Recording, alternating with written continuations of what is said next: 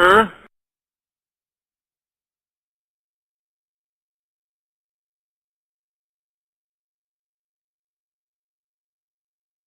This video contains subject matter that may be offensive and disturbing to some people.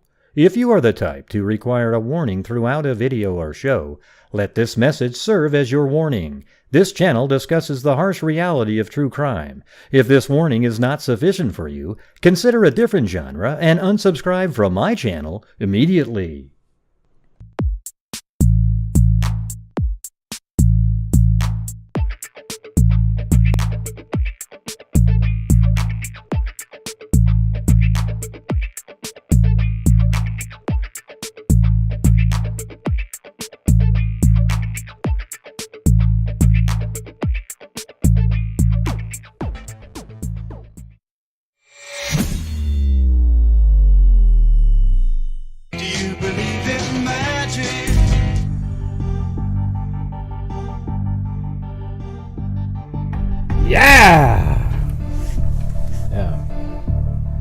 How's it going, everybody? How's it going? Hey, thanks, Zozo. Got that card working again. Awesome.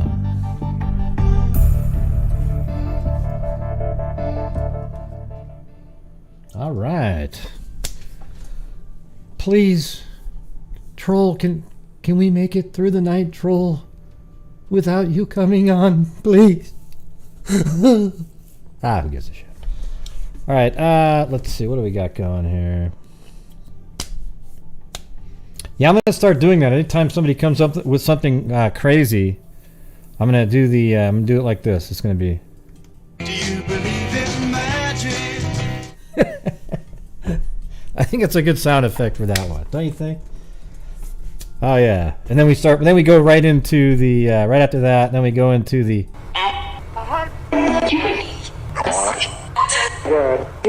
Stupid, yeah, stupid, yeah.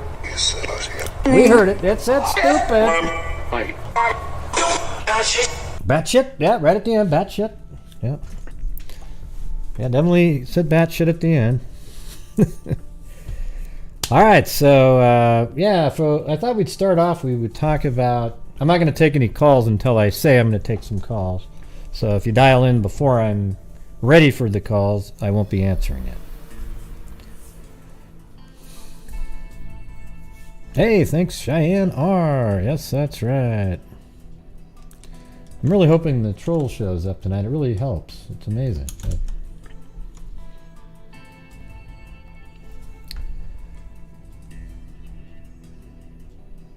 Yeah. All right. So, you know, as we heard earlier, well, you know what? I'm going to start the show with the other case. Okay, the new one. Right, this is the one that Ronnie and Beverly Barker. Okay, nobody. I mean, I've got people have wanted me to talk about it, so I thought I'd bring it up. Let's ride with that JoJo. All right, so this is something else right here. This, let me go to the other. That's actually where they found Cassie. Was right next to where Spanevelo lived previously. All right, but we'll get to that one later. All right. And thanks to, you know,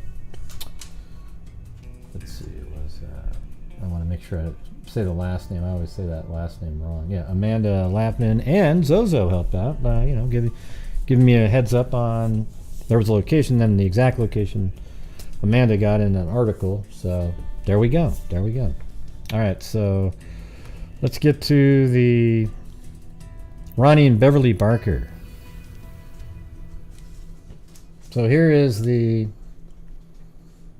original post. This is them right here in Nevada. I guess they're actually from Oregon, Albany, Oregon. They're it's about 50 miles from where I am. And then they were heading to, I think it was Tucson, Arizona, and they just went missing. I mean, like, poof. I mean, driving a vehicle that size and apparently towing a smaller vehicle. I mean, so here was the first post right here. It said, "My aunt and uncle are missing while on an RV trip out west. They left Albany, Oregon a week ago today, and we're traveling to meet up with friends in Tucson, Arizona on Tuesday on March 29th. After leaving Oregon, they were going to stay in Fallon, Nevada, which is kind of strange, right? Thanks, Amy, CHS. They're going to stay in Fallon, Nevada.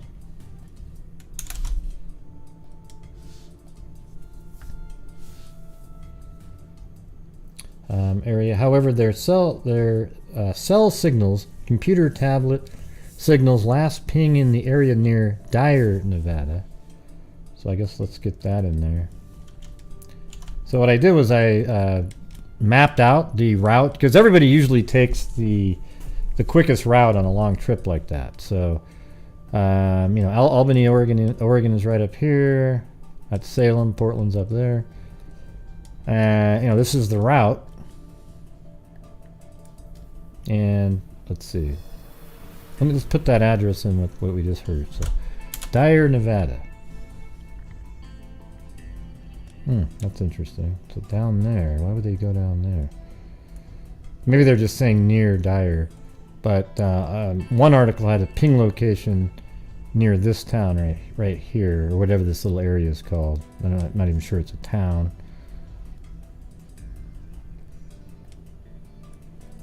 And it seems like a lot of the action going on is on the route that you would take. You guys need me to pause, or? Yeah, a lot of people sent it to me, J Bear. It wasn't just you. Like 50 people sent it to me.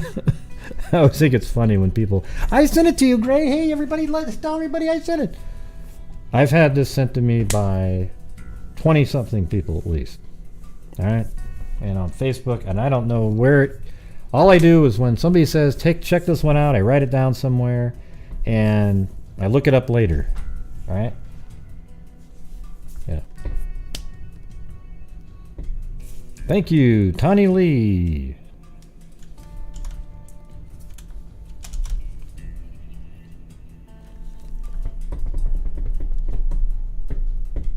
All right.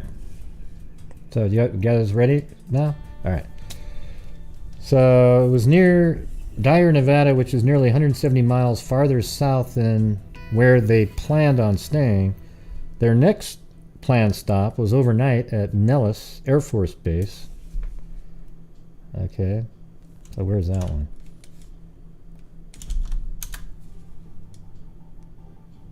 Yeah, down here. Now we had another case there. Remember that one? We'll just put down here.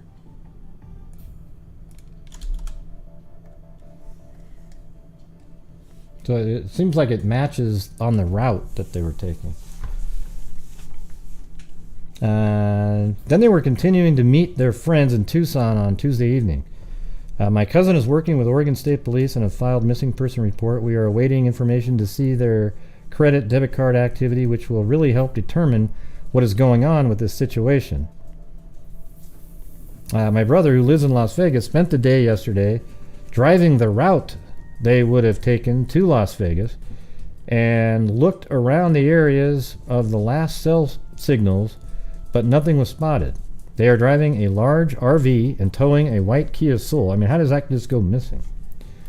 You would think a rig like, there you go, you would think a rig like that would be somewhat easy to spot, but nothing has turned up yet. At this point, we're hoping and praying that they made a wrong turn, ended up possibly getting stuck in the mud, and are without cell service to call for help. Hopefully, it's nothing worse than that. And my Uncle Ronnie and Aunt Bev can find their way home to Indy.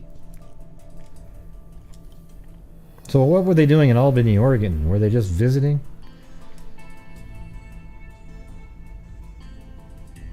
Because it sounds like they're from Indiana, right? All right, and then the next update is, first, I can't thank you all enough. This post has been shared more than 15,000 times in less than 24 hours, incredibly. Are you sending me to jail, J Bear? Right off the bat? This post has been shared more than 15,000 times in less than 24 hours. Incredible.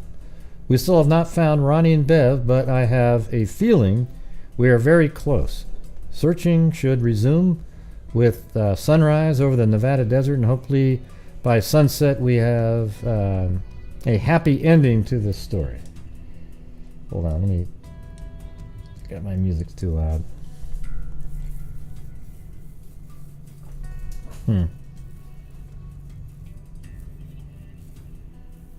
Keep sharing. Keep feeding us tips. I try to read everything, but it might not happen until well after the post is made. Here are some things to consider when posting sightings and other tips. We know that Ronnie and Bev were in Stagecoach, Nevada last Sunday at 6:40. Okay, so let's go do that one. Stagecoach, Nevada. I think I already have that part. Yeah, it was right here at a gas station, and that's the only gas station I could find in the town, so it's right there. Last seen at a gas station at 6:40 p.m. on the 27th.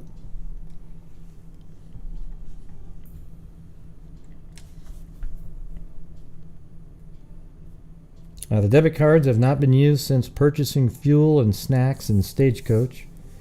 They left and drove roughly 3 hours to the area of Coaldale. Alright, so Coaldale, Nevada. Alright, so there you go. It's just straight down, right there, boom, right? So they pinged in this location, so it must have been, let's just say, it pinged at around 10 at night or something. Ping 10 p.m. So it sounds like they made it to there, so that's, it's all on the route that I just I put in, and it seems to fit right on that.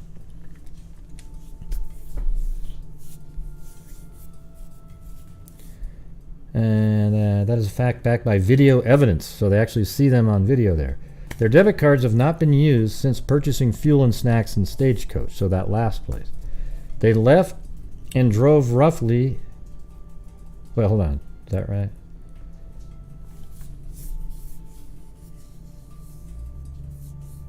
No, Stagecoach, Nevada, that was at 6:40. Their debit cards have not been used since purchasing when posting sightings. Yeah, okay. Then their debit cards were not used since purchasing fuel and snacks in that town at 6:30. They left and drove roughly 3 hours to an area off 3 hours to the area of Coaldale, Nevada, and that's why their cellular devices stopped pinging. That's when. Well, she says W-H-E-Y, but I think she probably meant when. Keep in mind, my aunt and uncle are very tech savvy for their age. They have cell phones, tablets, Apple Watches. It's obvious that wherever they are currently, they have zero cell signal.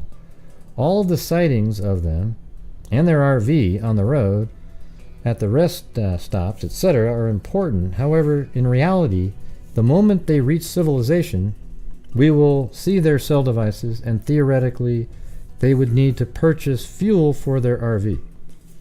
Ronnie and Bev didn't just disappear on purpose. They are lost, stranded in that desert, and they both are highly intelligent and know that they should stay put in the RV and wait for help. We will find them. Keep sharing and posting. We can't thank you all enough. And then another update. I think it must have been 12:30. I'm not sure what day. That doesn't say the date there. It says, I wish I could see all the effort being put forward right now to locate Ronnie and Bev. My view from 2,000 miles away is limited, but we all can feel your prayers, your effort, and your willingness to help a couple of Hoosiers who are in desperation mode at this point. We don't have any new news. The search is just now getting going, I'm sure, in the Coaldale area. I've literally responded to hundreds of people. Let's see.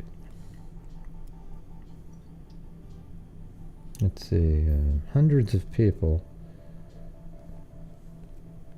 Where the hell did I go? I was just looking at something.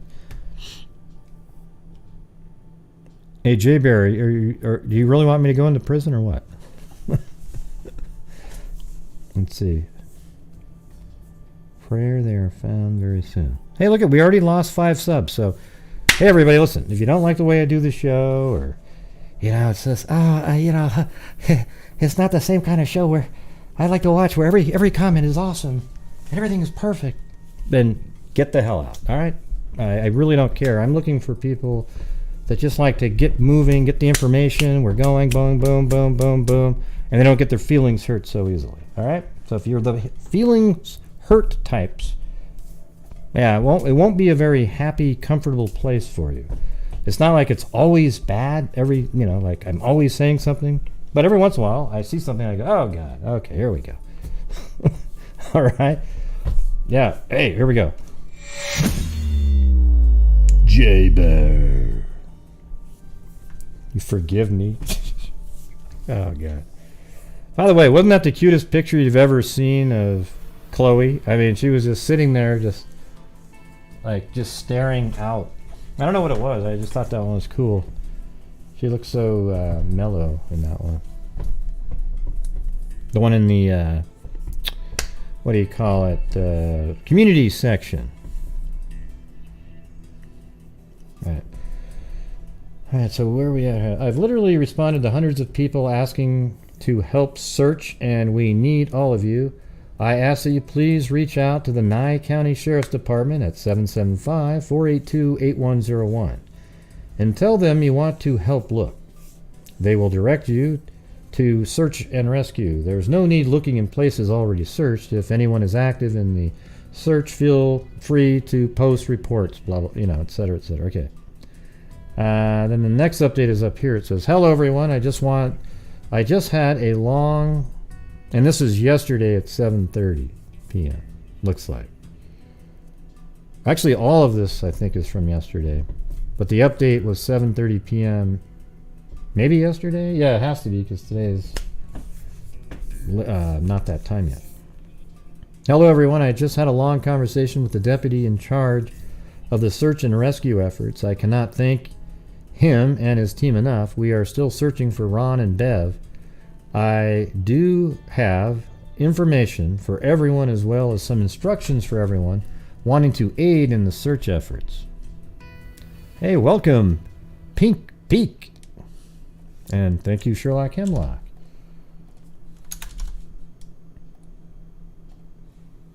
Sherlock Hemlock.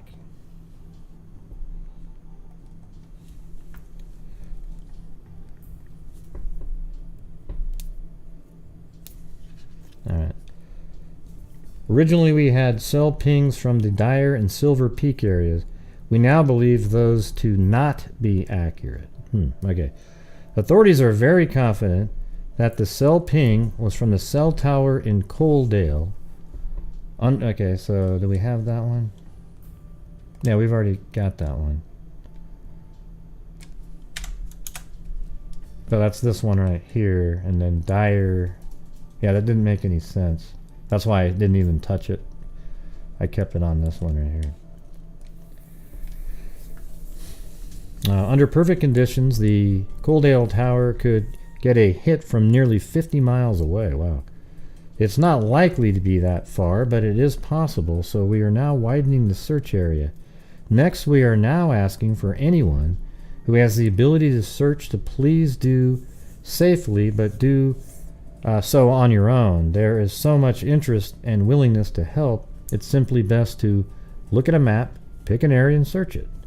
Even if multiple people have traveled the same road, you never know when the sun may reflect off the RV in the distance and only you were there at the right time to see the flicker. Focus your attention on where an RV could possibly go. Don't waste time driving an ATV trail or a narrow 2-track lane. Yeah, that's a good point.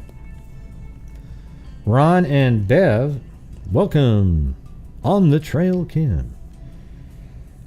Focus on your attention on where RV could possibly go. Don't waste your time on ATV trail or narrow 2-track lane. Ron and Bev are in a 32-inch long 32 inch. 32. Hey, that was just like Spinal Tap, right?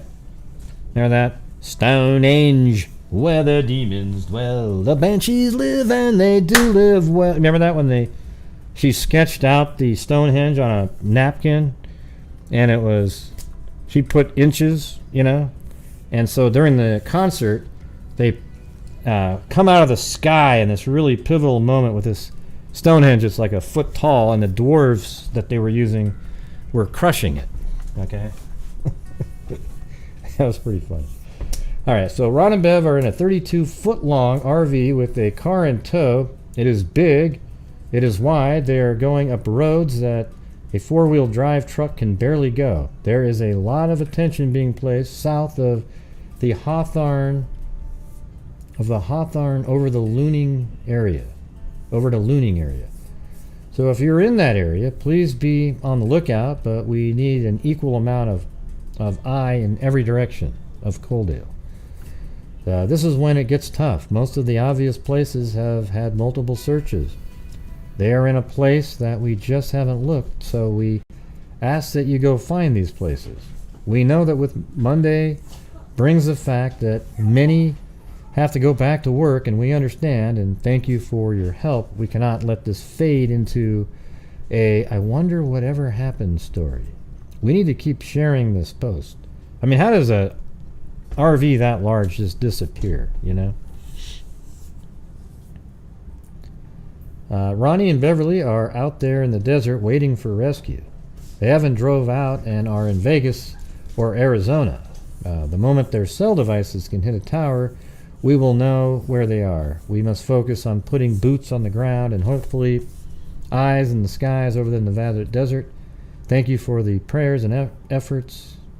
Even though we are over 2,000 miles away, we feel everyone's presence in helping bring Ronnie and Beverly back home. Right.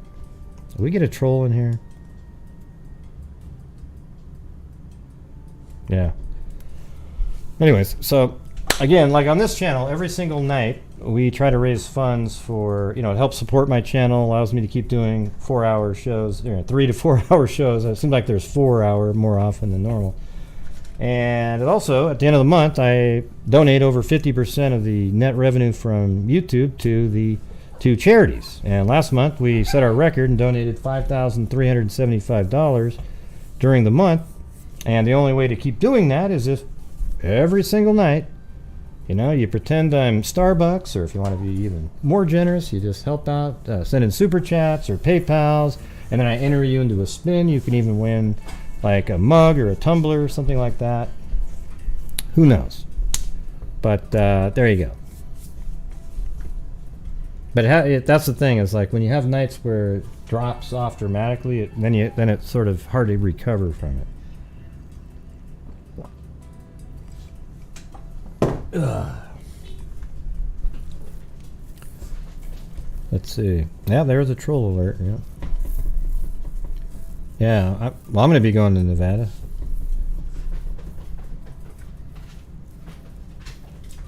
All right. So that was their posts out there. Thanks, Mary Harris. I like saying it like that. Mary Harris. One love. Thank you.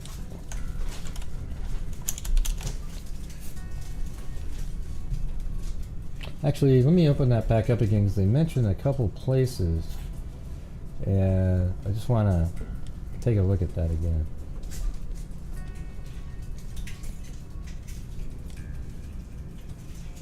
So what was that place that they mentioned right at the end?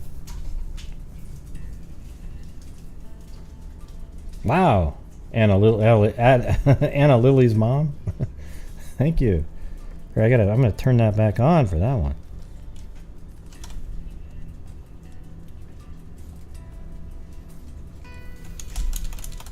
Oops. Oh man. Oh boy.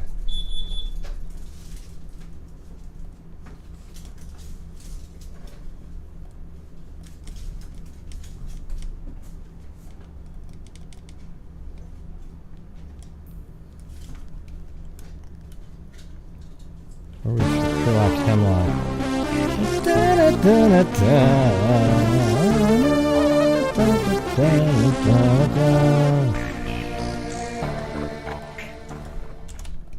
Thank you.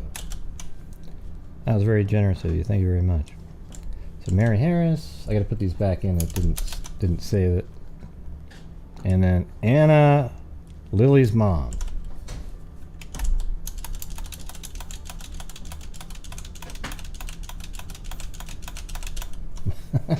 That's 20 chances.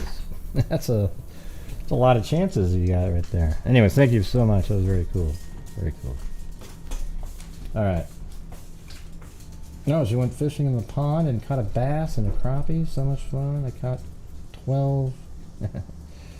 All right. Let's see. So what was that place they just mentioned here a second ago?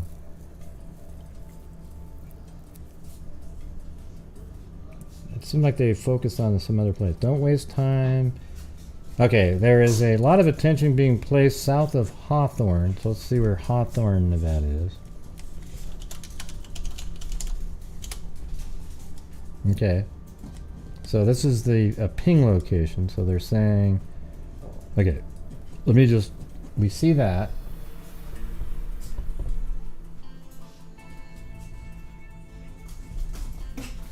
Over to Looning. Okay, so there's Hawthorne. Oh, and then there's Looning. So right here is where they apparently are saying there's a lot of attention right in this area here.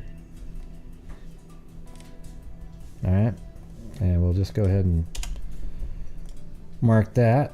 And so that's where they're saying there's a lot of attention. So what we should do is take a look at the road, because to me it seems like it might be something where their car tumbled off of something and went. I mean, how does a vehicle that large just sort of vanish? The only way it could do something like that is if it like rolled down off of something. And so why would they be down there? Let's just take a look at what the road looks like around here.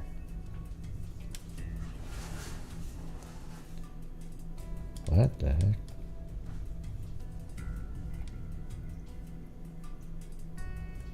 Is that even on the map? Oh yeah, there we go. Yeah, I mean, how do you get lost here? I mean, that's just really cool area though. Look at that. It's amazing.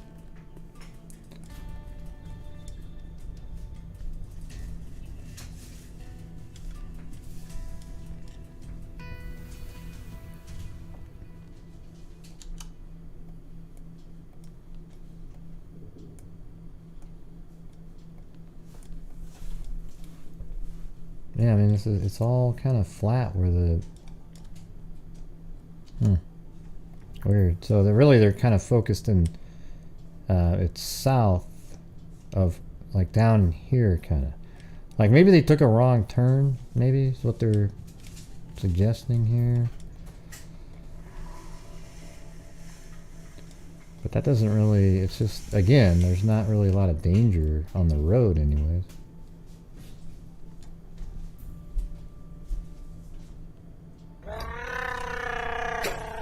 Chewbacca! Chewbacca? Oh, I'll do Chewbacca if you want me to. I'm sorry, when did they go missing? I think it was like, what was that, the 26th? Let me go back. Well, here, I'm gonna open this other article right now, though. The search is on for an Indianapolis couple that has been missing in the Nevada desert for 27. Family members tell us that Ronnie and Beverly Barker were on an RV trip traveling from Albany, Oregon to Tucson, Arizona when they disappeared. Cell phone records indicate the couple was near Coaldale, Nevada, when all traces of their mobile devices vanished last Sunday night. So they're from Indianapolis. And authorities and rescue teams began a search and rescue operation on Saturday, but have not been able to locate the couple of their RV and towable car.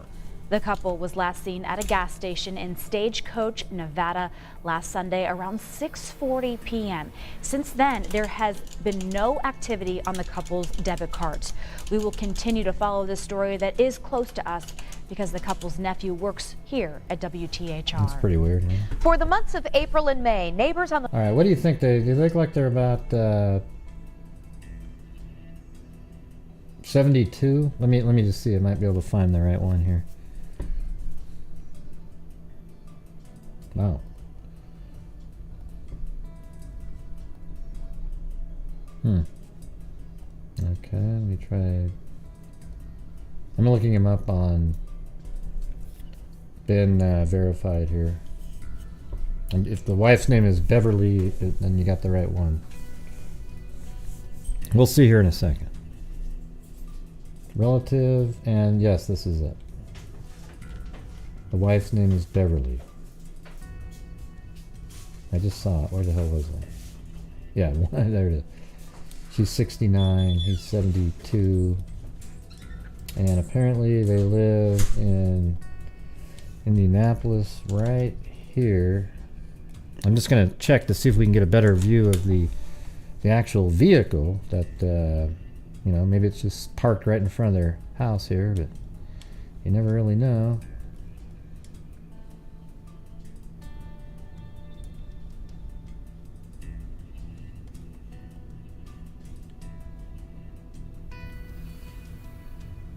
Yeah, I mean, there is a... Look at that. Can you believe that? That's right there. That's freaking crazy. That is the vehicle, and that's wild. See what you get on Grant Hughes Investigates. All right, here we go. So that is the vehicle right there, and you can see it right there. It even has the same.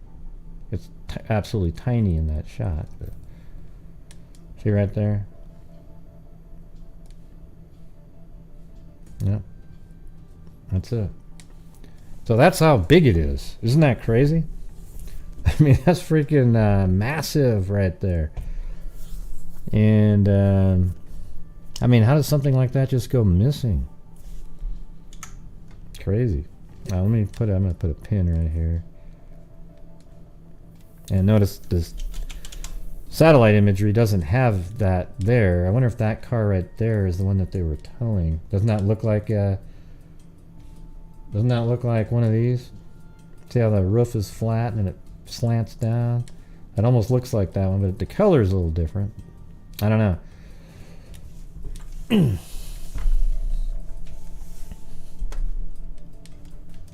So that's where they live. So we got that, and now we can always go back and take another look at the RV if we need to.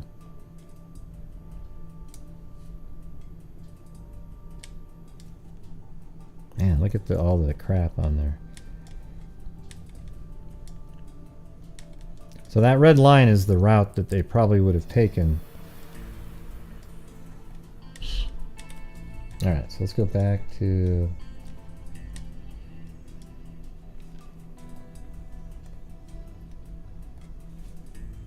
on the far east side of Indianapolis are gathering to talk about...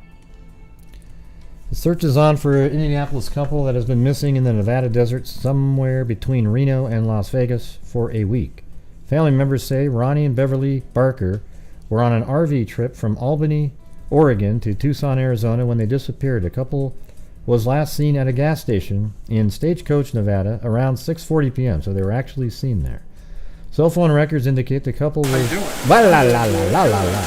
Jesus, what the heck was that? Cell phone records indicate the couple was near Coaldale, Nevada, when all traces of their mobile devices vanished later that night. Since then, there has been no activity on the couple's debit cards. Authorities and rescue teams began a search and rescue operation on Saturday, April 2nd, but have not been able to locate the couple of their RV and car they were towing. I mean, that's just crazy, you know? The search is on for an Indianapolis couple that has been missing in the Nevada desert for a week now. Family members tell Let's us listen that to it again. Ronnie and Beverly Barker were on an RV trip traveling from Albany, Oregon to Tucson, Arizona when they disappeared. Cell phone records indicate the couple was near Coaldale, Nevada, when all traces of their mobile devices vanished last Sunday night. And authorities and rescue teams began a search and rescue operation on Saturday, but have not been able to locate the couple of their RV Yeah, that's what I was and saying. towable car. Went off the side of the road and their car vanished. At a gas station in Off down a Stagecoach, ravine into Nevada, a river, something last like that, Sunday huh? around 6:40 p.m. Since then, there has been no activity on the couple's debit cards. We will continue to follow this story that is close to us because the couple's nephew works here at WTHR. Okay. So there's that one.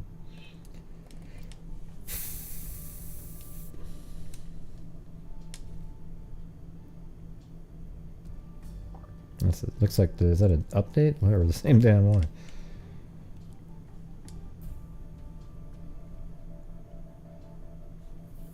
When they disappeared, cell phone records indicate the couple was near Coaldale, Nevada, when all traces of their mobile devices vanished last Sunday night. But they have them visually driving Began by a another search and place, rescue right? operation on Saturday, but have not been able to locate the couple of their RV and towable car.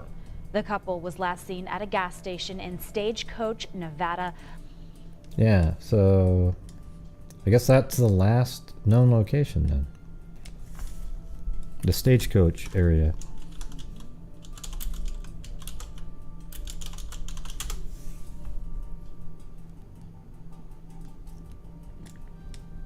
Yeah, and it was, and when I typed in gas stations and Stagecoach, this was the only one that even showed up. So I'm assuming then it might be this one right here.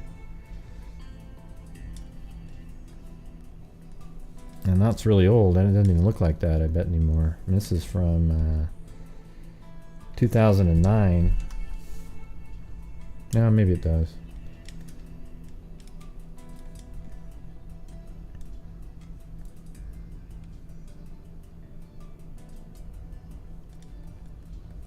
Yeah, that's probably the only one. But you know what's interesting about it, though, is to get to that gas station, you have to kind of exit your route that you were on. And, you know, it's like 7 miles away. Isn't there anything closer over here? So you're coming down here and you have to drive way out of the way like that to get gas. I mean, let me just type in gas stations in... Because you know what's interesting? This is Silver Springs right here, right?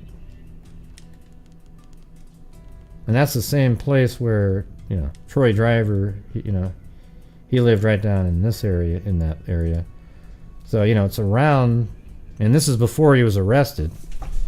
I mean, I know it's kind of conspiratorial, but, it's just kind of strange. It's that close to him. So there's Silver Springs. I'm trying to figure out why they would have gone to a gas station in Stagecoach. It doesn't make any sense. I mean, Silver Springs is right here. I'm sure there's a gas station. So why would you go to a gas station that's not on a route?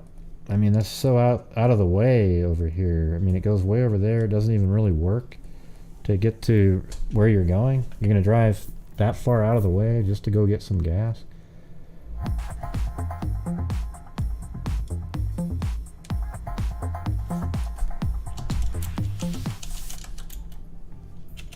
Troll be gone.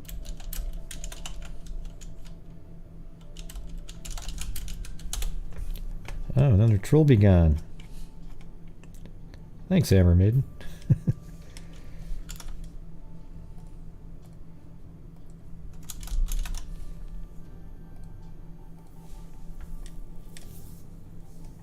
Alright, so like I said, see there's the two gas stations in red right there in Silver Springs.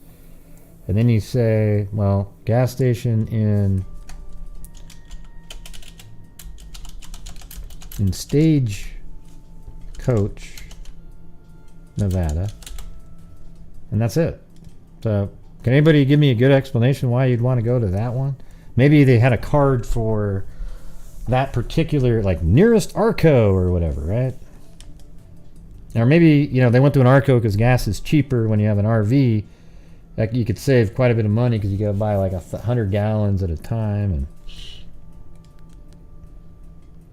And then after that, then they would have driven back this way, got on to 95 and headed down. And apparently they made it all the way where their phone pinged in this location. But then their cell, all of their cell, see, to me it feels like the car is in a, like, it almost feels accidental, because if you have that many devices, how to, you know, somebody caught you and they went, oh, give me this, and they started turning them all off, the watches, the phones and everything. But if a car goes underwater, it instantly loses all connection to everything. But I don't know if there's any water anywhere around this area here. And remember that she did say there was video evidence of them, I thought she said, in this location.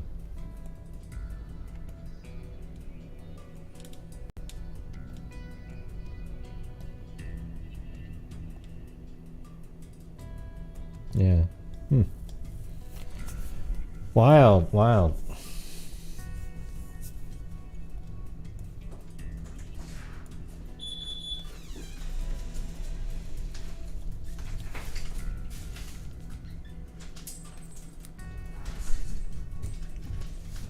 Let's see.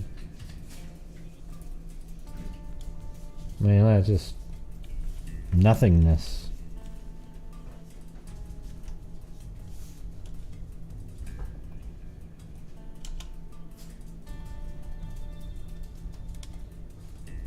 You know, I mean, I guess, you know, you got places like this that have hard turns, but is it really that hard? It's kind of, I mean, it's, I'm zoomed out, so it looks tight, but it's probably not.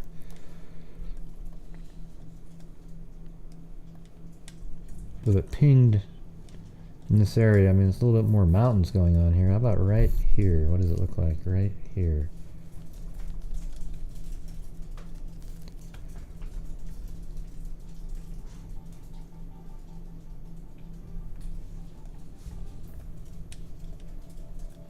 Yeah, but again, you know, it's really strange. There's not even really any, like, cliffs that you could fall off of, and there apparently doesn't seem to be any rivers out here.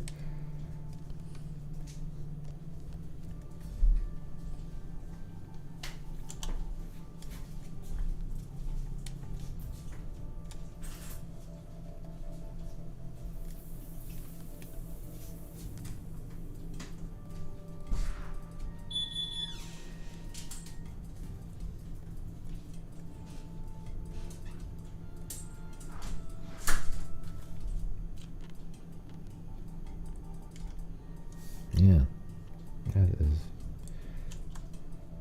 You know, but the more spaces that look like that, the more nefarious you might, you know, angles you might put on it. Because if it's a really flat land and there's no rivers or canyons or anything for the car to just fall off and disappear from, then where the hell would they, you know? So it's almost, then that brings in, makes it more likely that somebody did encounter them somewhere and take their devices and turn them off, because where the hell's the car? You know, it's a freaking RV. I mean, I think it's more likely an accident of some sort at this point, but it's really strange.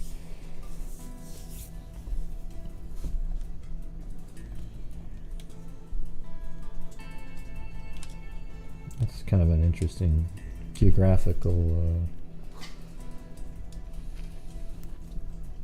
formation there.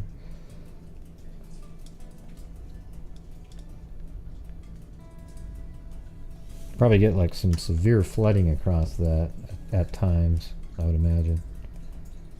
I mean, look at that. I mean, you probably can't even drive on that.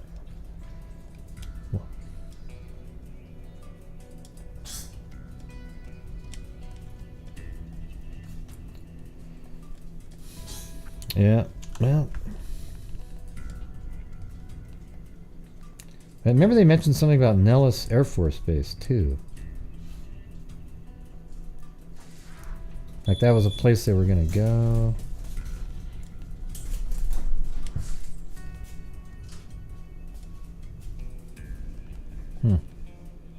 Anyways, what do you guys think? Here, let's do. All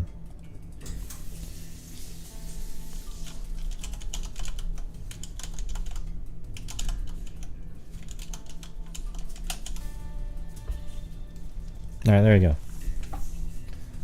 I'll let you guys answer. I'm gonna go use the facilities, then I'm gonna come back and we'll switch it over to the Cassie Carli, and just the updates on that one, and then we will probably just open it up for people to call in. All right.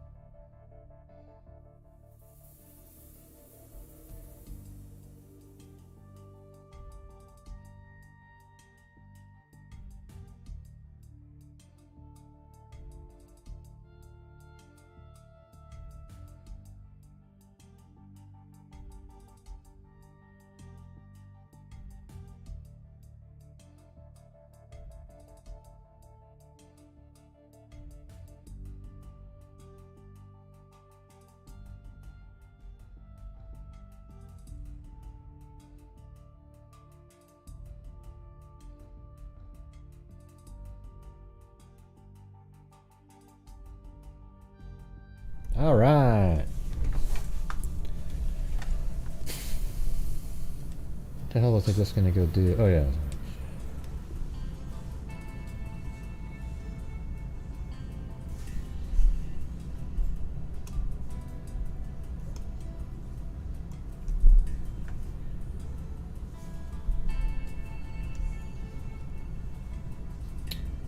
Oh, and thank you to Susan on PayPal, and also Delva Johnson.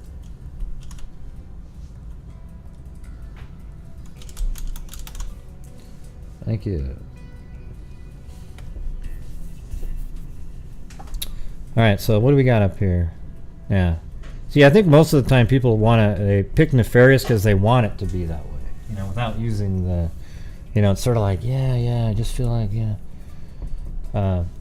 very well it could be, I'm not 100% sure, but I definitely lean towards it being some sort of I don't know, what's weird about it is I can't find any place that isn't just sort of open, maybe right over here you could. Let's see what this looks like right here.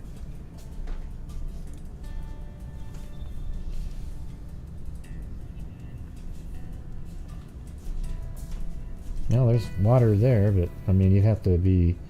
Well, let me look right over there. That's that looked a little more dangerous around that corner over here.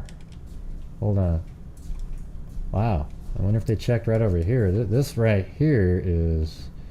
Man, you have one moment you're not paying attention, you're screwed. Unless, with a RV like that, they do have the little guardrail there, but those things would just topple right over that.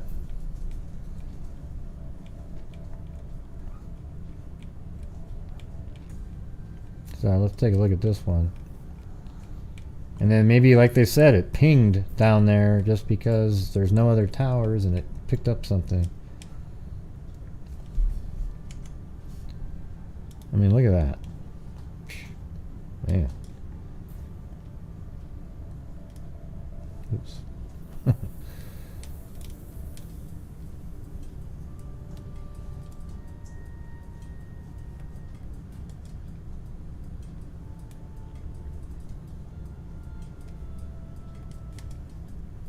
Yeah, it's really slow. It's not moving as quick as it normally does, this program. But right there, I would say that that's the most dangerous place on their route, would be right here.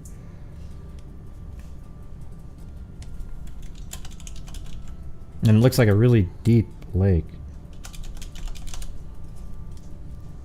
I'm just going to throw that in there.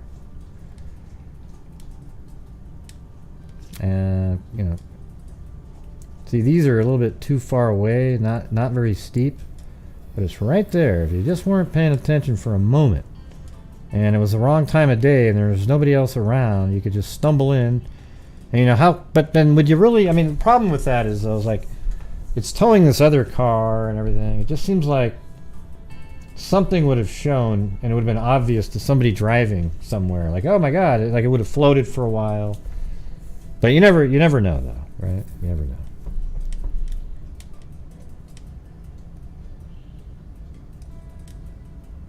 Actually, though, well, hold on. So it was 6:30. Was in. Hold on, let me go to that spot. Last scene.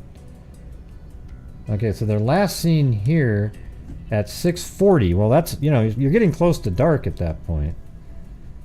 And then you drive over here, and then I'll just do a quick little, you know, estimate here. Well, ding, ding, ding, ding, ding, ding, ding, ding, ding, ding, ding. And that distance right there is 91 miles. Wow. So that would have been dark out by the time you got right there. It would have been, you know, that would have been 2 hours later. It would have been 9 o'clock at night. What's the news, Jacqueline? What happened?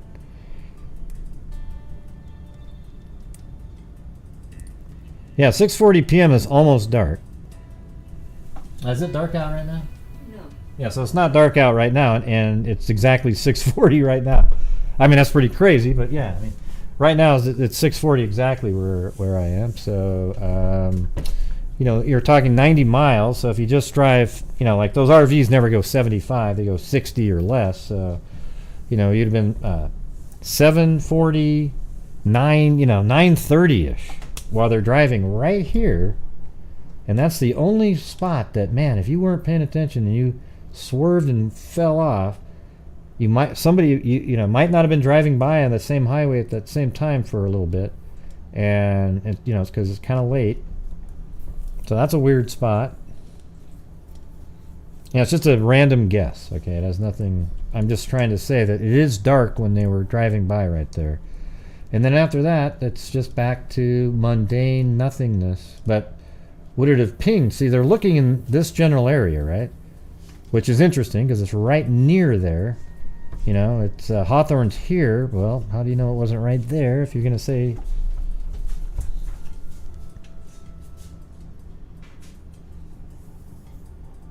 And wouldn't one of them maybe figured out a way to get out and swim, and stuff would have came to the surface? So that, you know, there's some things that make it seem like, wow, I mean, it would have tumbled and broken up and things would have... Something would have been floating. So maybe not that one, but we'll just see. You know, that's the only thing I can see so far. And then down here, it doesn't really... Yeah, it just goes on and on and on. Let me look at this spot right here.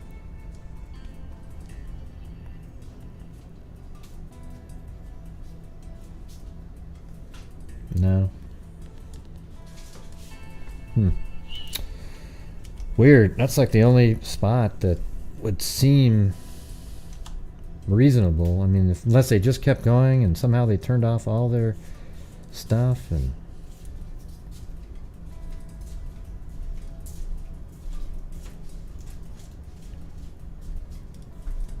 I don't know. That's all I can even have a slight chance of being someplace where they would disappear and all their equipment would stop working. You need water for something like that.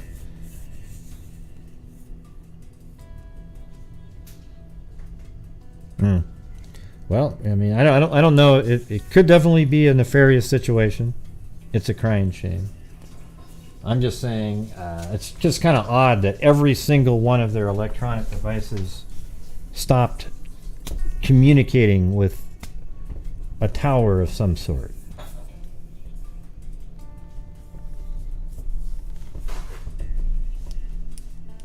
Well, I'm wondering if that's why they're choosing that area south, because just right in that little circle that I drew. Because maybe they did pick them up on cameras in other locations right here, and then apparently maybe it pinged over here or something, but they're checking out over this area. I don't really know. It just doesn't make a lot of sense. I mean, I guess if you took the wrong turn somewhere, you could have been driving down here and maybe something happened in this area. I mean, let's see if but we have no evidence of that.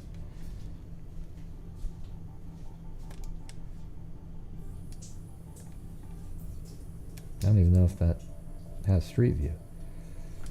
No. Come on, Google Earth, get stoned again. Get out there. I mean, why wouldn't you go there? All right. Well, that's all I got. Okay, so that's where I would say that maybe look in that area based on, I mean, especially right there. I don't know, and these other spots are too they're not steep banks. But if you go right here, let me just go right on the side of the road here. I'm sure there's guardrails, but they could easily just flip over one of those with an RV, and it's really steep, you know. And right there, it looks like it wouldn't go right to the water, though. But maybe over here, they would go bing, bing, bing. But it seems like it would leave stuff on the bank, because it would tumble before hitting the water. But it also, I guess it depends on how high the water is at, you know, at that time of the year.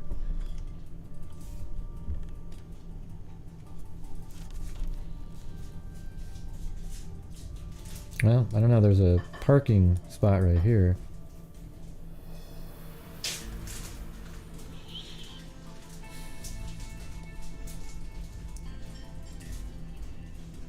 I mean, those guardrails for an RV are just meaningless because they're way taller than vehicles.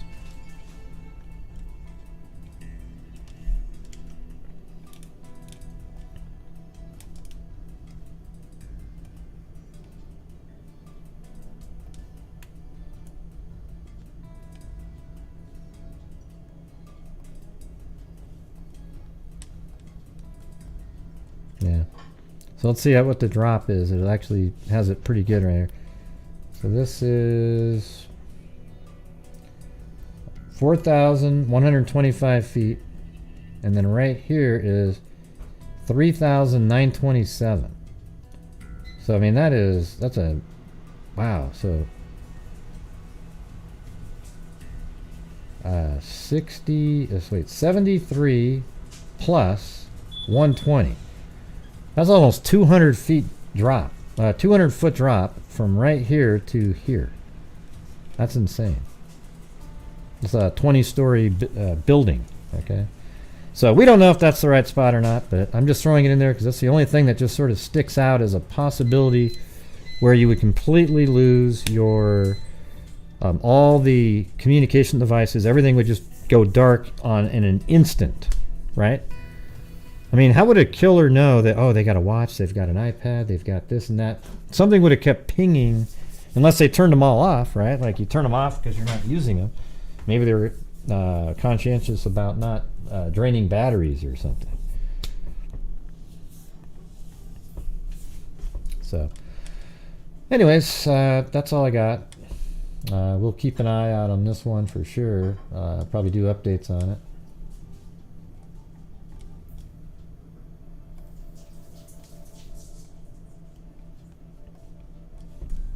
And thank you, Jacqueline Keeley.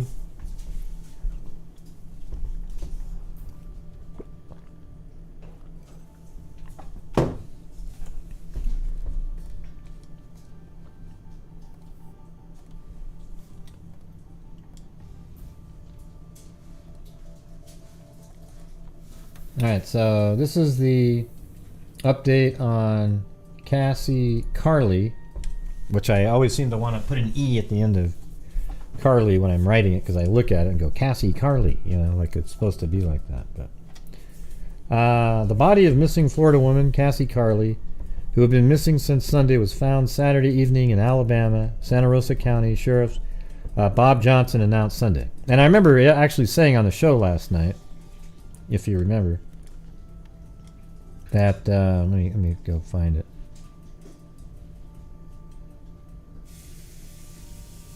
There it is.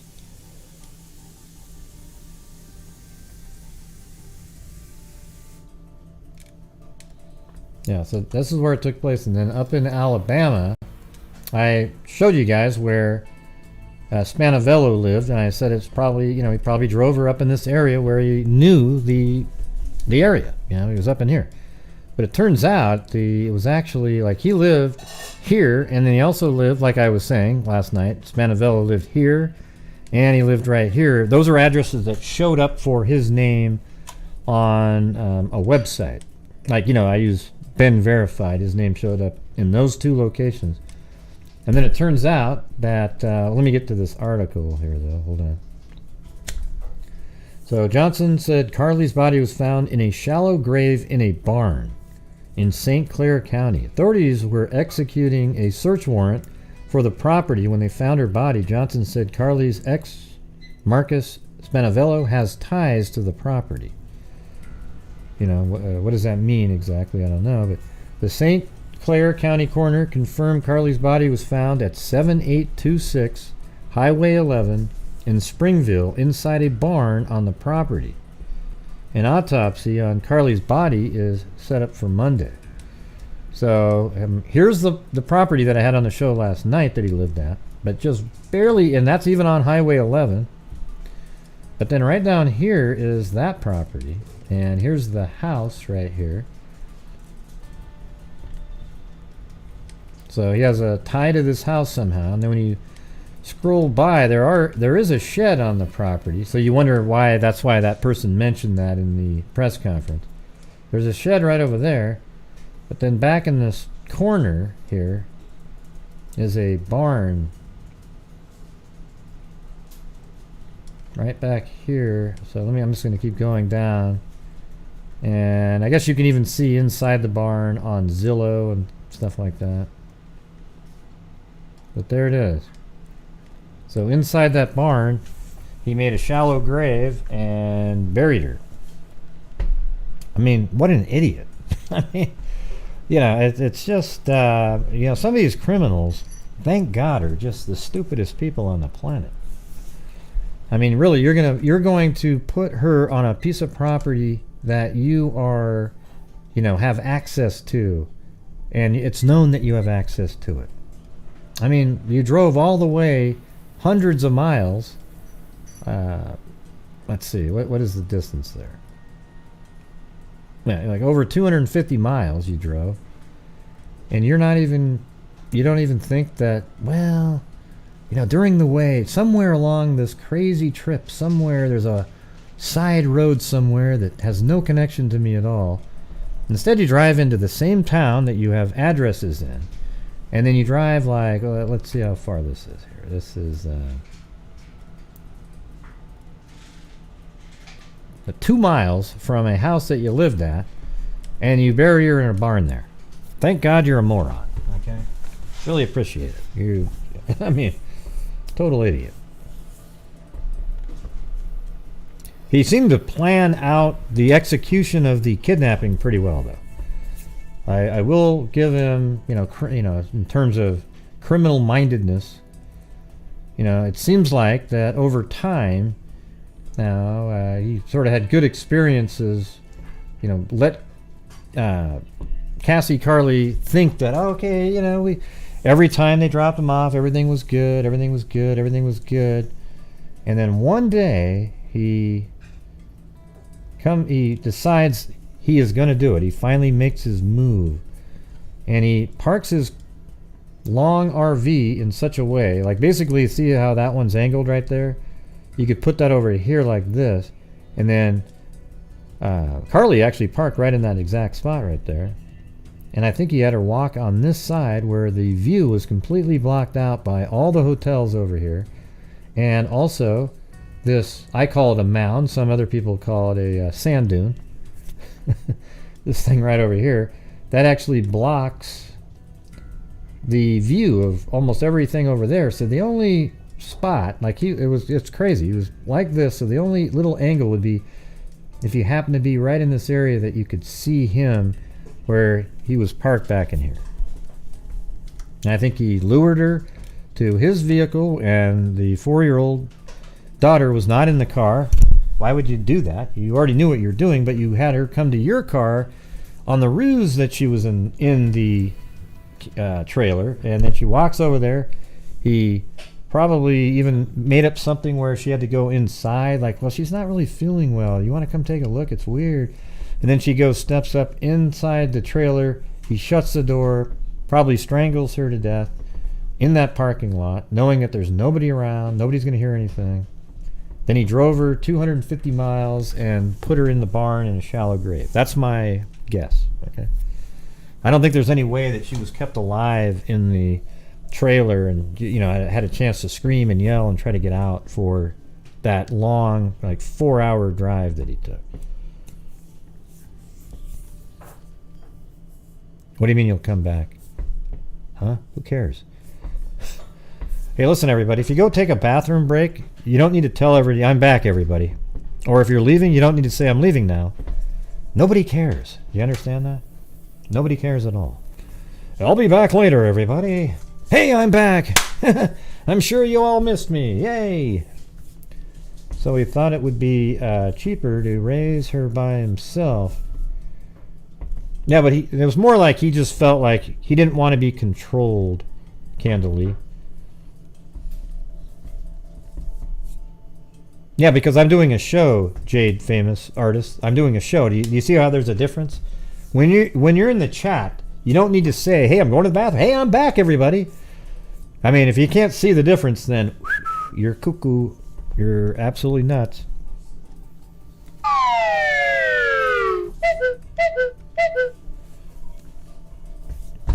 Cuckoo, cuckoo, cuckoo.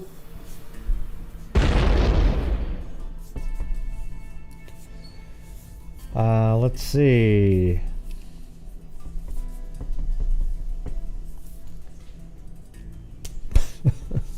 All right. So what else we got? I don't know if there's anything more to add to this one, you know, at this point. I mean, it's great. There's been an arrest made. Amazingly, they found her body too. And so right now it's very similar to Naomi Irion, where everything's kind of buttoned up a little bit. You know, you got the perpetrator, you got the body. There isn't going to be a long, drawn-out process of families waiting for decades to, you know, find a body. No.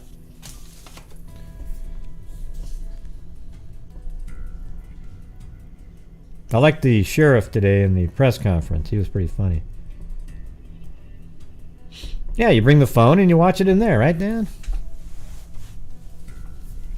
Yeah.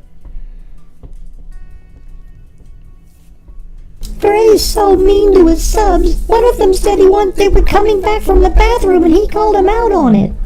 Well, yeah, you know, it's the same thing as like when you're leaving a group on Facebook and you have to tell everybody, hey, I don't like this group, I'm leaving. Well, you're just trying to get it's sort of an attention thing. It's the same thing when you're, all right, I'm back, everybody. In the chat, like everybody was just on pins and needles waiting for your next comment. Come on, you guys. I'm just telling you the truth. I'm just telling you the truth. Uh-oh. So mean! Yep, I just got called so mean, and you know what that means, everybody. You know what that means. Jail time. Hey, we'll see you in a little bit, devotee. Hey, thanks for letting us know. I was just kind of waiting for your next comment. Darn it. I got put into so mean jail.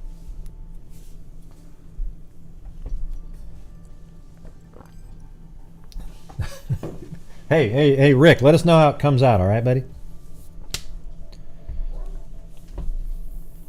Oh boy, look at all the haters out there. They're all just stuffing me in the sin bin. Yeah, sell bars. Yeah. Thank you.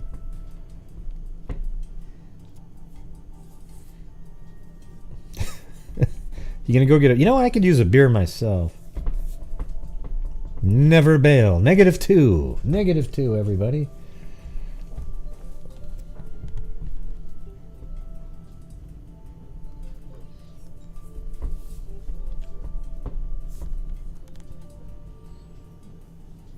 Never bail. Bathroom break. yeah, you're back. You can continue now. That's exactly what it feels like, right? Man, look at that. You guys you're punishing me. You're literally punishing me right now. You want me to stay in this facility. Unbelievable. Man. You guys used to like me. Hey, look at -4. -4 now. Hey, thanks a lot. Kathy Frieden Maker. Too mean. No bail. I know, nobody gives a damn.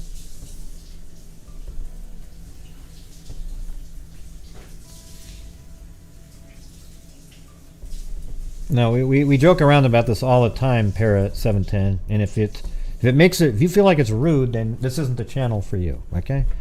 Hey, thank you, Be Elder. Oh my God, -14. We're really struggling hard here, big time. Wow. Now we joke around about that all the time. Anytime somebody goes, "Hey, I'm back, everybody," I say the same thing. Hey, thank you, Kit Kat. Well, that's bail. Well, now we're at -4. Chewbacca? Thanks, Kit Kat. Negative. Stay there. Put me under the jail. That's not very nice. Chewbacca? That's so mean. I'll be Chewbacca if you want me to. Bail. Okay, what is that, Alley Cake? Is that just a normal, like, does that count?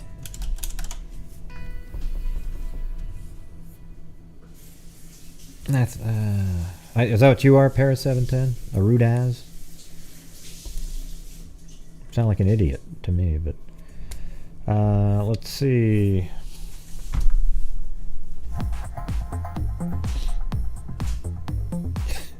Back to the fridge. Yogurt, anyone?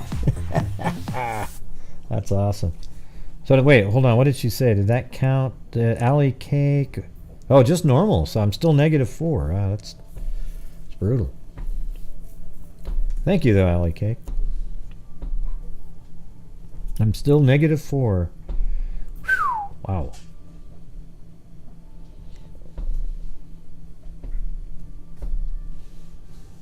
What's the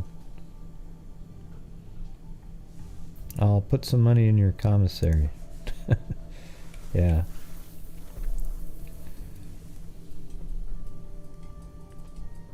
Yeah, you got that right, Parrot 710. Nobody gives two shits what you say. I can tell you that right now. Yeah, I try to make people laugh sometime. Yeah. What's with the Chewbacca? Well, I'll tell you the story for the 19,000th time. And I feel impressed that I was able to say that word. 19,000th time. Was that, you know, Cairo, our buddy up here, that showed up, who's up there earlier in the show. He was at a, what do you call it? He was at a hotel, and he was just going to go outside and have a cigarette, and he had a cigarette in his mouth, and he was just opening the doors to go out, and the cigarette's in his mouth, and he's just about to light that cigarette, and a sex worker that was sitting on the ground went like a whatever the hell that is, that sound, and then Cairo, not ever watching Star Wars ever in his life, but he heard Chewbacca. He said, "Chewbacca?" Like asked her a question with the tone of his voice, and she said, "I'll be Chewbacca if you want me to be." You know, because every guy is looking for a woman that looks very similar to Chewbacca. Yeah, and so what that sounds like is right here. Here we go. So now picture what I just said. Here we go.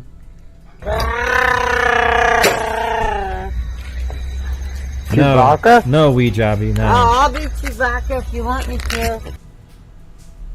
I don't think Sailor was on the trip with him in the car. That would be stupid of him, wouldn't it? Anyways, I'm still -4, you guys. I'm stuck in here. I cannot deviate. Oh, there we go. Oh, wow. Blind Squirrel has got me out of here. Although, I'm going to walk out the door with $1. I'm going to go get myself a Snickers at the local 7-Eleven, and I'm going to walk there. Thanks so much. Man, that's a lot. That's some hate right there, you guys. That's some hate right there.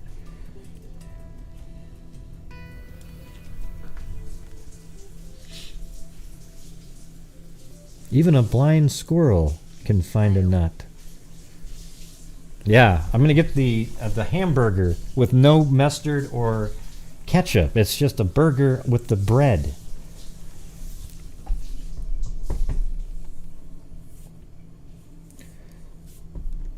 Yeah, the Dollar Tree now is a $1.50 tree. I don't think they're called. I'm not sure what they call themselves anymore. All right, so we've got. Yeah, we just went over this one. They were supposed to meet around. Maybe they said around over here at this restaurant, but they met over here. That seemed planned, and then. You know, she was just, it's just obvious. This whole story is really obvious. It was obvious from the second I took a look at it. And her body's been found in, for those of you just showing up, yesterday on the show, I looked up his addresses, and he had one right here, and he had one right here in Springville, and it turns out her body was found right here in this barn.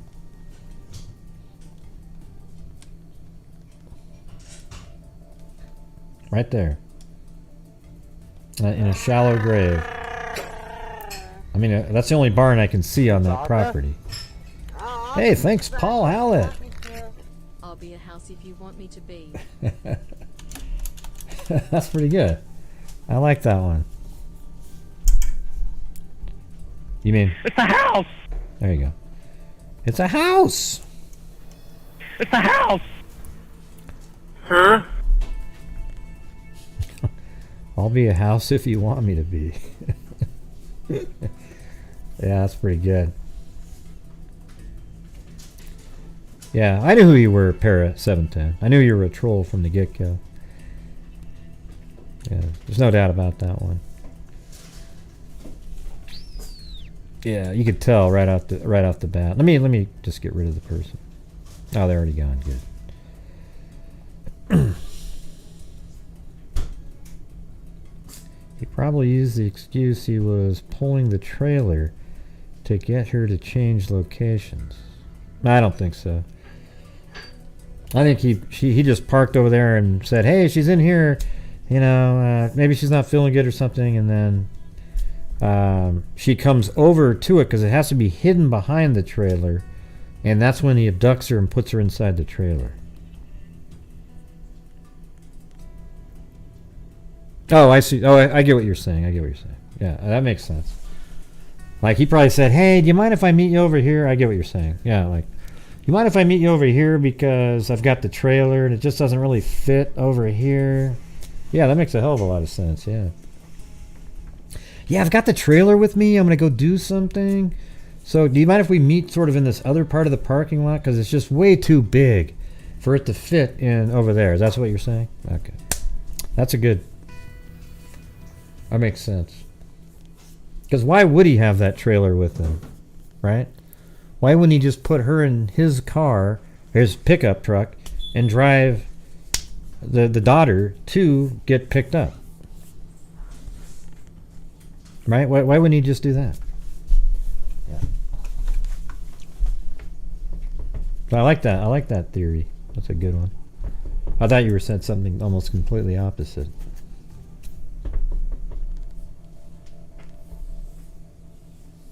Yeah, we know how old the daughter is, yeah.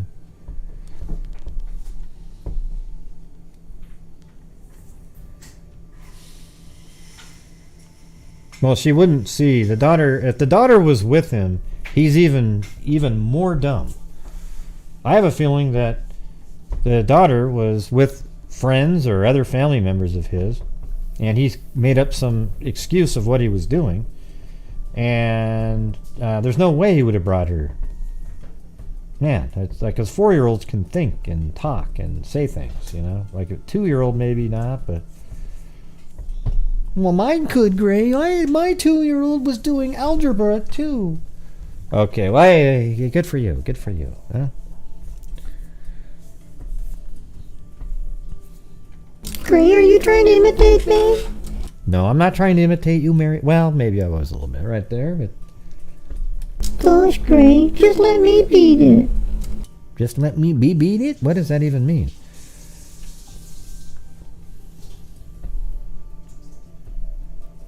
Okay. And let's see, in the Naomi Irion case, the brother is, filed a complaint against the police department. I think he could, I would have said to wait a little bit, It's like, let's see what the timeline is and stuff like that. And yes, it does suck when police aren't right away, believing that, she was 18 years old. And it kind of sucks that he's the one that had to go over to... Okay, now we're back. I just got disconnected for a second. Yeah, I got disconnected for about 2 seconds there.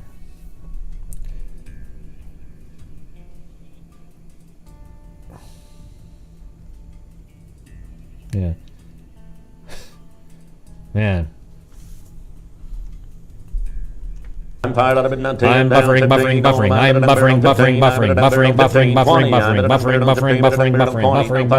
I'm buffering. Hey, Gray, I'm buffering. Hey, is anybody else buffering? Are you buffering? Are you buffering? Hey, I'm buffering.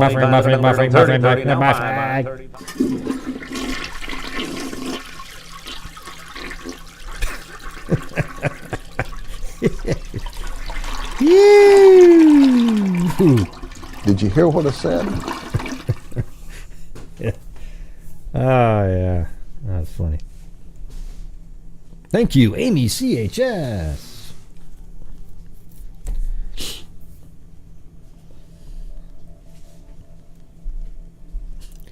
It's a crying shame. Yeah.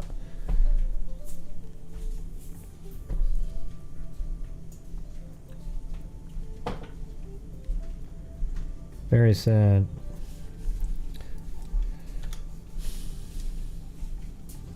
Yeah, let me see. Hold on. I know that Amanda Laffman, she's the one that sent me the images of the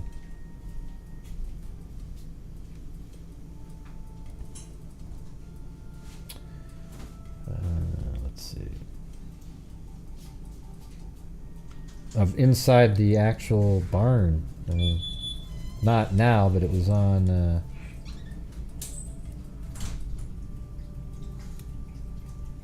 Let's see, is that the one? She got rid of one of the pictures for some reason.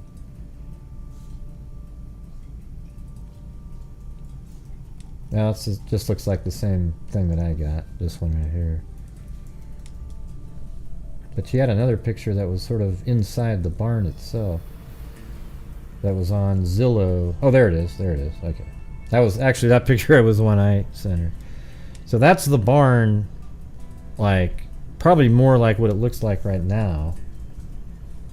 Let's see. And then that's inside of it. So was it in a stall inside the barn? Like maybe inside there and then a hole dug, and I mean, that's pretty crazy, right?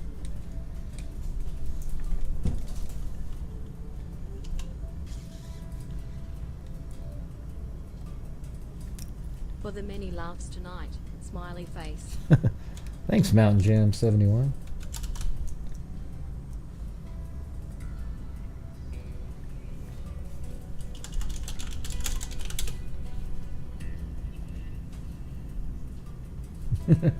More bail, huh? Thank you.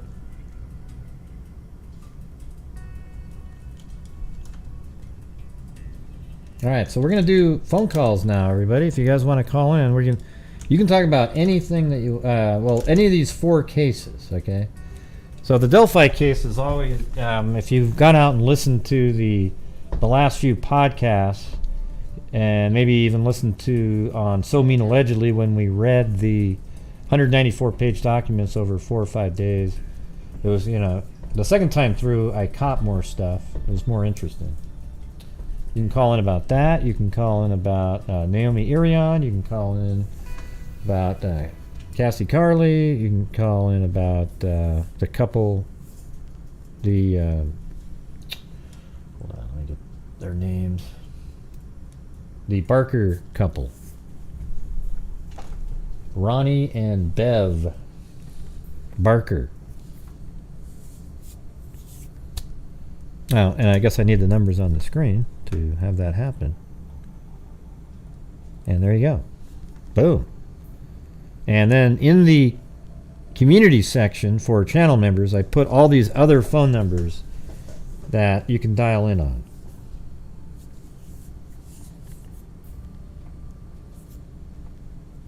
You know, like if you live in Australia or something. Yeah, it's anything. It's anything. I just said that. Yeah, those 4 cases. It's in the thumbnail too. I don't know if it says it correctly on the show. Let's see.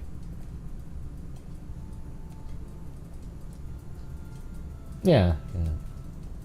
It mentions all that. Yep, even says it in the title of the video.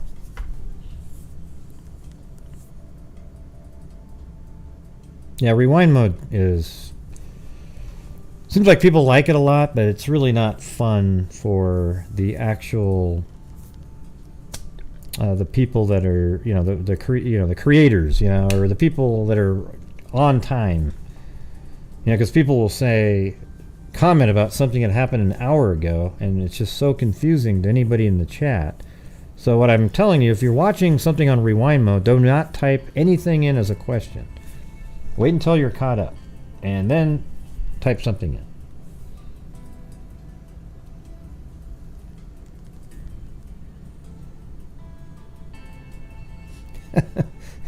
He's mean. Who cares? Jeez. Oh yeah, really? That's pretty funny. Look at so Momo Two Boys said, I shared this channel with a friend and she said, he's mean. And I said, give him a week and you'll love him. She messaged me today and said, I love this guy. Yeah, that's awesome. So yeah, I think that's sort of a, you know, hopefully a lot of times people don't wait around for the whole week though. So at least he gave it a shot. So thank you.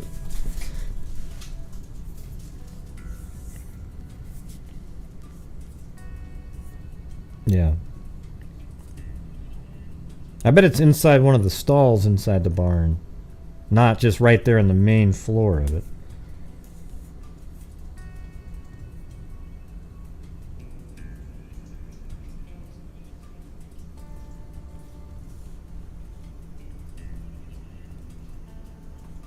Wait, what does it say?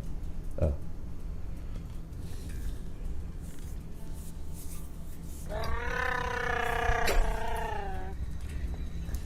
Chewbacca? That's Cairo. He's the one that said that. I'm on rewind mode. I have a question. Not sure if you'll get to it in a minute, but what if... In a minute, but what if... Yeah, there you go. There you go.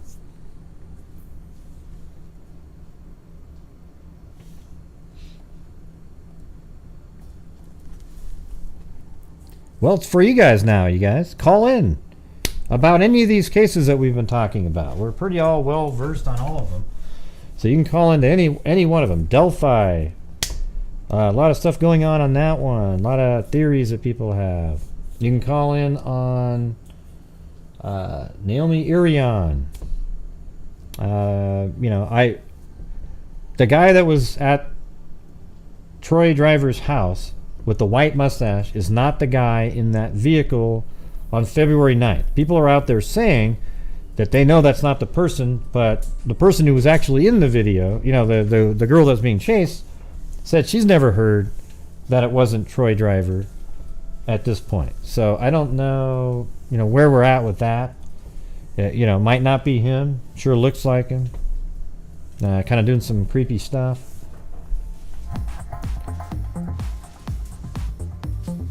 Instead of rewind, can I get a recap? Oh man, that sounds like LJ. Remember him? A long time ago. Rewinding, can I get a recap? LOL. Kit Kat with the old recap routine.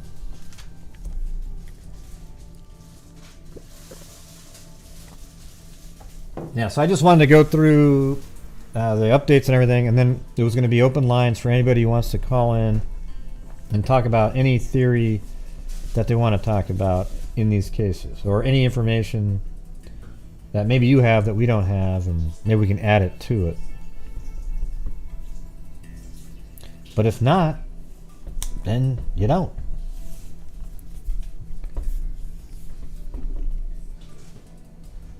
Yeah, remember him? Yeah, Puff. I don't know. But he came in. He had a different name after that, though. We went from LJ to some. What was the other one? Something Moon. No, what was it? LJ Moon or something, and then another name. And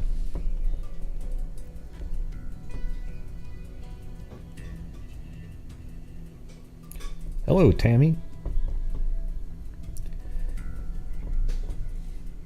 Gray his name isn't Gary, and he isn't scary.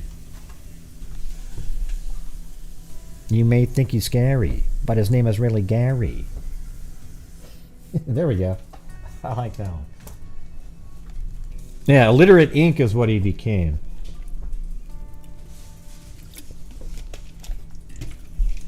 Yeah, but wasn't it LJ Moon or something? I don't know.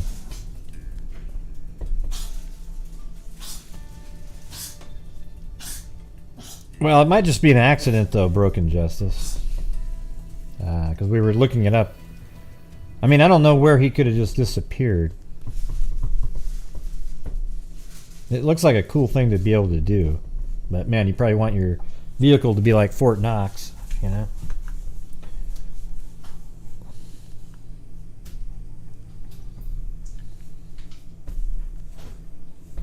Yep, Gary. That's what they say. Oh, look at that. A call came in.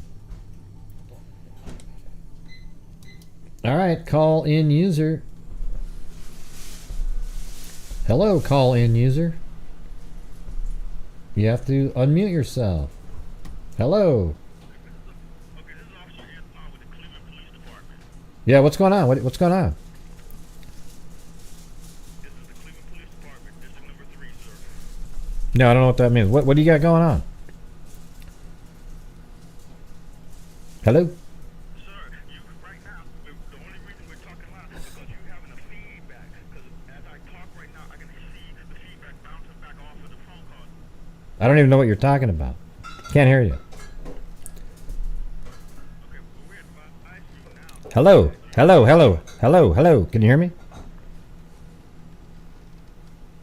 Can you hear me? Sir? Can you hear me? Yeah, we heard you, sir. You can hear me? Yeah.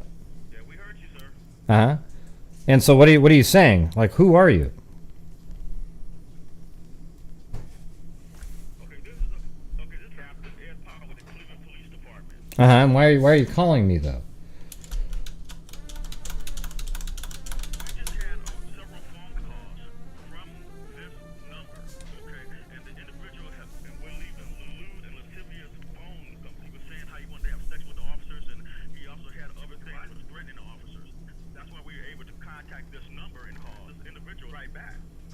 Oh, yeah. Well, that's just probably a troll called you up to say that, because this is actually I'm doing a live stream of a just true crime, so that means a troll called you up and said all those things with a spoofed number.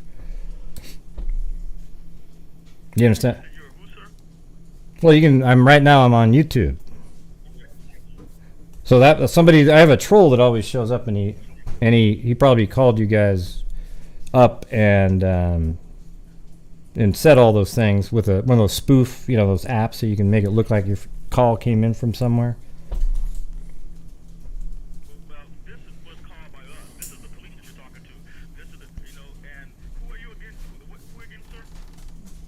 Well, I don't know who you are, you know, so I'm not sure if I can, you know, I mean, who are you? You do realize that this is the lewd and the serious tenant that you're talking with. Yeah, I don't have any idea what you're saying. Somebody just now called you guys up. Is that what you're saying? We have sex on tape. You have what? We're trying to see who's definitely the talker here. Who's doing what? To this conversation. Trying to come. I don't even know what you're saying. What's your badge number?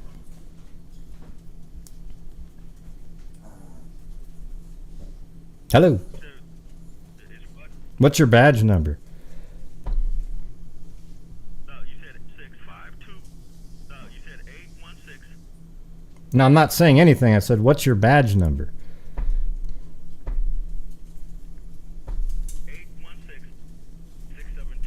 816-672. Okay, give me your phone number, though. Give me your phone number. I'll call it up really quick. I got to make sure that you're a real person. Okay, what's your phone? Well, what's your phone number to dial? Go ahead. What is it? Now, give me a number to your. No, I'm not going to give you. I'm not going to give you my name. I just want you to give me your information because you sound like a troll. So, what's your number? No, I'm not. I'm not leaving any remarks. I've been doing a show on a live stream on YouTube for the last 2 hours, so I couldn't have left you anything. I'm doing a show. So, go ahead. What's your number?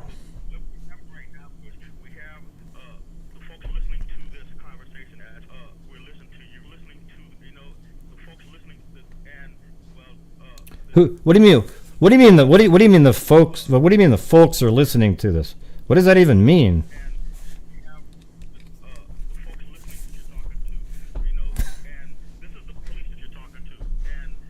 Well, you don't sound. Well, you don't sound like the police. You can barely speak.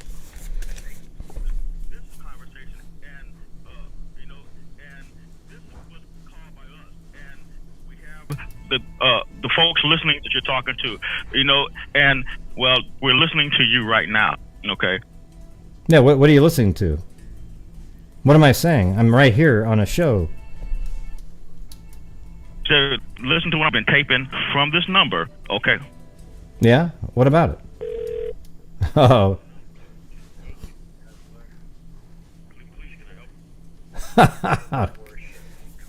Oh God. Yeah, that's not me, you idiot. Okay, so anyways, get out of here. Jesus. God. Oh man, what a moron. Takes that much effort. So then later they had this voice calling up, and they had him going, "Hello, this is the Cleveland Police Department," and then this guy going, "Hey, I want to go, I want to do all this stuff," and you know, it's like, it's amazing the effort that trolls will put in. Are there any normal callers out there though? Yeah, I just mute the hell out of it. I'm not playing it. Are you kidding me? Especially he started doing pornographic shit right after that. And anytime somebody calls in, it says call-in user. That's when I get really suspicious at that point. And thank you very much up there to hold on, Gwendolyn B. You came just at the right time. Yeah, that was definitely it was a real person on the phone, but it was just a prank call. Yeah. So it wasn't one of those recording ones that you get sometimes.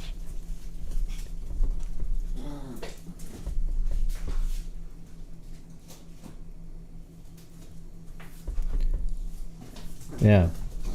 So will any other just normal people call in then, please? About any of these things? I don't know. I mean, they're all kind of buttoned up at this point, you know, like Delphi is interesting. It's always interesting, but you know, everything is sort of in a standstill mode. You know, Naomi Irion case is completely, you know, you got an arrest there and they found her. Cassie Carli, an arrest made there, they found her. This other case of the elderly couple is crazy because Ronnie and Beverly, because they are, they just vanished in an RV. I mean, and another car being towed by the RV. I mean, that is crazy that would just disappear off the face of the earth. And then the Delphi case, it's always interesting, but there's a lot of new stuff that's been coming out. But I figured this would be a time for you guys to do it. Yeah, I have this one troll who's out to, quote, get me or whatever. And I have it all documented. I've got a big, huge folder that I'll be bringing to, I'm just I keep building it up. I need enough information. And then I'm going to be bringing it in. And by the way, that one individual, the Norman dude, he changes his voice when he calls in all the time. So that could have easily been him. He does the same shit. He's the one that screamed that one time, and then called in about, Yeah, so I'm just building up this folder on it. It's going to be, then the ball will get rolling. I don't know if I have enough stuff yet. And I'm not sure where to even collect it. It's hard to find it for me.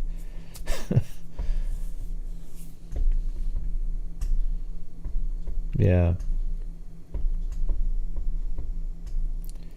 I think they have. I don't know if they have any adult kids. I know that we read the entire thing from the.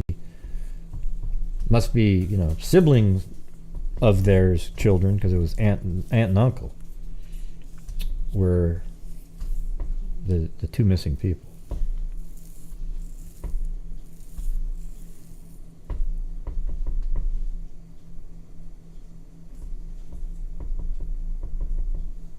Yeah, and I tell you what, if that really was a police officer, he sounded like a moron. Okay, so I don't want anybody at the police department that talks like that. I was just like, barely could get a word out. Let me see, do you guys have, what do you mean it's busy? It can't be busy. There's no way to be busy. You can have 10 people call in. You must not have dialed the right number, Sosie. Try it again.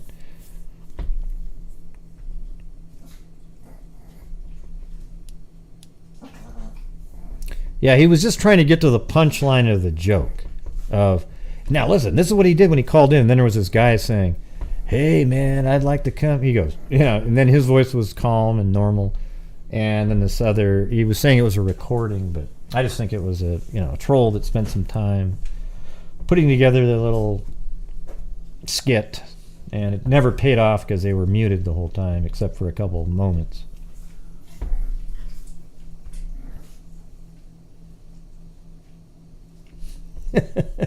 Way too many prepositions.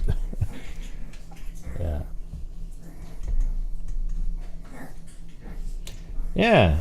I mean, we can go back to the Ron and Beverly. So, I live up in Oregon, but they, from Albany, that's the route. If you just look it up that's the quickest route that they were on. And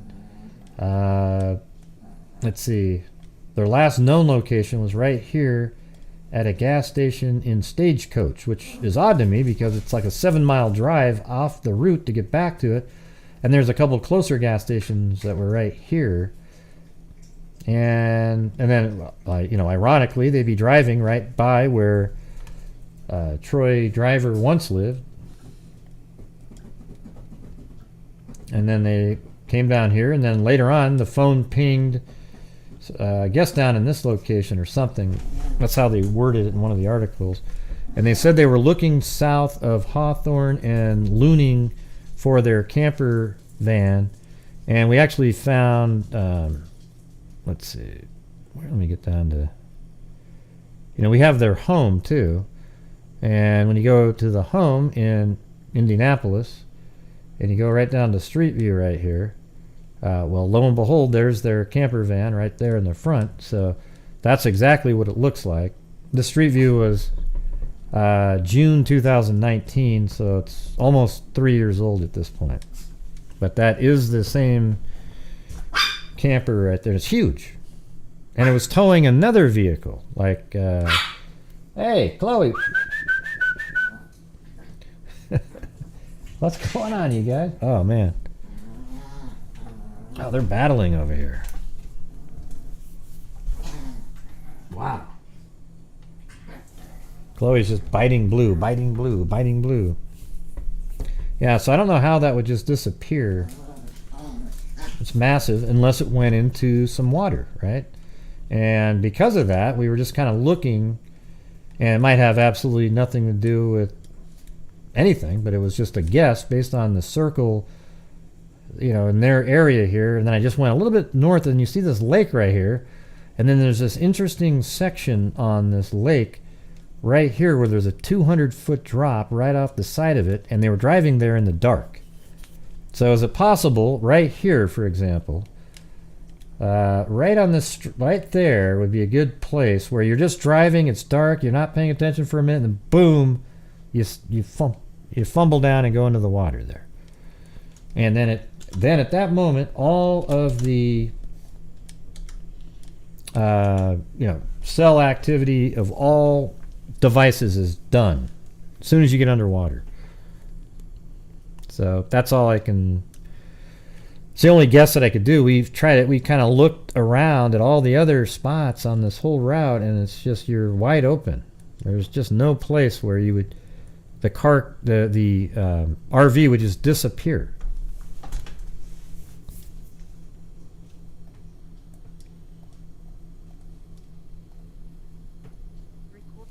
Or I'm just going to start another Zoom, see if another one works.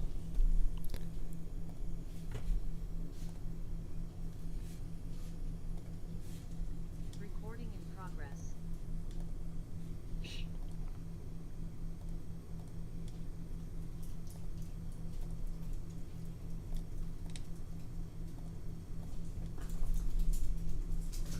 Mute participant. Yeah. Yeah.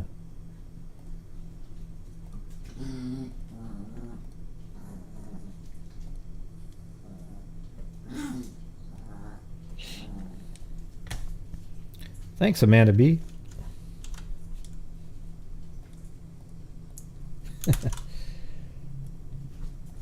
All right.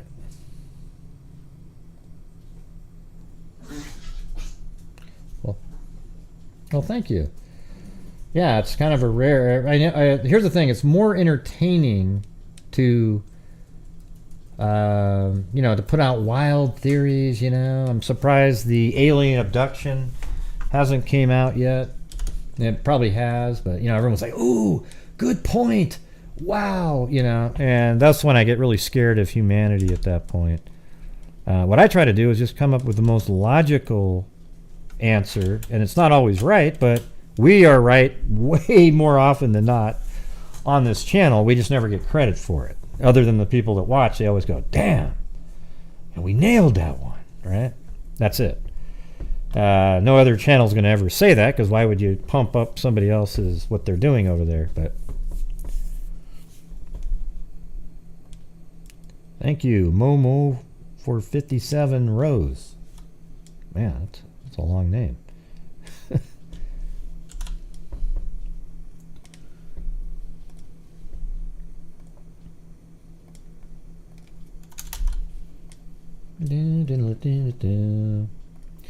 And for those of you who are new, put a 1 if you're brand new, like in the last 4 days. All right, like put a 1 if you're brand new, maybe watching maybe 4 or 5 days. Go ahead.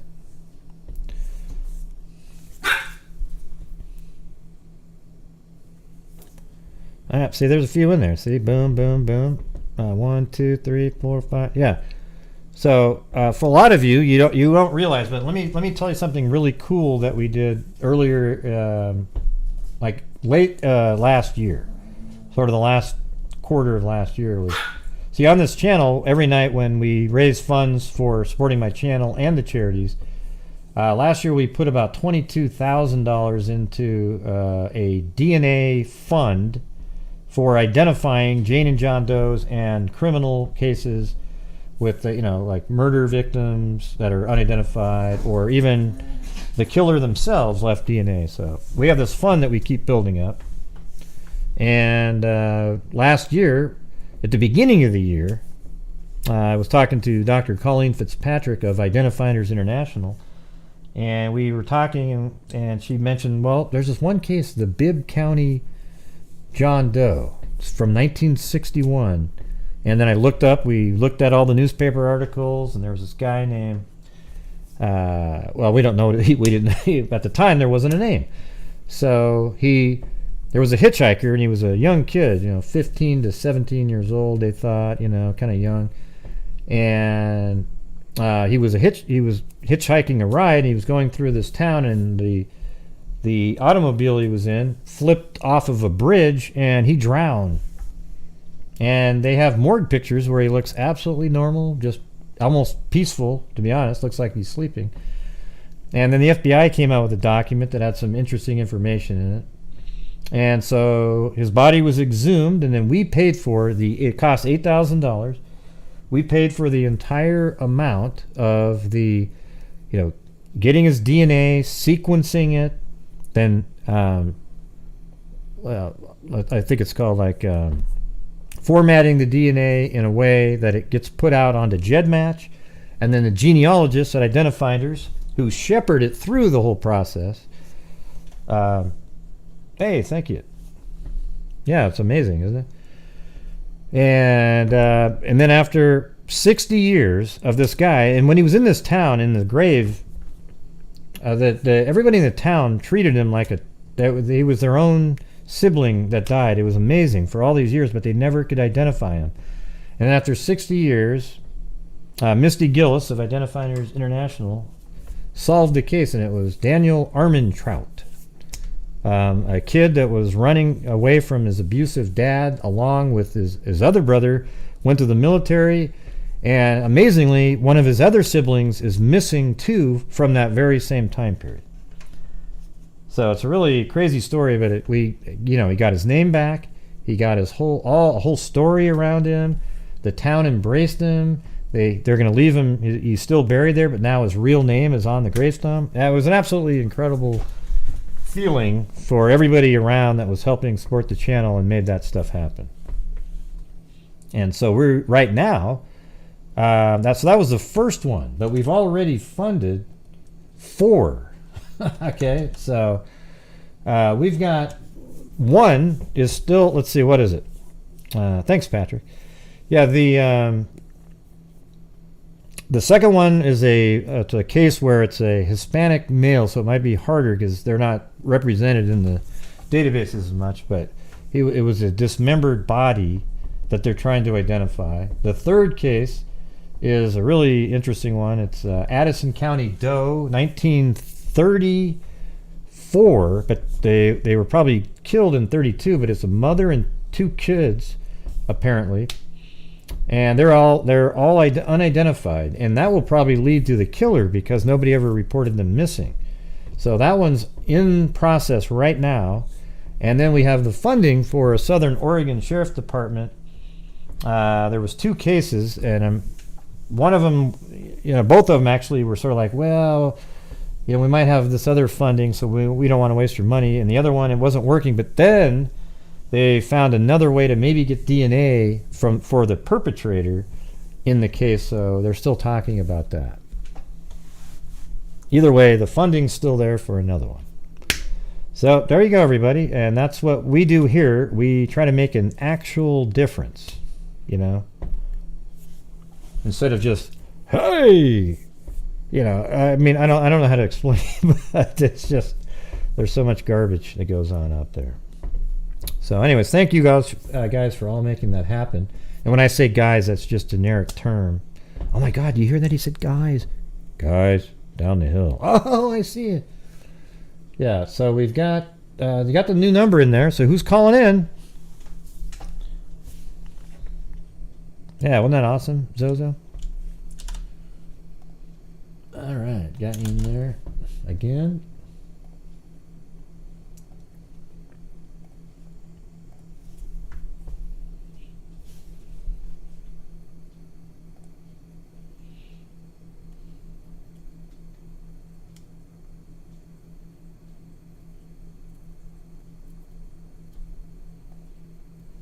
Yeah.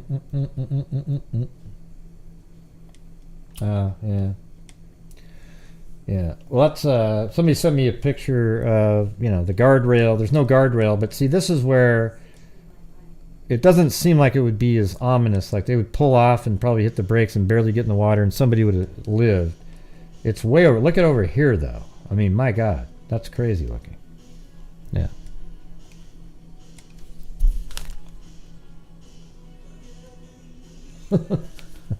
Hold on.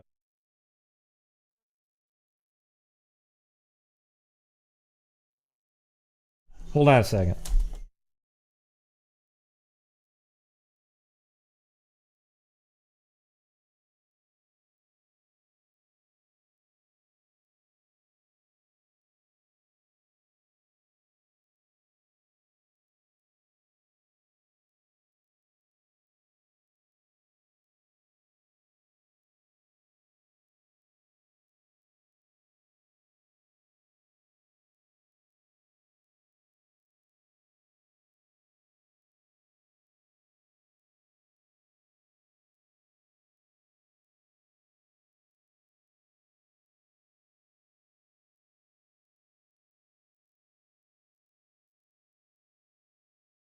God, you guys won't believe that. That was, you know, that music that was playing, Dancing in the Dark or something?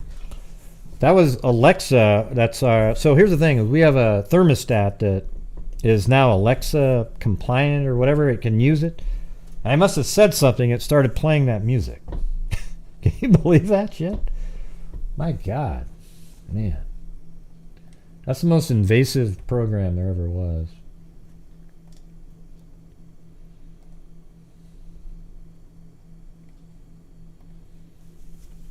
I don't even know what I said that made it do that, though. That's the thing. What did I say?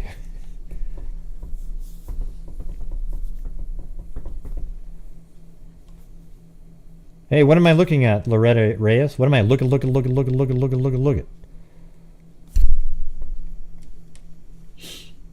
Here, just so you guys feel a sense of like you know it. Hold on, let me show you the.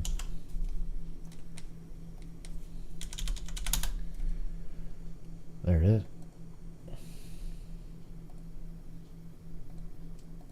Yeah, so here is the actual FBI document in that case. Just so you have a little bit more sense of knowing what we were doing. I don't think that's it. Is that it?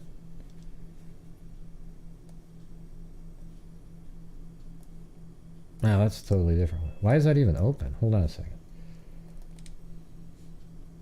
Yeah, this one right here. So here's the FBI document. And then at some point in this internal memo they had here,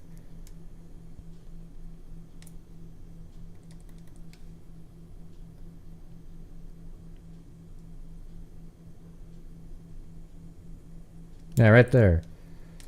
So, I mean, that's him. And this kid, I mean, he looks sort of like James Dean, his hair. They had the worst sketch in the world about him. And in the document, it actually talks about how he probably walked with a limp. And then when the investigators, the genealogist was calling a relative in Germany, he said, well, it can't be this one guy because he had polio. He probably, and then she goes, ah, boom. And that just absolutely, it was pretty sweet.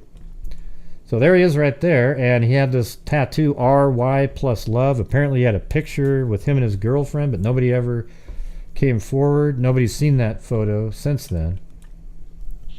And, you know, you just look really peaceful laying there. And sadly, that's the only photograph that his brother has of him is this one right here. But, it, you know, thankfully it's a peaceful picture, and it actually looks like he's just sleeping. But it's amazing, like if you just put this in the paper back then, it seems like it might have led to something. But they were so like, well, we can't put that out there. It's, you know, I don't know. But so that after from 1961 and then all the way to 2021, so 60 years later, it was solved. Unbelievable, huh? So there you go. For those of you out there that didn't know about that one, you got to see a little bit. Well, somebody called in, but they hung up right after that. So it's probably the same troll getting another a setup together. Yeah, that was. And you can go look it up on, I think it's like New York Post. It mentions us. We were also in an article. And one of the coolest things ever was when they were in that town and the sheriff said, referring to me, said, "He's an angel unaware." What I was like, come on. He goes, he doesn't know that though. And then I think Misty said something about, yeah, and then all of the freaks that help support him, and he goes, "Well, we just want to thank what all you freaks do." Bam! That was the greatest thing ever, man. And all the freaks were just so proud. Boom. And so we do have 2 more working on right now and funding for a 4th. So I think this month I'm going to add some more to get going on another one.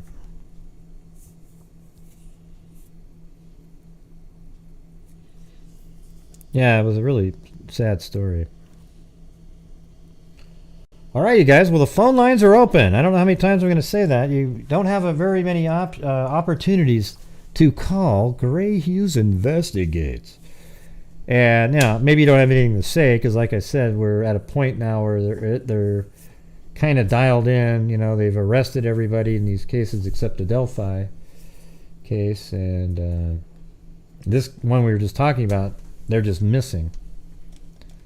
Really bizarre circumstances. I mean, what I was just sent was over here on this edge over here.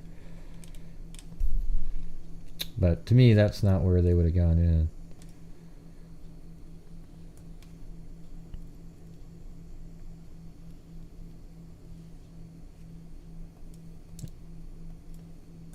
I must have been back a little bit. Yeah, well, maybe a different section.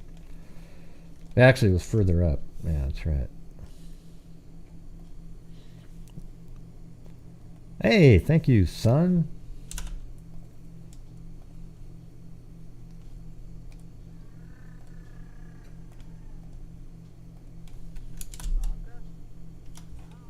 Oh, man.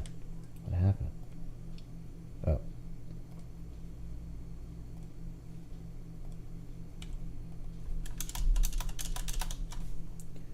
Thank you. Got in there for your spins. Well, I'm just going to stare blankly at the screen until people call in, but because that's what I was going to do most of the show. I just wanted to hear what your thoughts were on the cases. I wonder if water at one point came shooting over and dug that little arroyo there. Probably came rushing off this rock, cutting inside, then across, and then boom. I bet you this one has one too. Yep.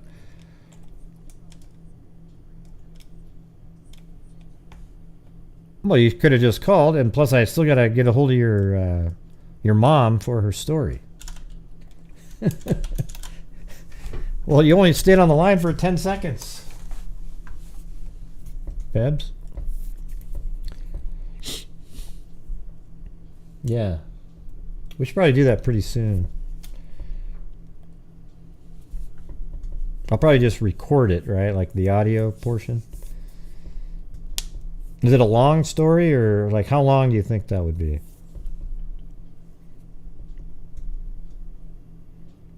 Does anyone know someone in the area that could drive that route and do a video of it for Gray to analyze and use?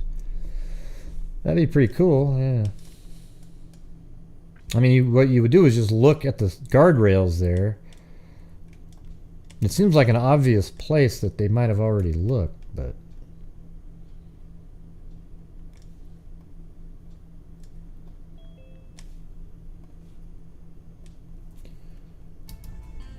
Uh, 724, you're on.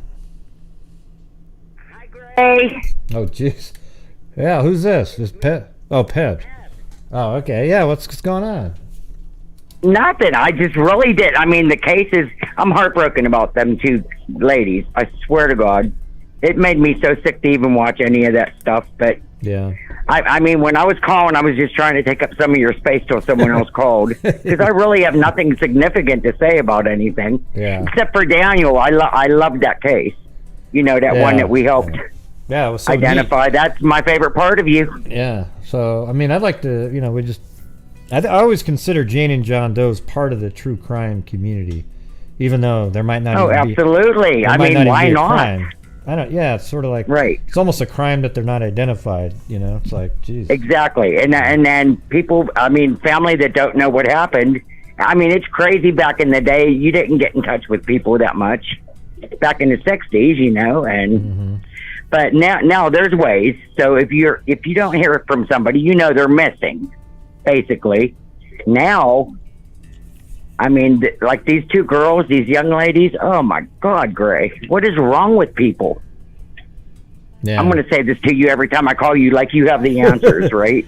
Well, yeah. Well, I mean, we see that every single day. We ask ourselves, what is wrong with people? Yeah.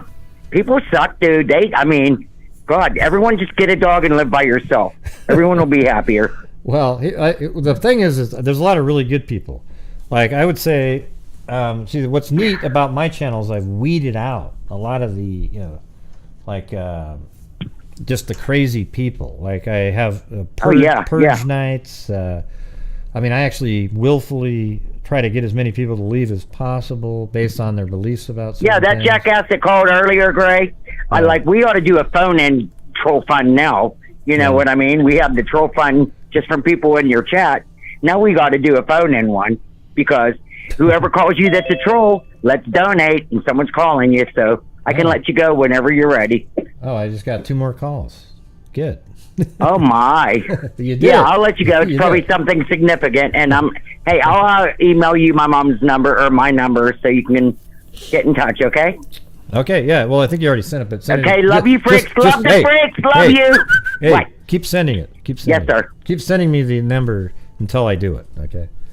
Okay. Well, once I get back on my computer, I got a new computer. It's confusing. I'm giving her hell. Okay. All right. Have a good one. Okay. Have a great night, Gray. Thank you for taking my call. I love you, freaks. Bye. Bye-bye.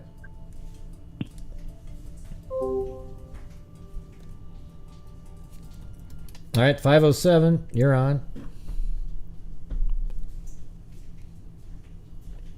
Hello, 507.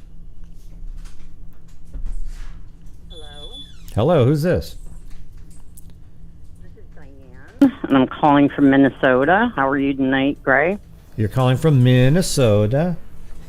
Minnesota. Yeah, what's going on? I'm Diane, it's Diane. Yep, it's Diane, and I just I wanted to call to thank you for all the work that you do. I'm kind of new to YouTube over the past year.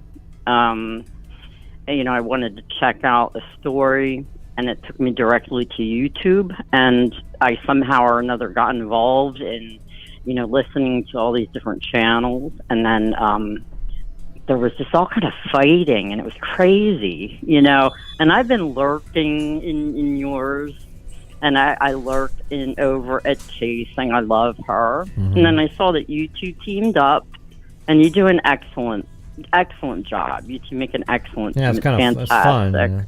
I always have fun doing that. So Mean Allegedly, it's called, everybody. It's called So Mean Allegedly. Yeah. But, so mean. Well, you are kind of mean. What made you come over here, then? You are mean. You're sensible and logical, and there's no drama. And mean. And you are mean to some of your matters, to be honest with you. But whatever, Yeah.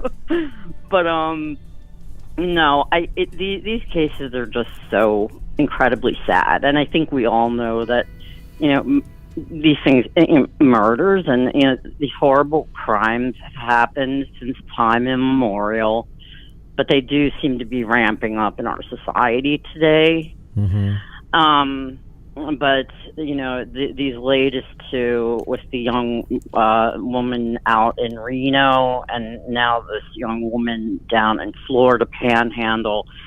I mean, I can't even imagine, like, the sheriff made me laugh, like he made you laugh when he kept calling the suspect who's in custody a scumbag. Yeah, that was cool. I mean, there's the kind you want to hear that because you're like, well, but obviously this man isn't going to even think about these kind of things if he's capable of taking a life. Because you'll put it better use. And a life. What is that right there? But I have no idea what that was.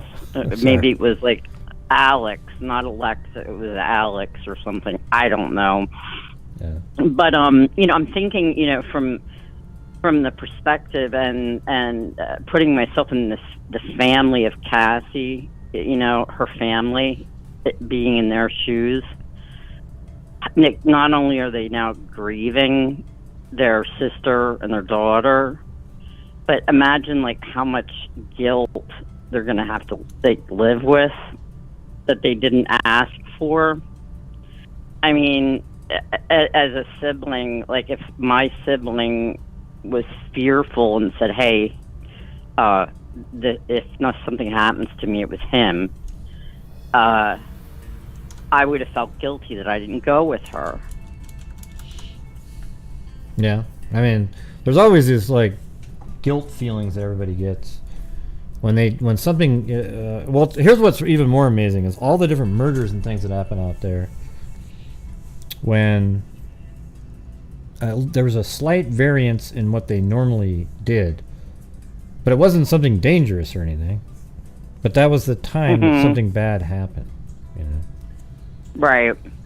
Right, exactly. But I mean, it's like you said on your earlier production that you released. I think it was earlier today.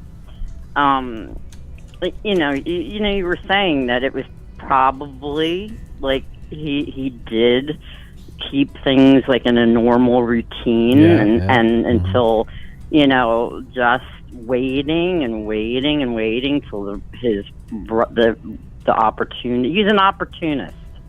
Yeah, guy's an opportunist. He had to sort of build her trust up again to meet him in a space that wasn't as public as you would like. And then, like, you know, yes.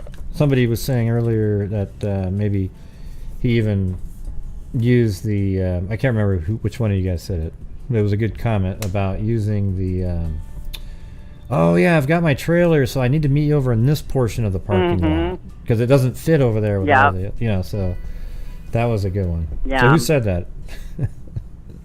Yeah, I just feel so bad for you know her brother and sister because the brother knew, you know, obviously there was a, you know, protection order at some point or another, and you know he knew about the gun incident, and it's like if I were that brother, I'd be like, oh my gosh, if only I had gone with her, you know, and he didn't, and now they have to live with that. It is so incredibly heartbreaking to think that these families have to live with this, and then grieving, you know, her not being here anymore too, and so it's very sad. Yeah, I mean, wrong.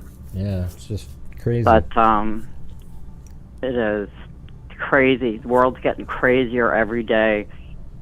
But anyway, I just wanted to call from Minnesota and say hey to the Pacific Northwest, to you in the Pacific Northwest. Well, thank you. And let you know that I am enjoying your channel, and I don't enjoy the content. I can't say I enjoy hearing about these horrible things, but it interests me. Yeah, well, it's interesting. They're like puzzles that people want to try to figure out, and you know, it's like I think we help also we also help get the word out there and let people, you know, hear about it. Maybe they'll go, oh wow, that was that camper that I just saw on YouTube. I didn't. Yeah, exactly. You know, you never know who's watching. And it helps. Right? Yeah. You never do know. You don't. You just never know. But anyway, you have a good night, okay? All right, well, you too. And thanks for taking the call. Well, thanks for calling. All right. See, I wasn't so mean. You're welcome. See, it wasn't too bad. All right. I know. All right, have a good one. Allegedly. That's right. All right, later on. Bye. All right, so we got thanks, Diana. Right now we have Well, somebody named Belinda. What's going on? Pretty good. How are you doing? Oh, not too bad. I really didn't have a whole lot to say. I wanted to just, I guess, touch base a little bit on Delphi. And some, I guess, speculations. It's not really nothing that I know. Just things that I think, I guess. Okay, you want to say what you think? All right. Are you doing this from logical, like thinking through it, or is it?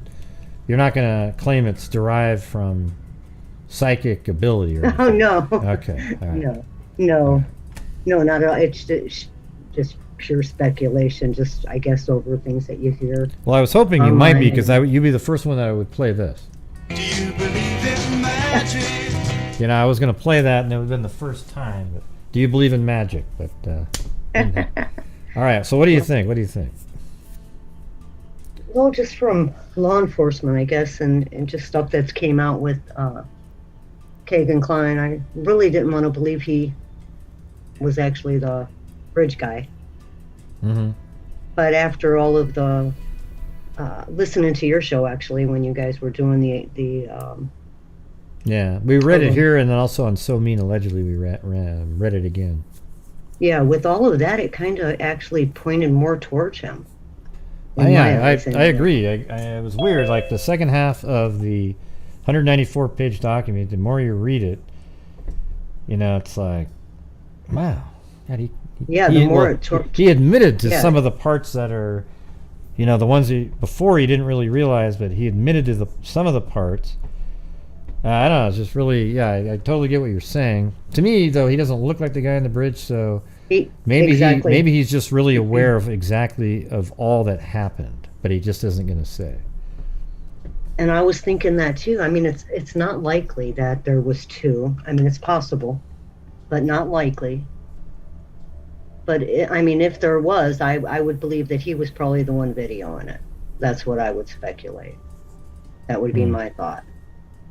Because I don't know. He doesn't look like Bridge Guy. But of course it wouldn't shock us, I don't think, if he does turn out to be. Yeah, I mean, maybe, you know, like let's say there was a moment in his life where he was 4 years before he really lost a lot of weight and was thinner, and, you know, maybe it is, you know, because he did meet another girl at one point. Right. I think he fits all of the, you know, the things as being... Yeah, I mean... being a killer. I don't want to say that, but, you know, he fits all of the... He's already in... I don't know if he's a killer or not, but he's a freaking barbarian, you know, just wacko human being. He's a pile of shit, is what he is. I mean, let's not try to...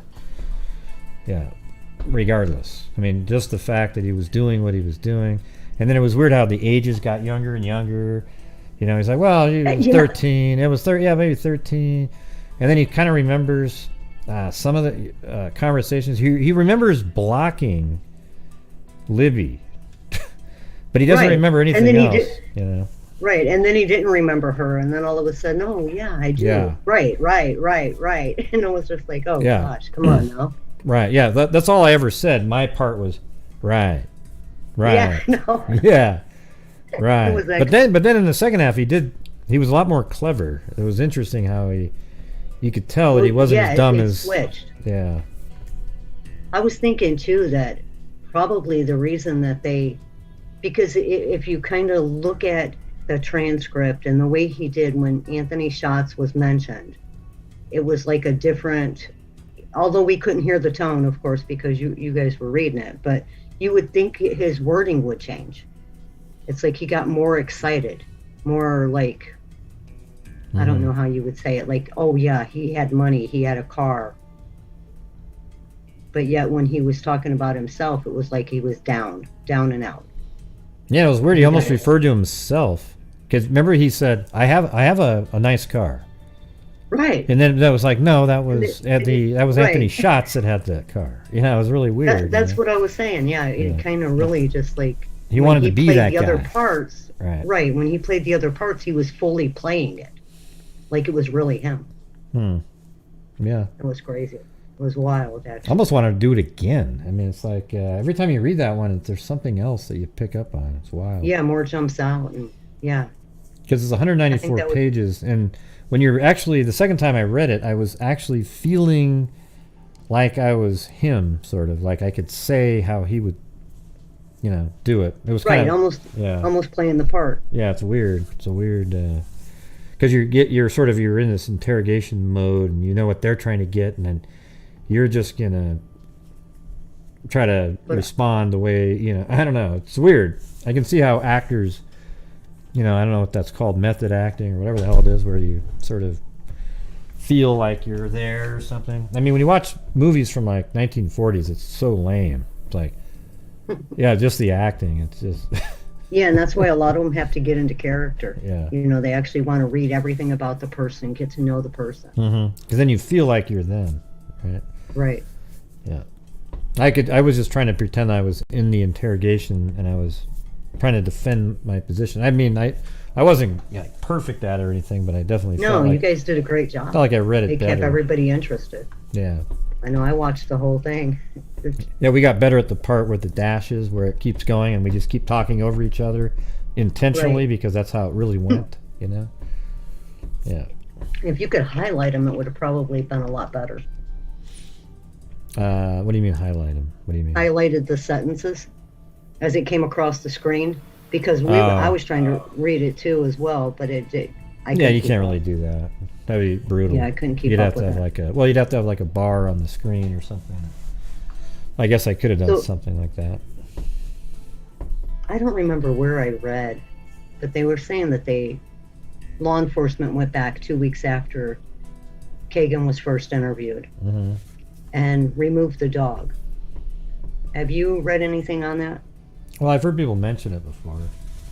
I haven't really read anything on it. I don't know where the factual information is. Maybe they were trying to see if some of the fibers they collected at the scene matched a dog from the house. It wouldn't just be right. So any one of them, it could be Kagan or Tony, that we could have transferred dog hair. Now, if somehow the dog hair, their dog's hair was at the crime scene, that would be a massive piece of circumstantial evidence. Yeah, that would be right huge. There. Yeah. And you have to do. You can actually genetically test now the dog hair, not just under a microscope. It appears similar. Now you could do probably a DNA test, because you can do DNA now with just hair. You don't have to have the follicle anymore, just the hair itself. Yeah, that would be interesting. I think it's like Y DNA, maybe. I don't remember exactly. But I know I have never actually. I don't think. Yeah. I know law enforcement didn't release anything about it, but I don't know where I heard it from. But that would be very interesting, because he would have had to have been actually at the crime scene and then went back if it was only one person. Right. So you got, what else you got? I got another caller that's on hold. Oh, that's about it. Go ahead and take the other caller. It was good talking to you. Keep up the great work. Well, good thought. It was an interesting conversation. Thank you. Appreciate it. All right. Have a good night, Greg. You too. Bye-bye. Bye. All right. And 203, you're on. Hello? Yes. Hello, Greg. Hello, who's this? This is Charles. Oh, Charles O. Yeah, what's going on? Yes. Oh, I just felt like calling you and apologizing. My credit card expired, and that's it. It didn't take my payment. Yeah. Well, see, what he's referring to is he sent me an email. Describe your email. Go ahead. It was nasty. He said, Gray, you blocked me, and you blocked me from being a member. And I go, dude, I don't even know what the hell you're talking about. I would never do that. And then now he's saying that it was the card. But anyways, that's okay. I just wanted to... Everything's straightened out. I wanted to let you know. It wasn't like... You don't need to apologize because your card isn't working. So it sounded bad, like, I was mad at you because your card wasn't working. Yeah, I hear you, bro. Yeah, so what do you got? Listen, I think you're right about those older couple with the RV. I think they did go into the lake. That makes a lot of sense. It does kind of make sense. But that's the only spot that I could see. But, of course, there's a million other things that could have happened. Right? Yes, of course. Yeah. And on Delphi, I think it's Tony Klein on the bridge. It looks just like him. Yeah, definitely kind of looks like Tony Klein. Yep. I mean, he's. So I hope. And they took away the height thing, so maybe they've recalibrated and said maybe he's a little bit taller. You know what they should have done was he's between 5'6" and 6'2". Then it could have been anybody. Yeah. Yes. So, and I was reading that it takes 6 to 12 months with when they went into November 21 to Tony Klein's house and took samples, forensic samples of the dog and such. It takes 6 to 12 months for that stuff to come back. Yeah, see, it doesn't have to. You know, that's the thing is. You ever notice how quickly they do things sometimes? You would think in the Delphi case they would just zip things through. Yeah. You know, just bing, bing, bing. It's top of the first of every case. Anything that comes in, it's on a fast track. You know? That's what it just feels like. Yeah. It makes no sense, dude. Holding out all this time. Yeah. But I hope it's I hope it's Klein's and it's a resolution's finally gonna come. Yeah. You know? Very sad. Yeah, I just had one of my trolls show up again. So again, everybody, if somebody comes in and doesn't have the yellow on the name, it's not me. Okay, so the troll just showed up again, and you know he has a picture of me on his mirror, and he gets out lubricant every single night. It's pretty gross, but this is what this person does. He can't get me out of his mind. He just keeps coming after. It's really weird. He's a strange person, but I am keeping a nice file together. It's going to be good. It's going to be good stuff. So good. Yeah. Well, I just want to call in and apologize and say hello to the freaks. Well, you don't have to, you don't have to apologize. And yeah, it's okay. We're good. I know weird shit happens sometimes, but yeah. Well, hopefully we can get some answers in all these cases soon. You know, get 2 of them have answers. Keep following this case with the RV. It's an interesting case. Well, it's crazy. I mean. An RV towing a car just vanished off the face of the earth. I think somebody could have carjacked them as well. Yeah, it's possible. Yeah, I mean it's definitely possible, but it would be weird if they turned off all of their communication devices immediately, like the watches. They had a whole bunch of them, laptops, watches, phones. I mean, would they have been aware of all those things immediately? Yeah. Who knows? Yeah. Well, I guess we live in an electronic world, so I probably would think that. Yeah. Yeah, that's probably right. So. You still eating apple crisp? Those crisp honey apples? Yeah. What? Honey crisp. Yeah. Yes, honey crisp. Yeah, I just ate one before the show. Oh, that's good. Actually, it's sitting right here. I hadn't finished it yet. Hold on. Margo. Not very good.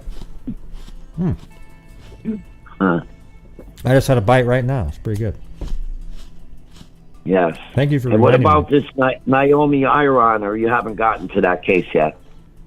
Well, there really isn't any updates on it. You know, they've already made the arrest, and that's about it. You know, they found her body. You think this guy killed other girls? I think it's definitely possible. I think there's a good chance he's killed other people. Because he's already killed somebody else when he was 17. And now, or he was part of it, you know. And now he was in prison till about 2009, it sounds like. And then what has he been doing for the last 13 years? You know, that's what I want to know. Yeah, and he looks like a psycho in that car in that other girl's video. Yeah. Well, if that's him. Not good. I think it could be him, but we don't know. Yeah, that's him. It looks like him. Yeah, I mean, he might have had a longer beard before that he did braid, because apparently he cut it short just recently. Shorter, but it's still long. So, you know, so it's way longer than maybe he did braid it. A lot of people are sending me this picture of a hat with a choker underneath the hat, or whatever that is, the string, but it doesn't move with. See, the thing is his beard comes to a point, and then this thing dangles from that, and he moves it, and it goes right with that point. It's not. It doesn't make sense to me that it's something on a hat. Plus, he's not wearing a hat. Now you can say, well, it fell back behind him, Gray. Well, then the choker would be down here. It's just, it's not what it is. Yeah. Yeah. Awesome. Well, all right, man. I'm going to hang up and have a nice night. All right, Charles. Thanks for calling. Have a good one. All right. Bye now. Bye-bye. Charles O. Oh, and by the way, the Wacko Troll... the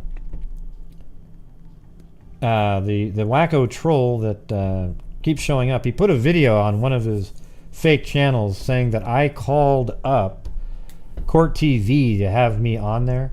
And even if I did, so what, But I didn't do that. What it was is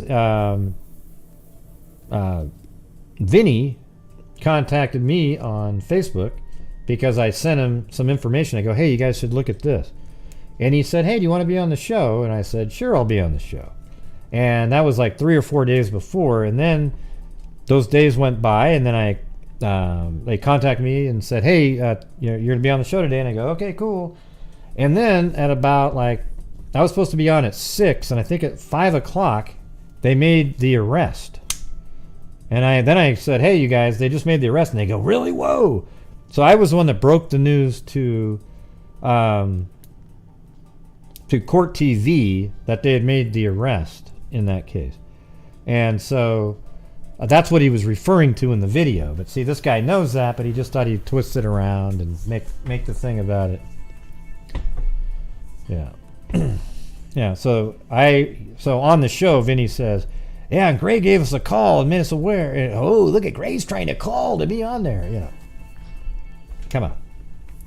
No, I was already going to be on the show, and I let them know that it was that an arrest had made, and I was wondering at that point, was I going to be on the show? Because usually that's when you want to bring in your, what are they going to do next now? Okay, they're going to have, there's different type of witnesses. I mean, not witnesses, guests at that point. But they still wanted me on, so I went on, and that was my first one. And the second one, I was less nervous. Man, got to say a little bit more, I think.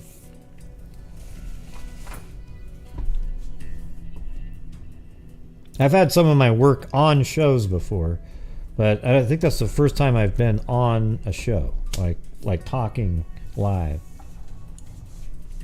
Yeah, this guy, it's weird. He just looks at me in the mirror every day. He's like, oh, gosh. Sick. Let's see.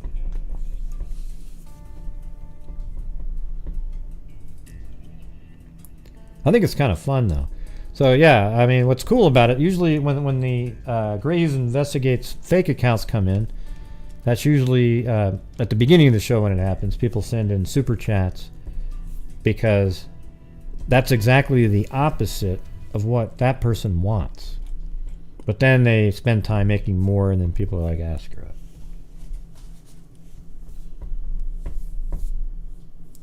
What is that?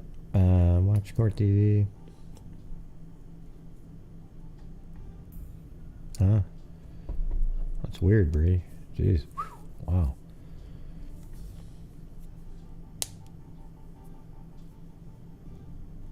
Like, how'd your troll even know if you had called?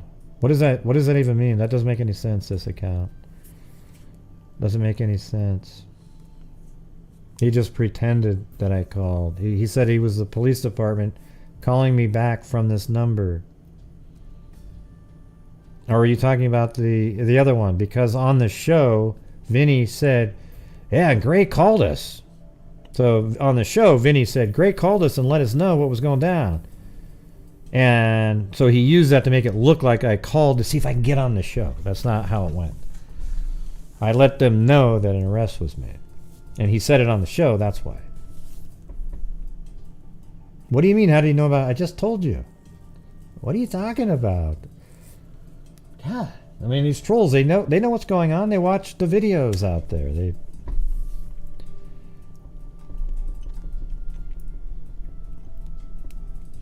Hey, Sack and Fox Nanny, you're not even green right now. What happened?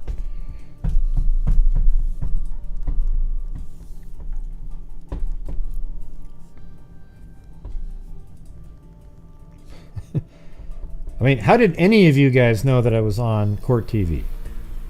That's the same way a troll would find out, right?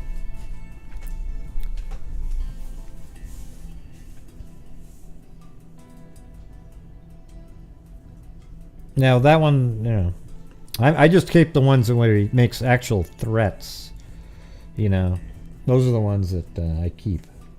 Those are the ones that are actionable. The other ones I don't even care about. You know, the stupid, hey everybody, send me money. You know, they're just stupid.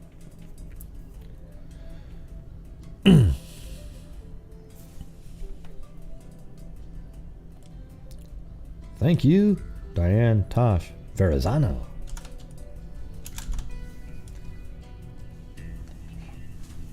I was just thinking.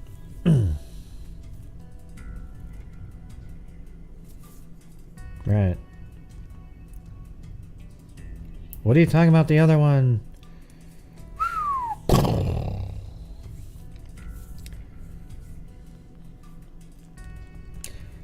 Yeah, it was weird too because I, you know, like sometimes when I watch some of those shows, I get frustrated because they're usually a little bit behind, you know, of what, like they just started talking recently about the 194-page document. I guess they had to verify it, but to me it was already kind of verified because law enforcement said that that shouldn't have been put out, and so that verifies it right there. Well, thanks, Sack and Fox Nanny, but I was just saying, I thought you were green before. Yeah, and Vinny's really nice on there. You know, he makes you really comfortable. You know, it's hard to do what they do, you know, because he's got to do a different case every single day. You know, tons of cases. He can't deep dive into them. I mean, we do the 4-hour show, and we pick like 2 or 3, and then we go, you know, do all the newspapers and get dialed in on them. Yeah, he seems like he's a nice person. Yeah.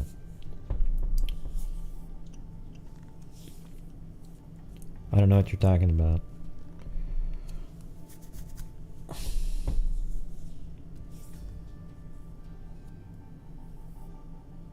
I don't know what that means. It's a crying shame. I don't know who you're talking about.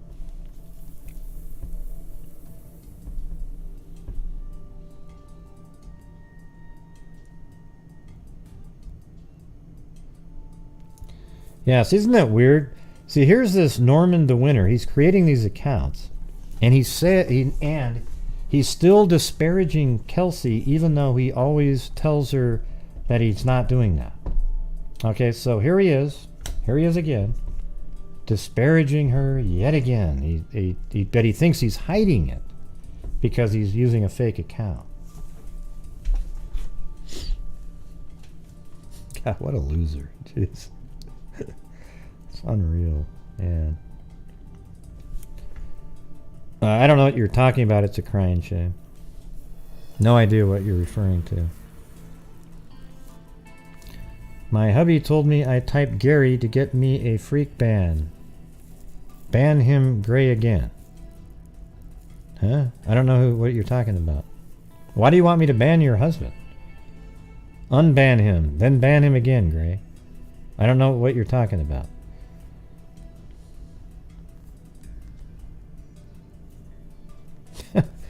I never even saw him in here, so. This is another one of those crazy nights in the chat. I have no clue what's going on or anything. I just wanna keep going like this.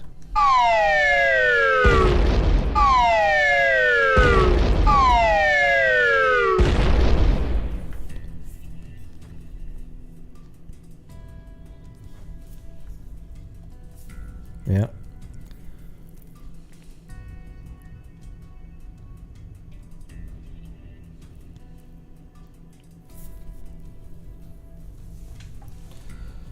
Well, we're at 2 hours and 41 minutes. I can just do a little bit shorter show. Last night was 4 hours and some odd minutes.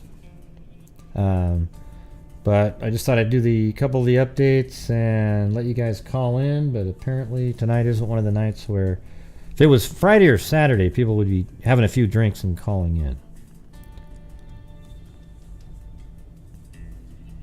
Is he your husband right now? It's a crying shame. Gee, you're mean. Oh, he signed in with your account and called me Gary? Yeah. Come here, Chloe. Come here, Chloe. Oh, you're eating. She's eating, right? Drinking water. It's always fun watching her drink water.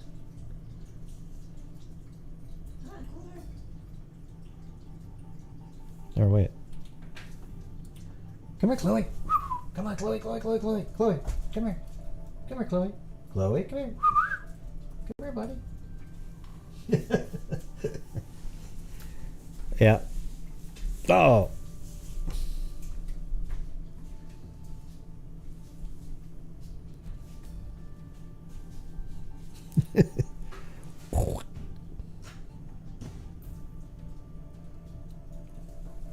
What's going on?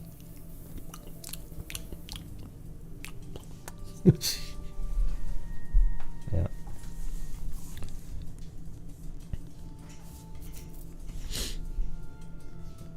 She's crazy. She just attacks Blue over and over and over again. Bites him in the ass, bites him in the leg, bites him in the face. She's a really dirty player. Like, you throw a toy and then Blue grabs it, and then she bites him all around the body for him to drop it.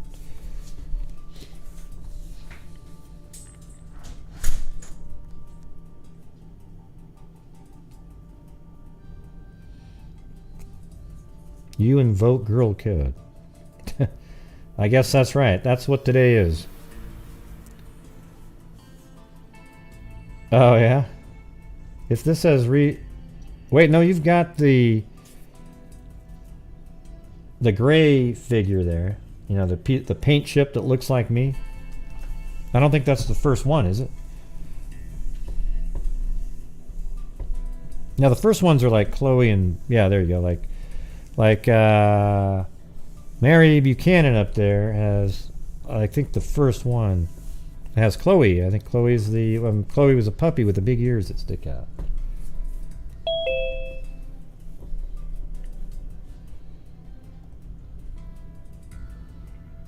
All right, 970, you're on. Hello. Hello, 97. Hello. What's going on? Who's this? This is Kathy Lou. Kathy Lou. Not Mary Lou, but Kathy Lou. What's going on? That's right. What's going on? Well, I have been watching you for a long time, and this is my first call-in because I'm kind of old and can't figure all this stuff out on how to Long-time listener, first-time caller. Yeah, what's going on? Yeah, well, it's cool that you called in. Well, I first want to say I appreciate everything that you do and all the attention you bring to all of these cases that are going on. You've helped so many people, and I just really appreciate that. Well, thank you. I try to do. Yes. I mean, I think it. You know, the thing is like you're putting out stories. You're never really sure. You know how much you're helping. Sometimes, like you're getting it out there. I try to do it in a rational way, so it isn't crazy, and bring some sort of a semblance of reality to a story. But you know, the charities at the end of the month that we donate to make it so that it's an actual different. You know, like no matter what. Like I say before, I could just stare at the screen and mumble, as long as we're sending that kind of money each month to the charities, we're making a difference no matter what. So there you go.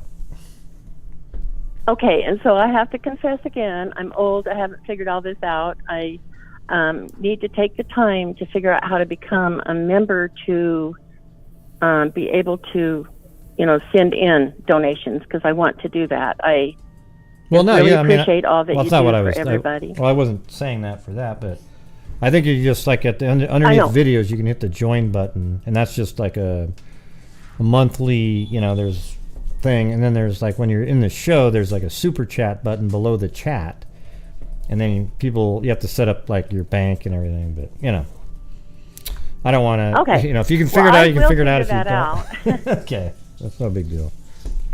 I'm on a little bit of a different time.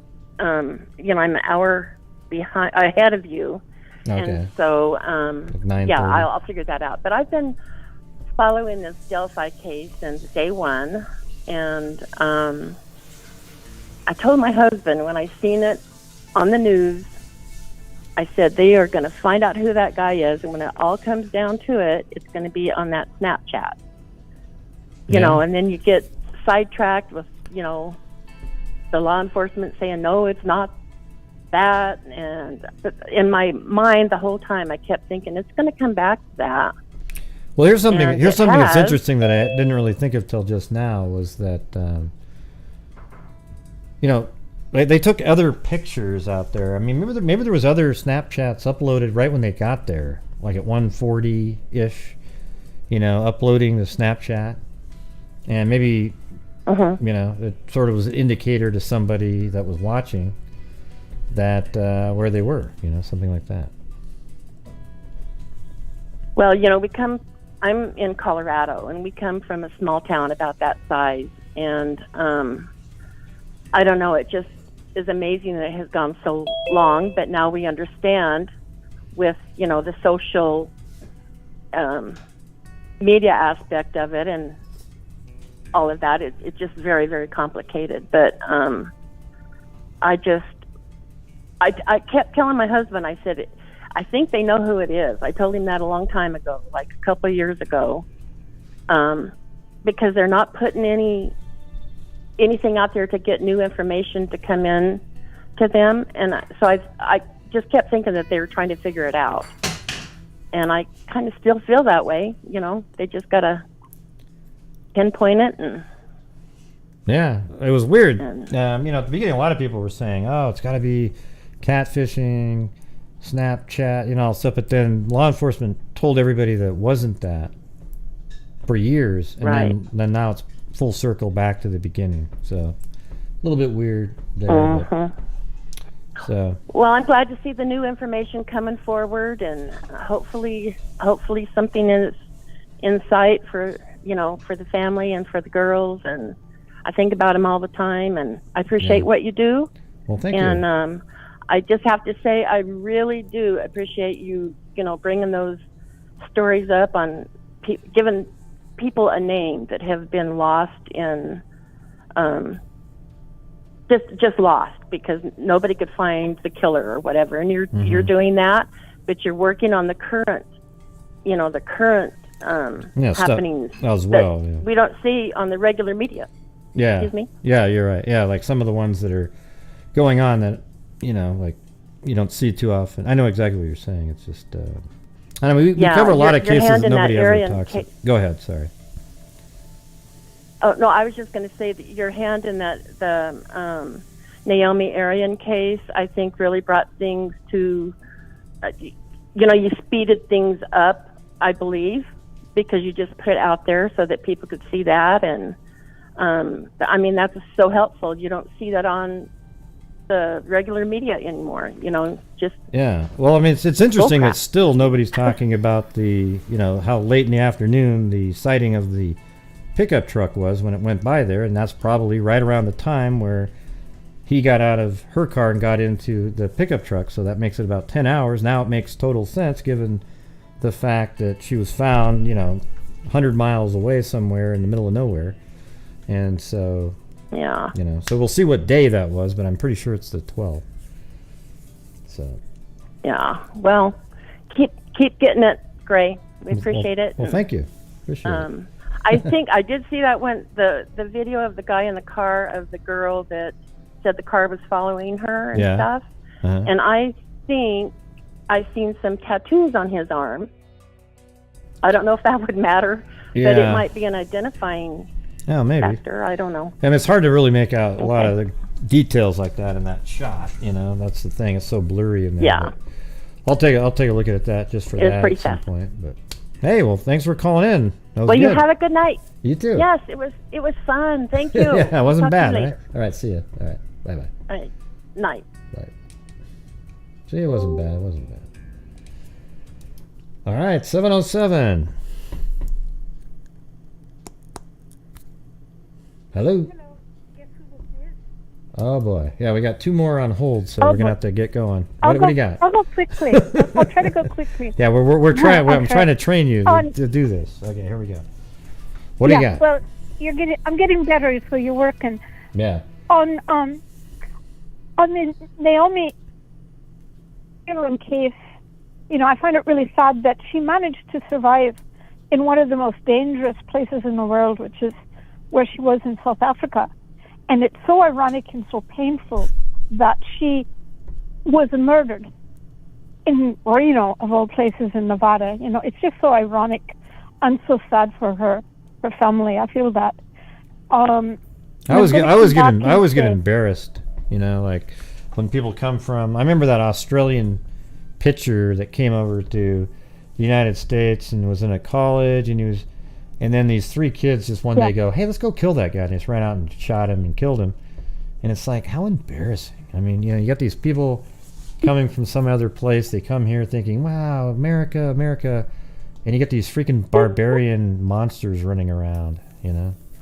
Yeah, and people don't realize, there's 360 million people in the United States, so volume has something to do with it. But I think it is painful to realize with this young girl that all the danger she came from, she might not have known it, but she came from all this danger, and there she is sitting in her car at 4:30 in the morning, and someone takes her away, physically abuses her, and kills her. I mean, I just feel so sad about that. I think she was killed pretty soon. I mean, my opinion is, it could be totally off, that she was killed almost like within the first half hour, somewhere. Maybe that's where that northwest ping is, and then after that, in her same vehicle, was driven way out there, and then.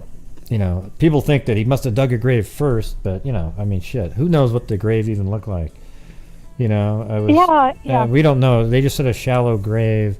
Maybe he just found stuff in the vehicle and dug something up. I mean, he was out there for a long time. I mean, you can even use a tire iron to try to. You can use a rock. You can use a rock too. You can take a rock. And a rock would do it also. Yeah. Yeah. So I'm grateful they found this. This animal, because I'm sure he's done it before. He was just too methodical about it. Yeah. And it goes to say that maybe social media might be better used when you're in a group of people who have a common interest, like crock pot recipes or needlepoint or German Shepherd dogs, rather than necessarily telling people, sometimes more personal things in your life, because you can't tell the person that you're talking to. Yeah. And a lot of times when we judge a human being and their intent, you really have to kind of look at their face and their eyes and their body language. Otherwise they're just some stranger that, truthfully, that you've never met, that you're telling them things that stranger really. I wouldn't want to know. Mm-hmm. I wouldn't want to know if someone's got a hangnail or something. And so, I think social media started as a way to get groups of people with specific interests in common to band together. Like growing rose bushes or something. And it's starting to fail a lot and get a lot more dangerous now that people are using it for personal interaction. Like I'm on an Instagram group and on a Facebook group, and all it is about sharks, and no one talks about anything except sharks.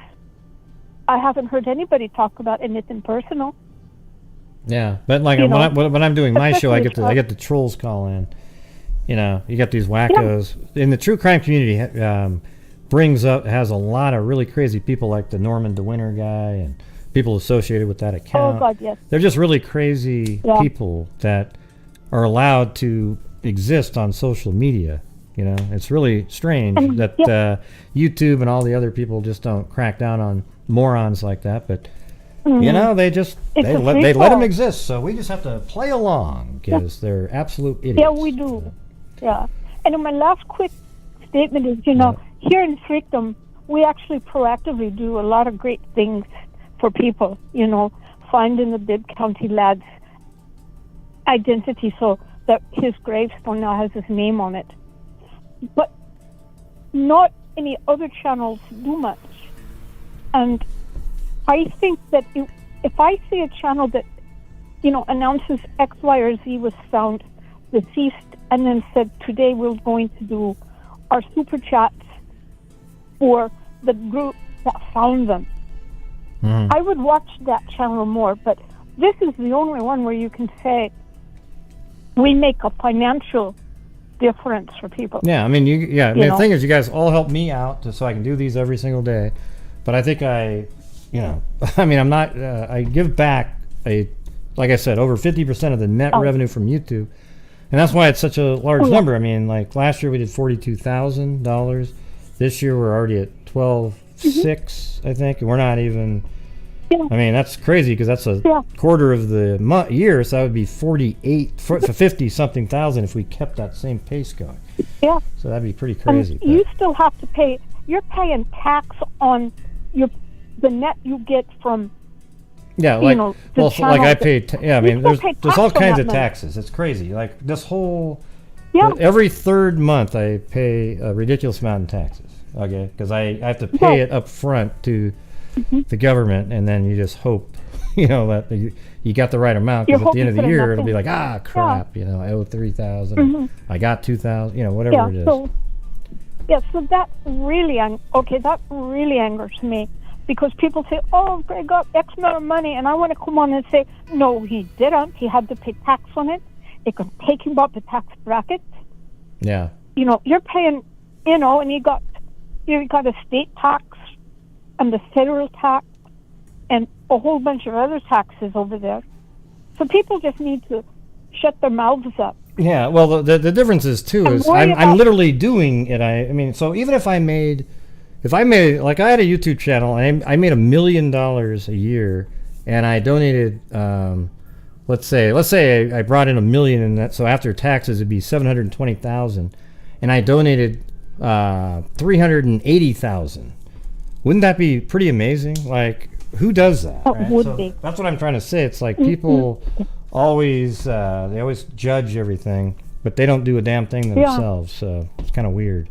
I just figured out something that like I can keep my channel going, and we donate a ton of money to charity.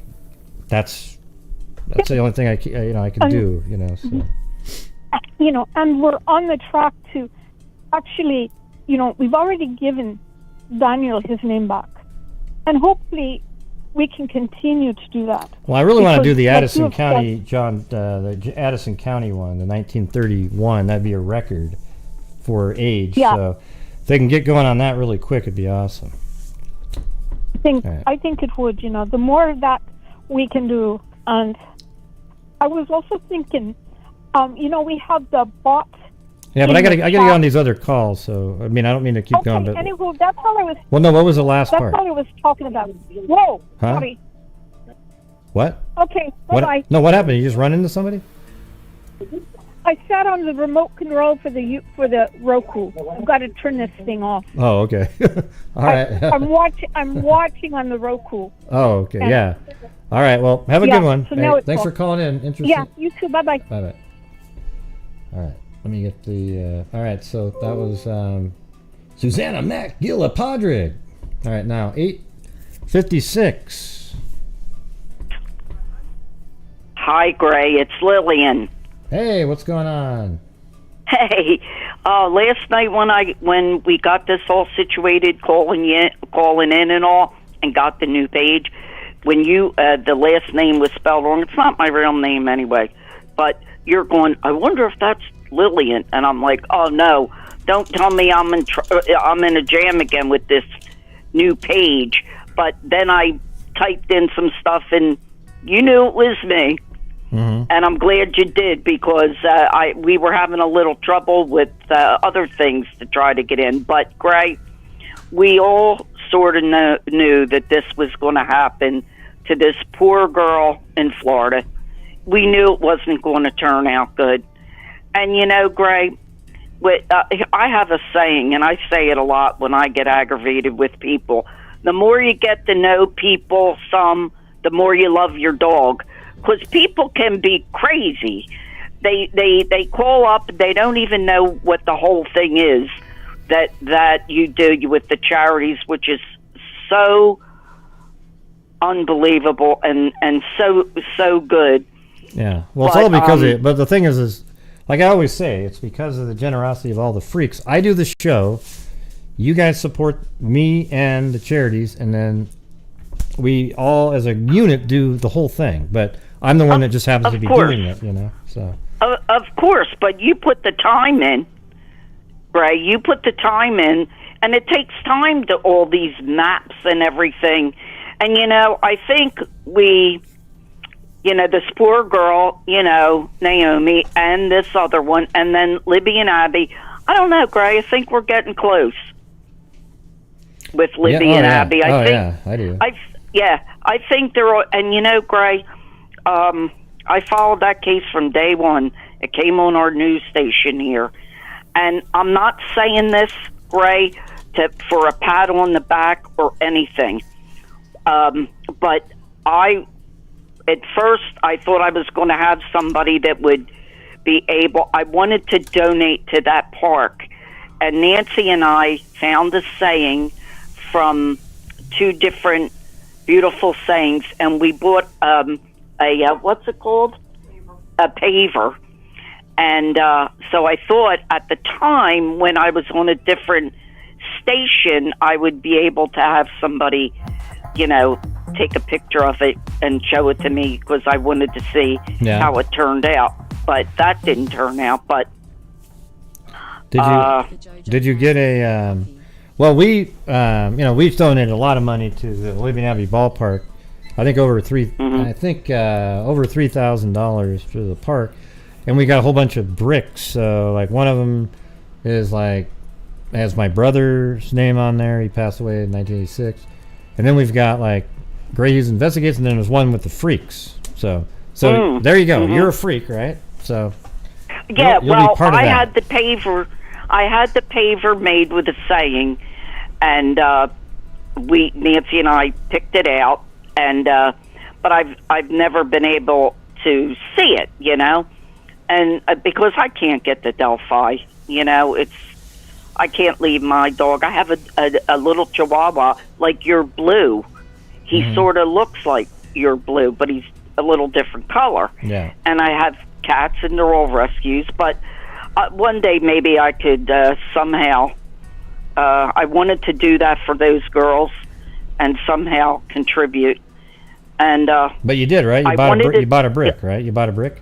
No, I bought a paver. A paver. That's the same thing. I mean, they were okay. Bricks, paver. I mean, but they're going to put them in the ground. Yeah. Yeah. Okay, and Gray, I want to tell you another thing. The other night, before I got to get into the channel, you did a show on Dolores Della Penna. Oh my God! When you start bringing that back, I remember that because that happened in Philadelphia, and I'm a Jersey girl. And I remember that case. I was young when that happened. That was the one they just solved that one, right? Yes. Yeah. And I'm telling you, you had that on there, and I couldn't believe it. That was atrocious what they did to her. Oh my God! But I couldn't believe that you brought that. That was back in the 70s. Yeah. What year was that? I don't even remember. Yeah, it was. I was in my 20s, I believe.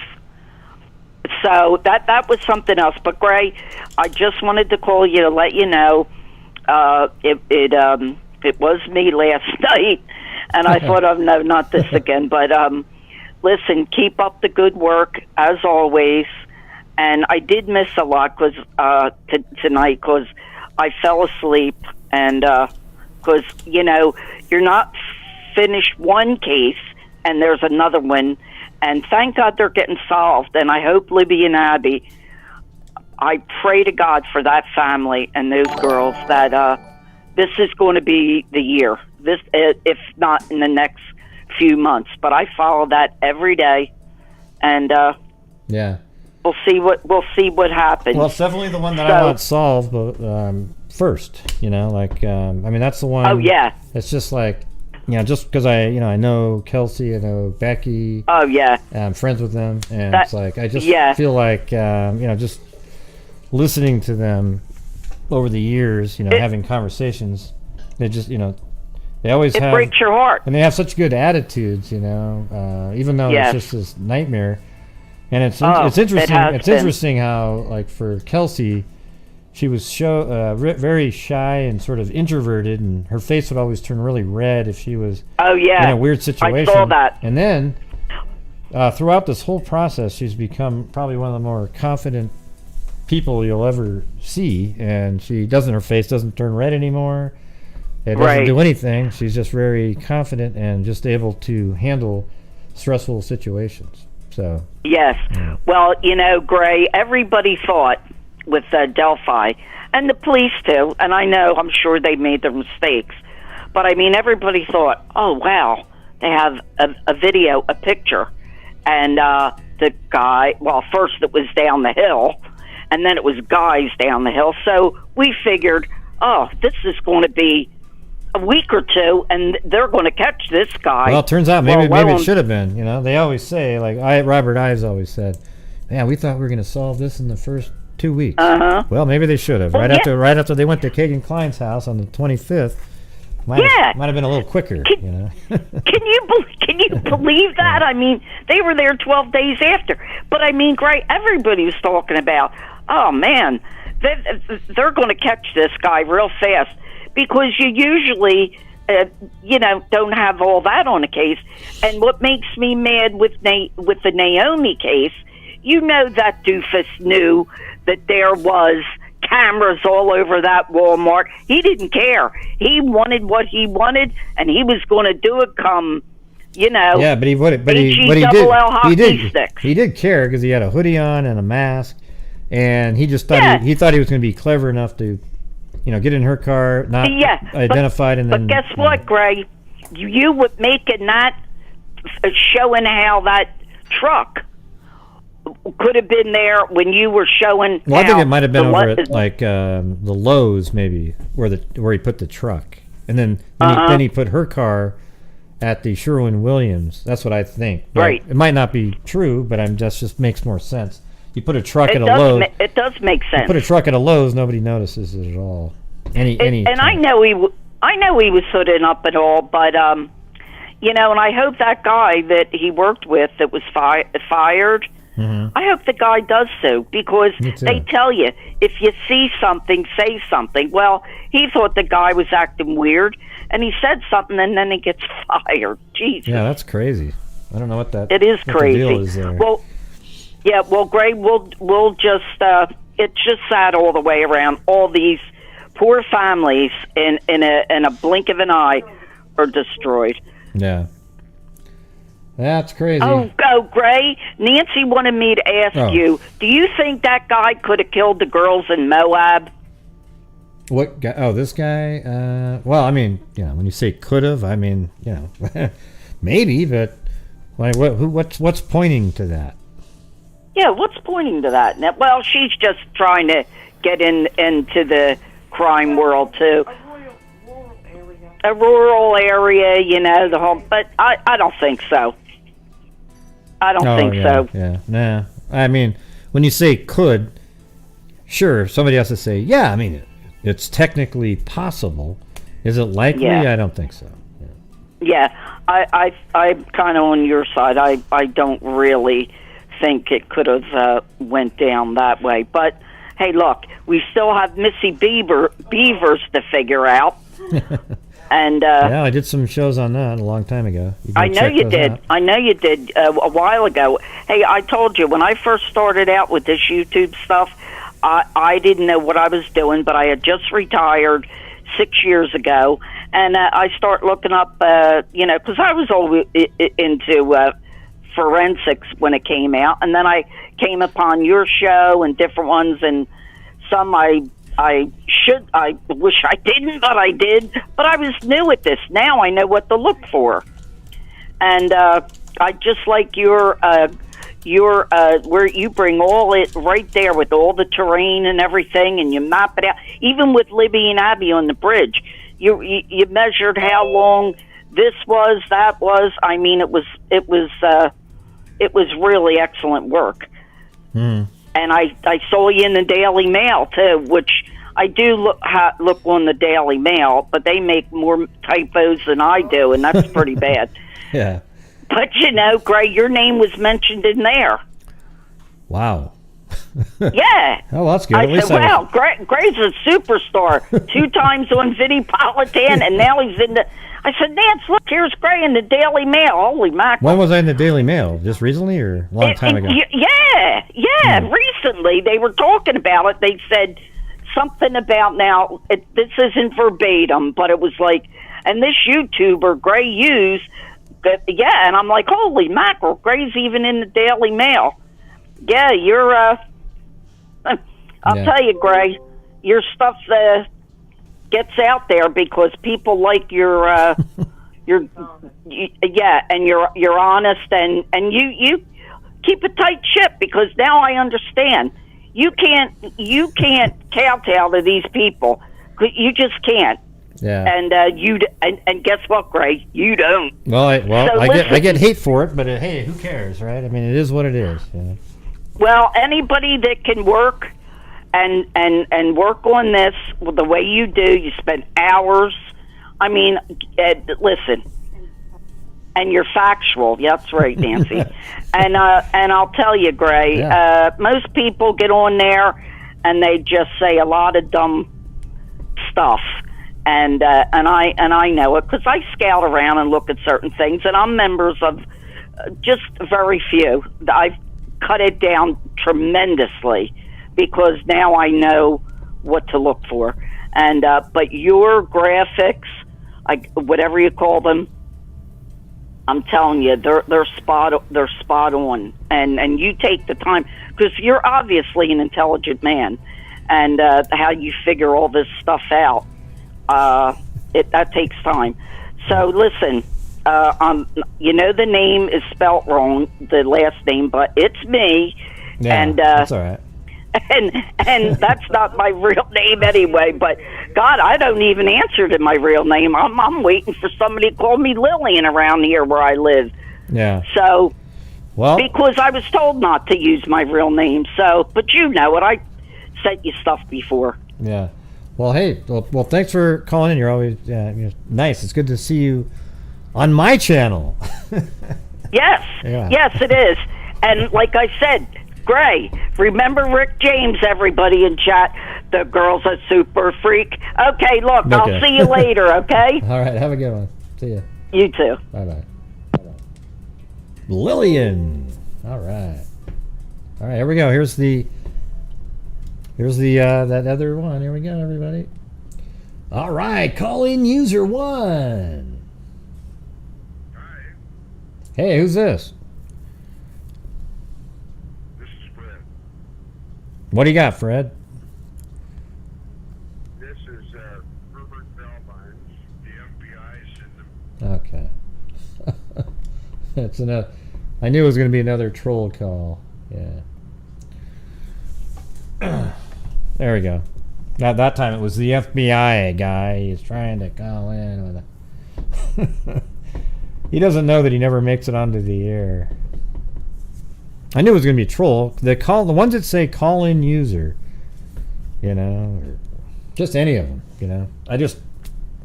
just obvious. Another guy trying to throw the voice. I think it's kind of fun though. Let's embrace it, you guys.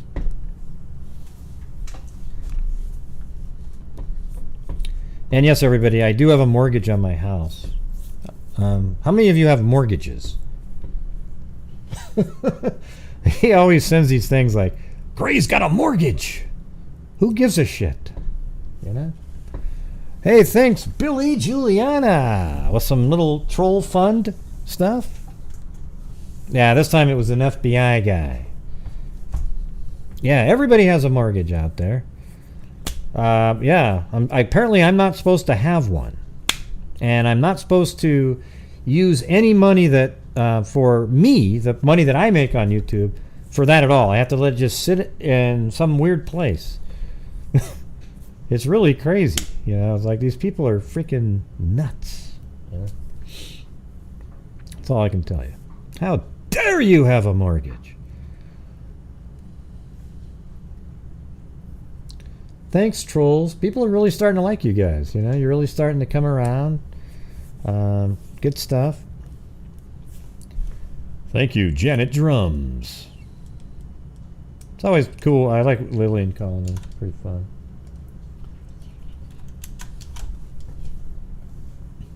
And that was a good one there. Susanna Matt Gillipadrick. I agree with you when you called in. Sounded like you had some stuff going on in the background or something. It was weird. Oh yeah, yeah. I'm a billionaire.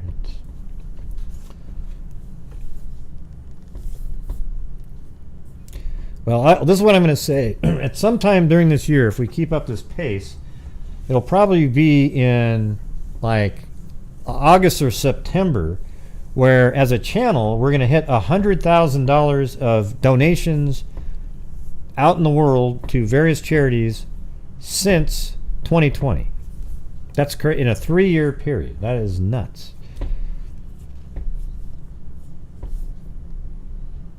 And if it got really nutty this year, like, wouldn't it be weird if we somehow were 100 for 2 years and the other was just an extra 22,000? Because the first year we started, it was slower. You know, we didn't have as many people and so forth. So that was 22,000. And then this year was last year was 42.5. And then we have a guy named Jeff S., a lieutenant of detectives in I think it was in San Diego a long time ago. Plus, he sent me this case. I just never can get to it because it's a ton of newspaper articles. But it's this crazy bombing, and it's not even there. It's like in Chicago or something. So we got to go over that one. It's a cold case. One of these days. It's interesting. I can tell just by the headlines.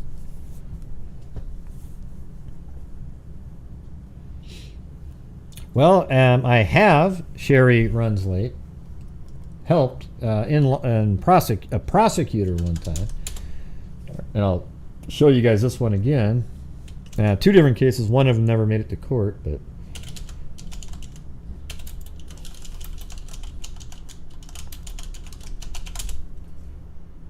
all right, hold on, right here. All right, so see this one right here. So there was a case in that was in New York, and so because of my work in the Jodi Arias case, somebody sent the prosecutor there in this elevator case. There was an elevator expert whose wife, I think, was like, "Hey, have you seen this? This guy could probably help you out." So he got a hold of the prosecutor. Then they hired me to make this exact scene right here of what happened in a elevator incident. The video though only shoots 1 or 2 frames a second, so I had to fill in the gaps. And this lady here explained to me what happened as well. And so it was an assault charge on a mechanic or whatever. This guy was a total moron. Elevators cannot move when the doors are open. However, you can bypass that by doing some various things, and he did that without putting cones up. All right, so watch what happens on this. So I fill in the gaps with 3D animated characters and a full elevator rendering and everything. Watch. So here we go. This is what it looked like. See how jerky it is? It's like 1 frame a second. I mean, it's just terrible. So you can't really make out the details of it. And so the elevator opens up over here, and now I switch over to 3D, and this is what happened right here. She came on, and then look at this.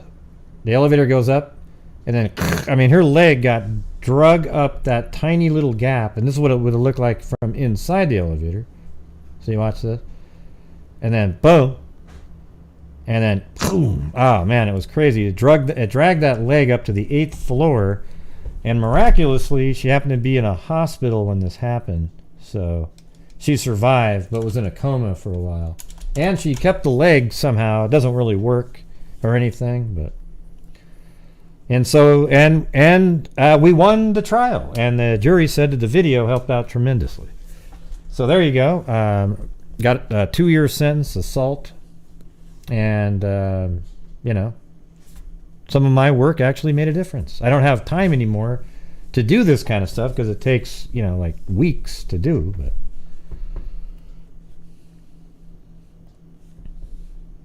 yeah, so there you go.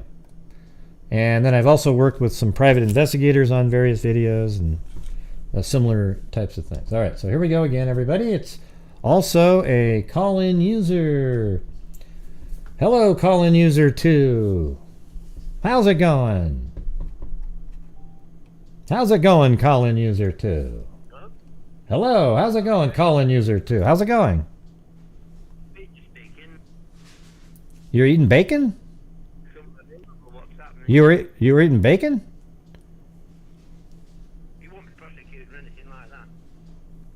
Hello? Good day, mighty getting on here. You need boy is going on. I can't hear you. I can't hear you. Hello, who's this?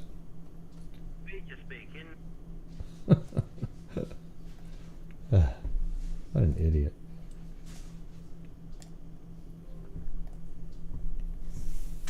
Another troll. Another one bites the dust. Another one bites the dust.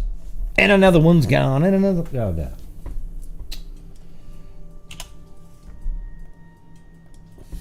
That was some British accent or something. They were just saying nothing. CIA, no.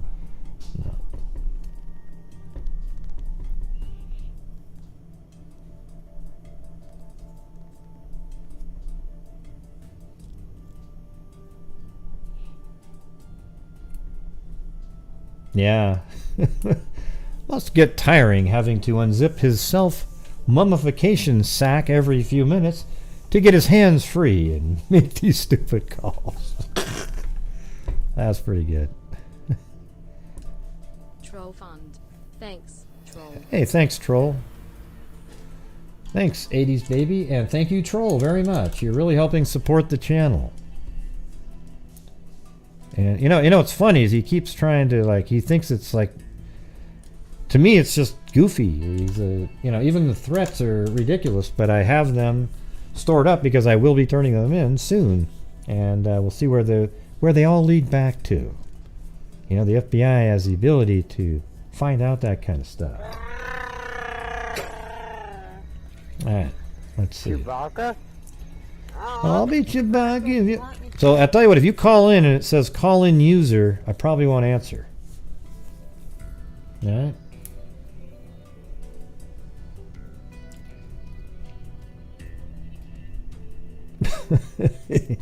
Yeah, probably not, Susanna. Probably not. It doesn't work. Yeah. Troll fund. Wow, look at that. Troll fund again. Thank you very much, troll. Please call in again.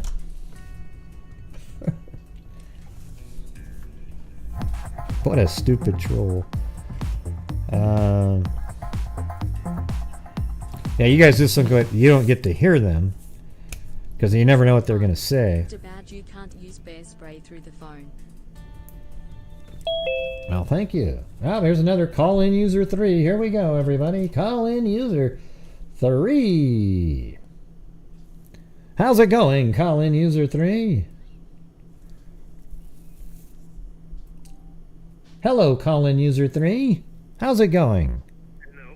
Have you heard the one?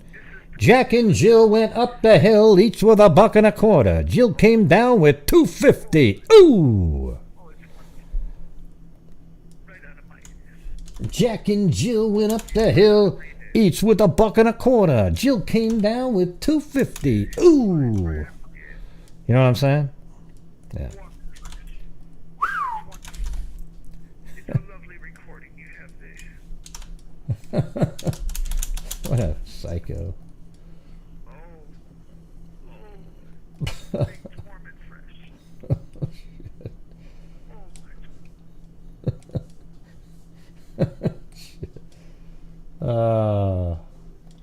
There you go. I wish you guys are so stupid. You can even hear this little beep right before it, it's just as stupid. Yep, same guy over and over again.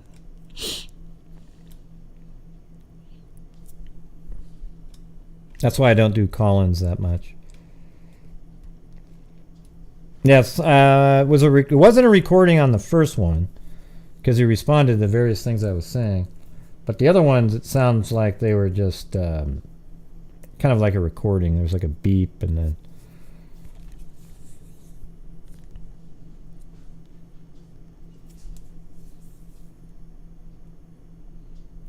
Yeah. It's wacky, isn't it?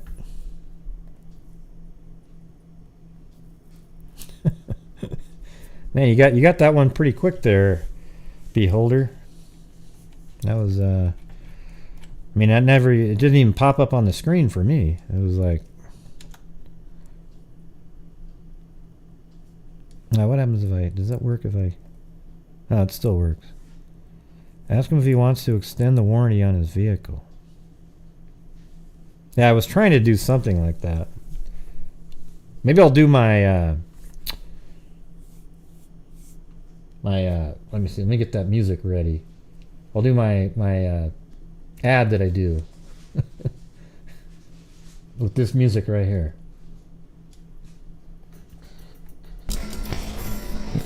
Yeah!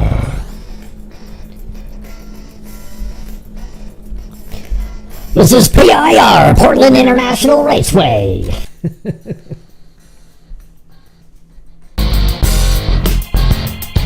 This is PIR, Portland International Raceway, with the biggest thing since the Pinewood Drag. We have Rod Laver, a retired astronaut with his hydroelectric car. Yes, it's guaranteed to rip up the road right in front of your face. We also have Jim Hansen with his Beavermobile. It's the only car that'll knock down trees at 200 miles an hour. Trials from 6 and 7 be there. That'd be kind of fun, wouldn't it?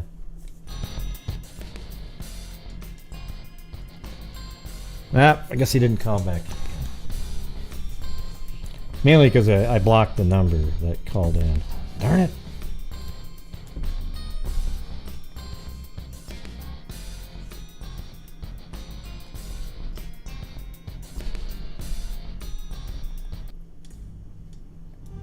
That should be like the Troll Be Gone music, right? Troll Be Gone. Yeah. Yeah, it never ends. So let me show you guys so far. Watch this. This is fun. It's so fun, But every one of them's been removed, and I've had them removed. So we've got this is so far. These are all, like, you know what YouTube channels are, right? This is a channel URL right there. So these are all of the fake ones that have come in so far. See that? There we go. Okay. Like, that's ridiculous, right? And I've got more to do tonight again. But it's okay. It's really easy now. They made it easy for me.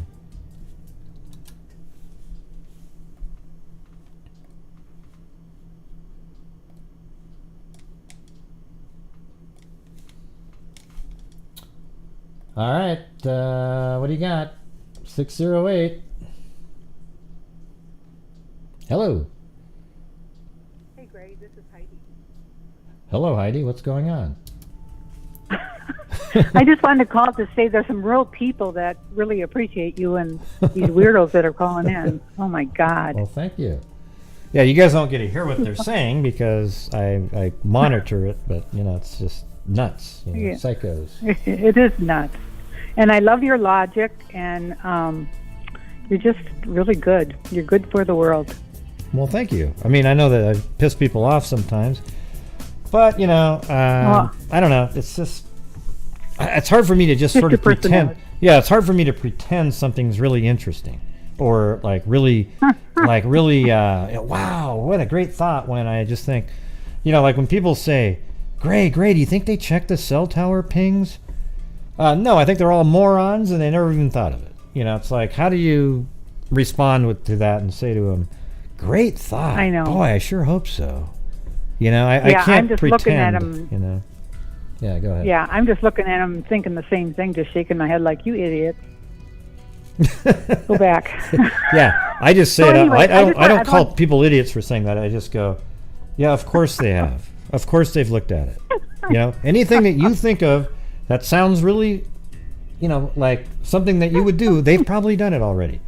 So try to think of things outside the box that they might not have thought of. Do you think they check cameras on businesses? Do you think they check cell tower pings? Yes, those are the first things they do every single time. Okay? All right. Yep, you got it. So anyway, this is a cheesehead from Wisconsin. Just wanted to let you know. All right. Okay, Wisconsin. we'll talk to you later. Well, thank you for calling in. Appreciate it. All right, bye-bye. Okay, bye-bye. Well, that was nice. That was very cool.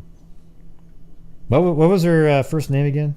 It was it Nancy? I can't remember now. You guys have better memories than me. Heidi. It was Heidi. Okay. There you go. I knew it had an E sound at the end. Well, thanks, Heidi. You made an otherwise, not really stressful last hour, but just dumb, Like, it doesn't stress me out or anything. It's just, wow. You have that much time in your hands. Unbelievable.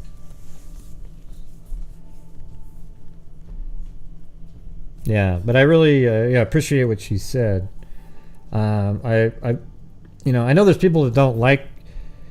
See, I do true crime the way it's supposed to be, where you take in, a lot of times we have to use what reporters are reporting on, and then we put the puzzles together and we see things here that maybe they didn't put together because they don't do it that way. But when somebody goes, okay, this happened here, this happened there, this is where they live, and then we find other things, and bing, bing, bing. You put the whole mosaic out on the screen, and it starts telling a story. Okay, that's what we do here. Now, I know it's not as fun as going over to a channel who just stares blankly at the screen, reading every comment and spitballing back and forth with every comment that's coming in, and not really doing anything that's of value whatsoever. Okay, so, and they just make a mockery of a lot of the cases that we cover. They just come out and start going, like entertain ludicrous theories. And when I say ludicrous, I don't mean like how I would say, well, they said it wasn't social media, so it's not social media, but it wasn't a ludicrous theory that it was catfishing, right? I'm talking about ludicrous things, right? Like a hand coming out of a flower bed in the Brian Laundrie case. Literally, like, like you can say what you want. Brian Enton, he does get good interviews and stuff like that, but I heard him say one time, he literally said out loud, I haven't been able to confirm yet if that was his hand coming out of the flower bed. And as soon as I heard that, I go, wow, dude. Wow. All you have to do is say to yourself, I can confirm it because it's ludicrous. You think he sat in that flower bed reaching up every so often to grab that Snickers? Well, come on, you guys.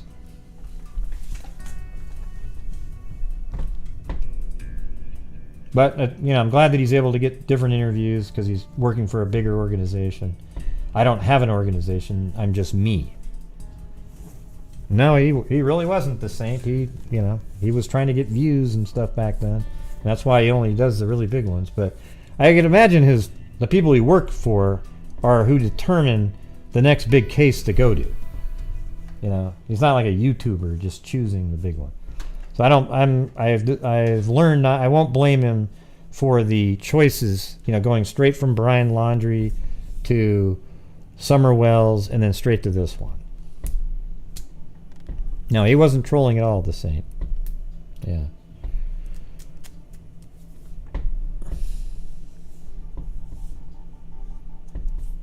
You're limited with the number of words. Yeah. I don't know what that means. Or wait, listen closely. You can hear the rustle of their wings leaving Abby. Oh, cool. That's what you put on the paver? That's pretty cool.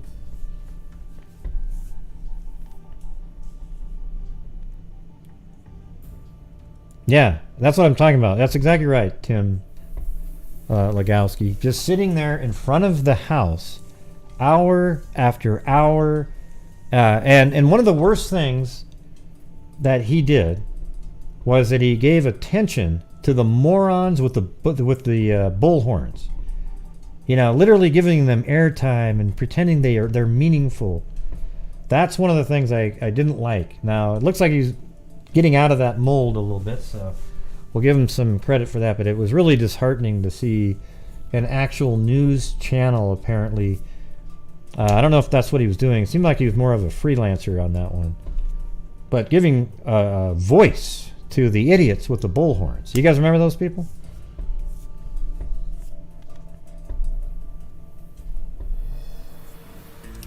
Are they calling and using tin cans and a string? Oh, I guess we got number 4 here. Hey, hold on a second.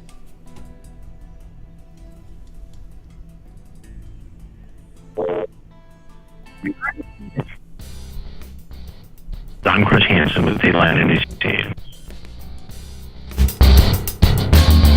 Hello! How's it going out there? PIR, Portland International Raceway, with the biggest thing since the plywood drag. We have Rod Laver, every tired asserda with his hydroelectric car. Yes, he's guaranteed to rip up the road right in front of your face. We also have Jim Hansen with his beaver mobile. The only car that'll knock down trees at 200 miles an hour. Child from 6 and 7 B now.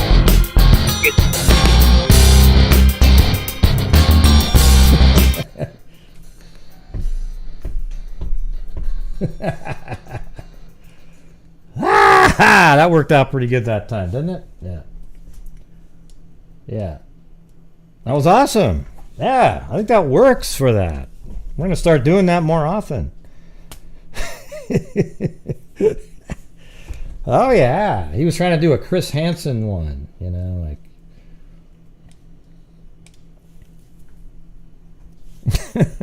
Thanks, Billy Juliana. Always there with the supportive troll fund.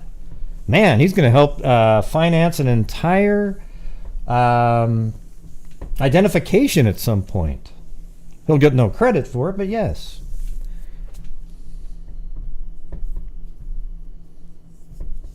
They're looking for the ghost. Oh, you mean using the EVP reading? Yeah, right.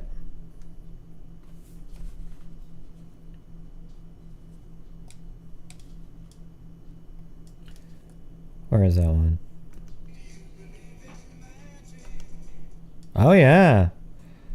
And then we go to the, what is it? Right there? No, this one. Brian Laundrie's ghost. Oh, stupid. Yeah. Dog bark. Oh, he's a man. Man, did you hear? He said man. It's a man. He said it was a man. Did you hear it? Yeah, listen, when you guys do the, don't ever, please, none of you, never watch a psychic or EVP person or any of those idiots on YouTube at all. Whenever you do that, I get ashamed. If I ever see one of your faces in there, I'd be ashamed that you then go watch my channel.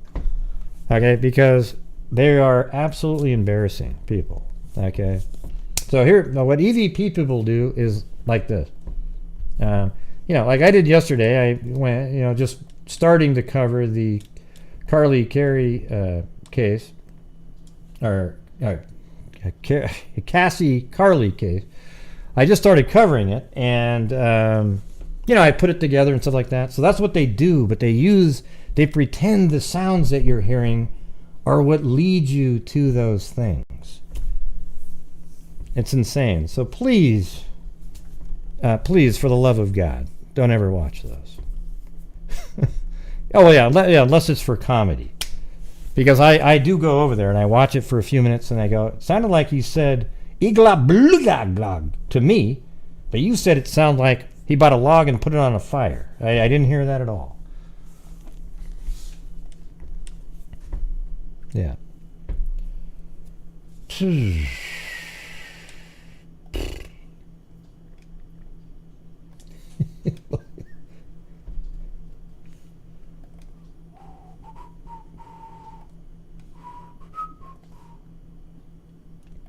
Yeah.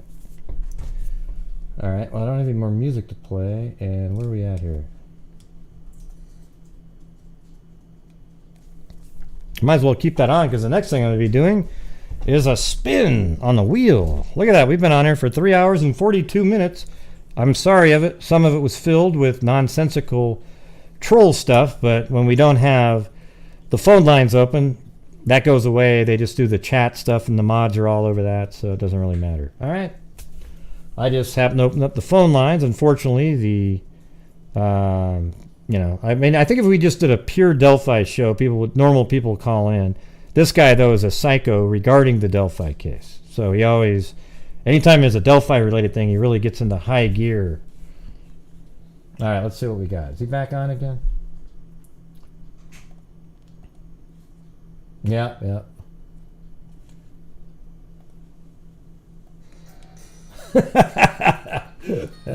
There we go.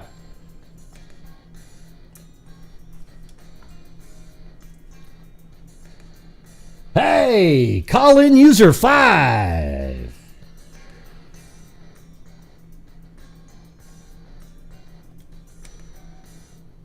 What's going on, call in user 5? You there?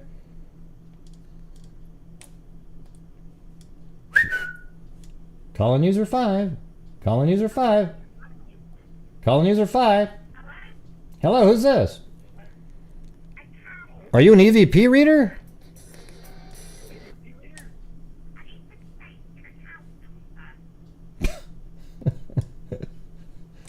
Oh, God. All right, anyway. I'm just going to shut it down. It was some another British voice saying, I need the account number.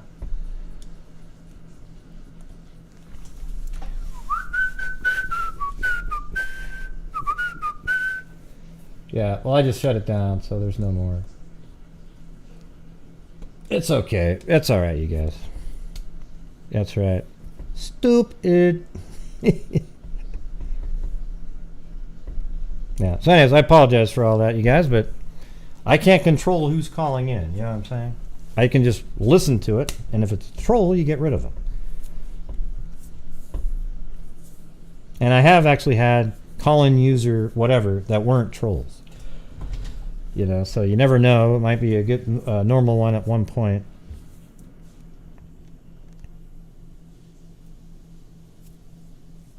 Yeah.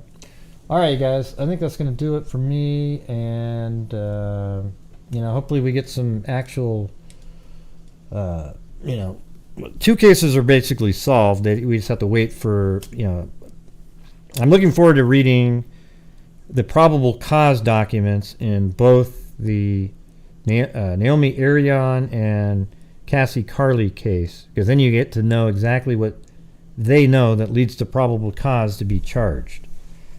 You know, a lot of times they darken stuff out, but it'd be really cool to have that information and just be able to look at it and see, you know, what time was that when the truck drove by, where else was this truck seen? Because when the truck in the Naomi Irion case is seen, they've already identified that truck as being related to the case. It's not at that moment. They had already identified it, and that's just the best shot of it they could get. So I want to know when they made the identification as it being related, and I think it must be that where he parked the car, and maybe an individual looking like him leaving the car, and then you see the same person entering into the parking lot, and then later the same person getting back into the truck, or a person, then the truck driving by, and then a photograph, still taken from a video. That's what I would think.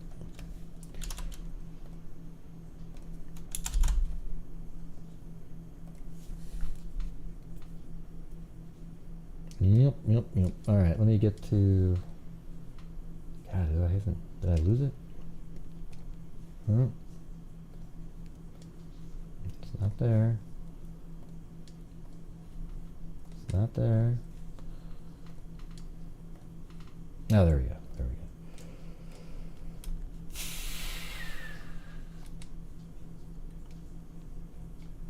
Okay, well, so thank you to. Let me turn this up again. Thank you to starting off the show with Billy Giuliano with Troll Alert Pay Up. And then Mary Harris, One Love. And then Anna, Lily's mom, with the double cat eye donation right off the bat. And then we also had, I have you all in the spin, but some of the people from the earlier show aren't going to be on this one. So I thank you on that one, though. So Anna, Lily's mom, Sack and Fox Nanny, Kathy Freidenmaker, Amber Maiden, Jacqueline Keeley, Billy Juliana, Kathy Freidenmaker, Beholder, Kit Kat, Alley Cake, A Blind Squirrel, Paul Hallett, Amy CHS, Mountain Jam 71, Amy CHS, Cairo, Kit Kat, Gwendolyn B with a cat eye, finally caught up after a month of being behind, glad, over 5,000 being donated in March, looking forward to attending CrimeCon. All right, I get to meet Gwendolyn B. And then Billy Juliana, the mayor, again, the Troll Fund, Candalee Woodward Stone, Amanda B, Momo 457. Mom of. I just figured out what that one says. I was like, Momo 4. It's Mom of 457, Rose, okay? Amanda B. I just figured it out, though. This account, Zozo, Sun, Pebs W, April Beckwith became a channel member, Diane Tosh Verzano, thank you, Sack and Fox Nanny, became a new member, but not really, she's already been one. And then Diane Tosh Verzano, new member, this account again, and Belinda, a Megazoid, thank you very much, Belinda. Actually got to throw that in there as a some choices, or chances, I mean. Okay. All right. And Billy Juliana, Janet Drums, Pebs W, Mary Ann Gibson, Billy Juliana. She kept the troll fund going. 80s Baby, Amber Maiden, Sack and Fox Nanny, Carolina Girl, Cindy Leon, Pebs W, Ant-like, Billy Juliana, and Jessica Schubach. Right? That was the last one, right? Yeah, Jessica Schubach. Then on the PayPal side of it, we have Susan Naus, Delva Johnson, Susan Tonarelli, TTJO, Tracy, and Just a Friend. So thank you very much. And on PayPal, you get an extra, like if you send in $5, you get 2 spins, 2 chances at it, and then $10, you get 3, 20, you get 6, you know, so it's like a 50%, although 5 is your best one, you know, in terms of. All right, so there you go. Got them all in there. Thank you guys very much for supporting the channel. You guys are awesome. Would be awesome if we could break the record again this month. You never know. You never know. I don't have the ability to have screeners. I might have to try to look into a better phone thing now. You know, like a. Play some music. Well, let me do the spins first. All right, so we're going to spin for a... we'll do an everything tumbler and then a freak heart. You know, the one that has the sketch of me and then the heart on the other side, but it says Grant Hughes Investigate. All right, does that sound cool? 2 different ones?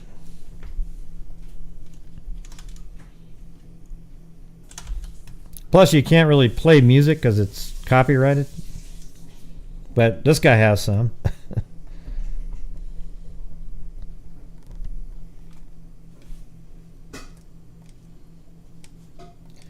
Wheel of Names. All right, look at that. They're all in there.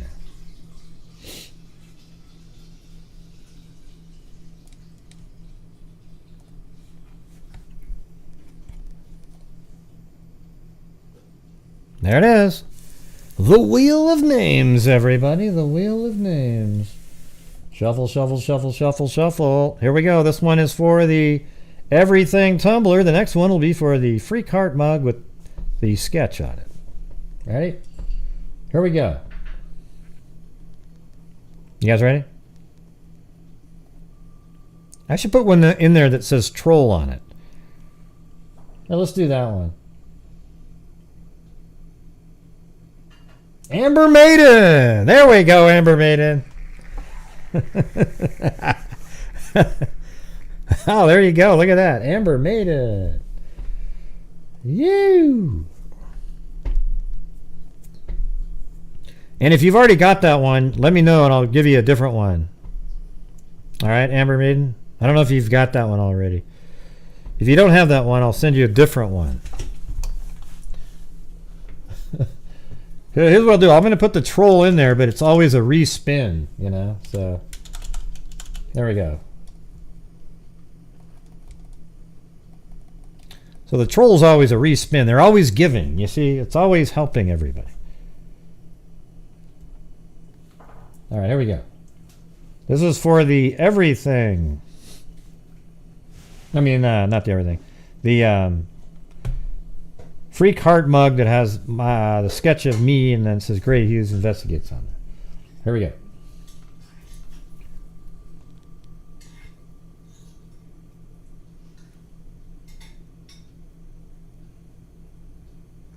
Kristen Butler. All right.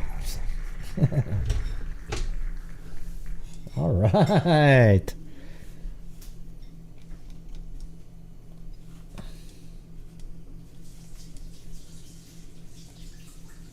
Boom. Very cool, everybody. Thank you guys for helping out the... Oh, yeah, it's a house.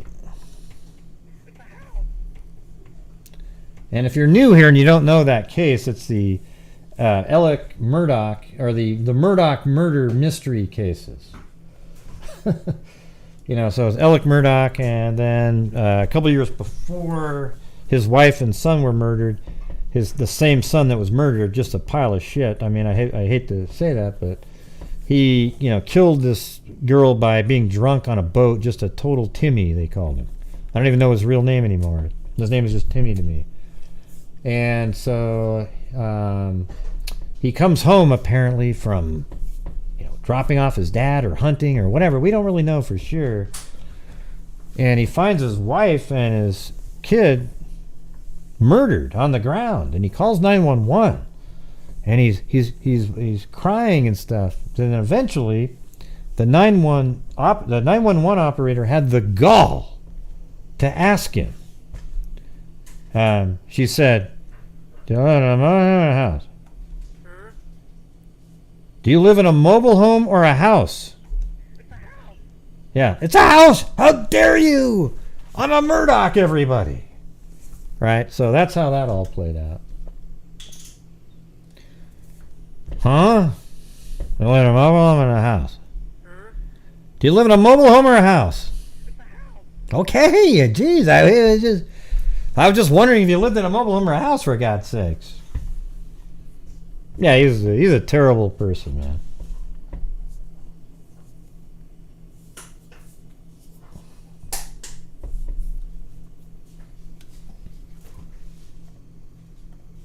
I'm telling you, man, this delay sucks, man. I have to wait to see if anything I said was funny for like 30 seconds. Is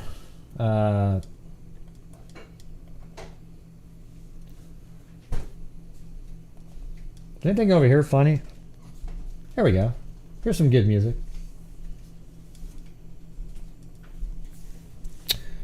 Yeah. So, you know, we were just, you know, going down the street one day and talking to some friends, and it was really fun, and we had some some candy canes and lollipops and just a regular good old time.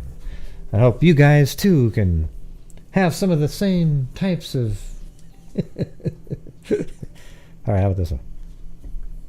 Yeah, next week we're gonna be going down to the casino and trying to gamble a little bit and try. Oh, you guys can't hear it? Here, let's do it again. Here we go. Here, do it. Here, just a second. Hold on a second. Here we go. Listen. That's what I was doing. That must have sounded great without this music, but wow. It was like, yeah, going down to this. Going down to the street with candy canes and lollipops, everybody. It was... That must have been really crazy without the music. I gotta go listen to that later. That's gonna be funny. Candy canes and lollipops, everyone. Yes, and we'll all have a great time down there together. It's going to be fantastic. And you can take a cruise ship with Link, Jane, and... Alright, here we go. Then we got this one. Yes, Detective McMurphy and I are going down to the waterfront. We've just discovered a body down there. We'll let you know in about 5 minutes what we find. How about this one?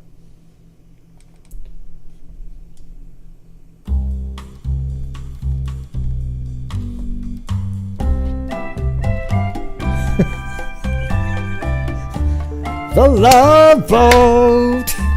It's exciting and new. This is crazy. Yeah.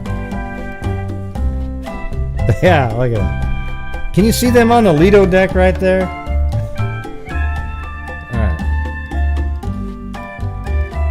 Kevin MacLeod music, you guys. Alright, this one.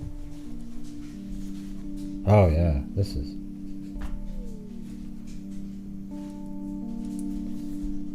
It was a cold winter night. The clouds covered the entire sky. Not even the moon shone through the clouds. It was a dark, dark night. All right, now we're going on to the next one.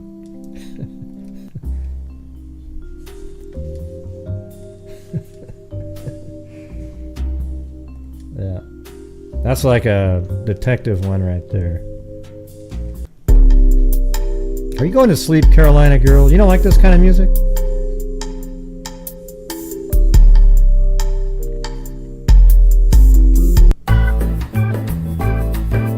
Hey, this is your favorite, right, Carolina girl? You told me to play this one earlier. I heard you say it.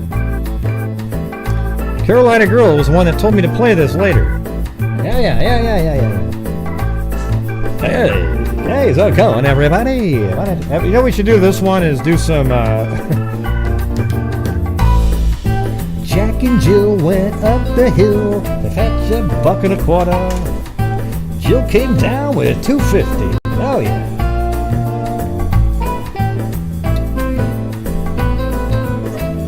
Three blind mice. See how they run. Where the hell they going?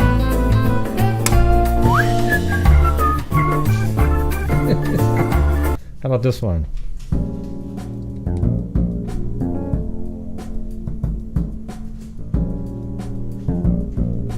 Whom are going to write about me and the crew about something we did I was supposed to do? You can almost do that one. That's a beat to it. You can.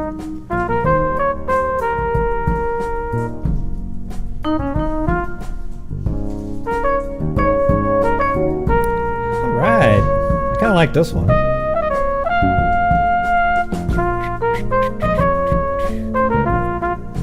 Come on, don't you guys like this one?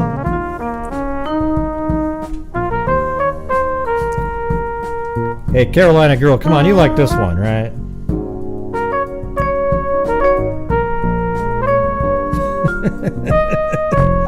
I like this one right here. Alright. We all know this one, though. We all know that one. How about this one?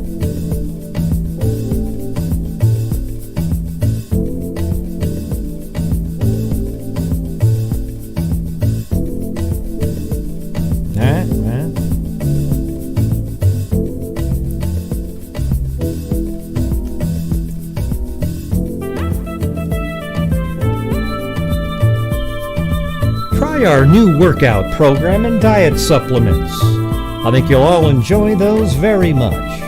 In fact, we got a 7-day intro packet where you too can. That's what that one sounds like to me. Sounds like one of those sort of. This is from our So Mean Allegedly. Look at that. That's where I got this from. You know what's crazy? Don't you love this beat right here? It's freaking awesome. And then it turns into garbage. He switches it up on it. What? Not this. What? What? You ruined it. What is this crap? Yeah.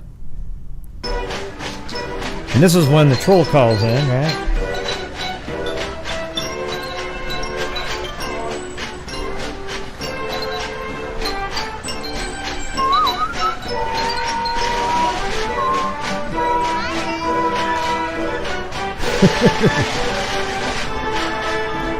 The rodeo clowns.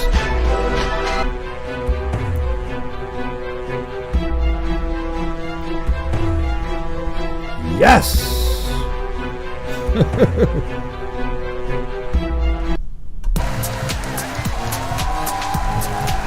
Put your hands in the air, 'cause you don't care.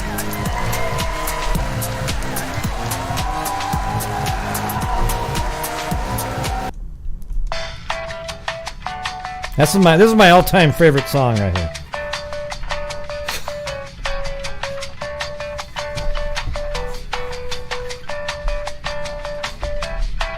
Yeah, that's definitely something right out of an elevator right there. Evil can never be dead enough. Wow. Yeah. Well, here's the thing, everybody. Almost every song that you've heard on the radio is somebody's favorite song.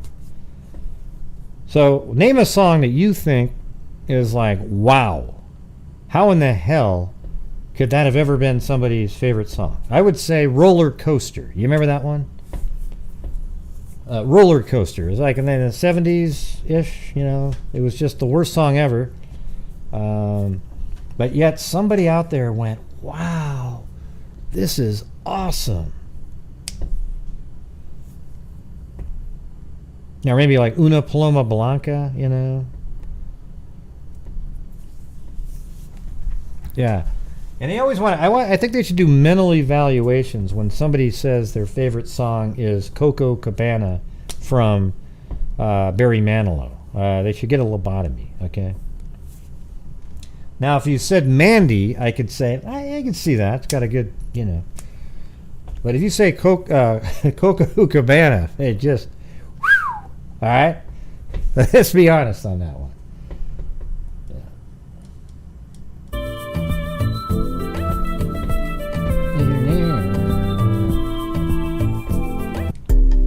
I want to go back to that one. What was the one? Was it this one? I think I sort of like that one. Hey, thanks, MM. We'll add you for tomorrow. I'm going to clear out the wheel, and you'll be on there for tomorrow.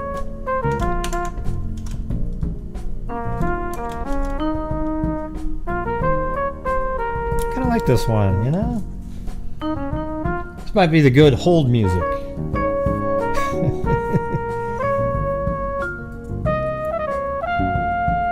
Yeah, Gangnam Style. What a joke, right?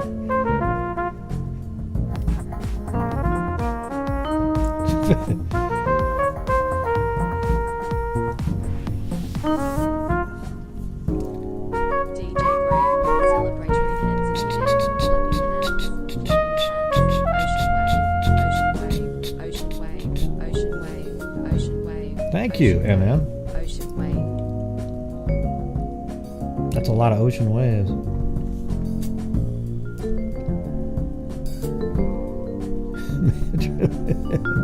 Really, Nick?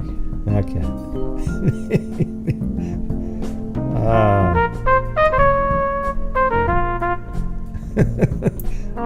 Really, MM? That's so nice. Thank you. Oh, that's your favorite song. Sorry. Okay. Thought you were talking to me. I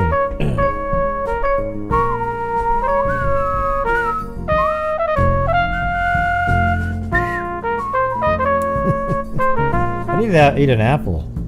I'll let you guys.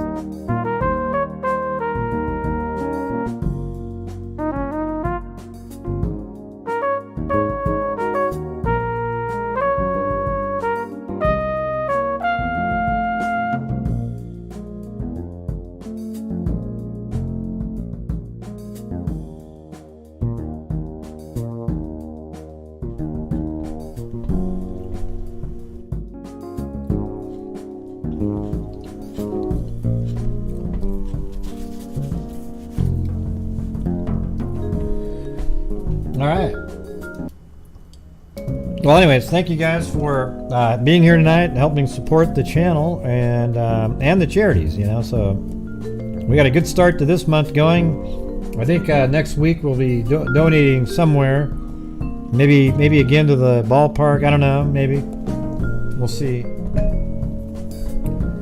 I gotta start sending more into the DNA fund to build it up even more, so that we can just keep doing them. All right, so. There you go, everybody. Make sure to hit that like button before you take off. And if you hated the show, hit the like button. And subscribe, okay? Because you won't hate it tomorrow. And even if you hate it tomorrow, you won't hate it the next day. But if you hate it the next day, you won't hate the day after that. Well, one of the days, you won't hate it. So, all right, you guys. Thank you very much. And we will see you guys tomorrow. And I want to keep listening to that. It's weird. As I always say, everybody, until next time, be safe out there. I like this song, though, darn it. I'm going to have to... Yeah, I've been doing this true crime thing for quite a while now. And during this whole time, I have not seen one person that is a crime dissector, plug rejector. I'm a certified human lie detector. Gonna get ya on a stretcher if you try and play me like Hey, Gray, thanks, man. Crime sector is my neck.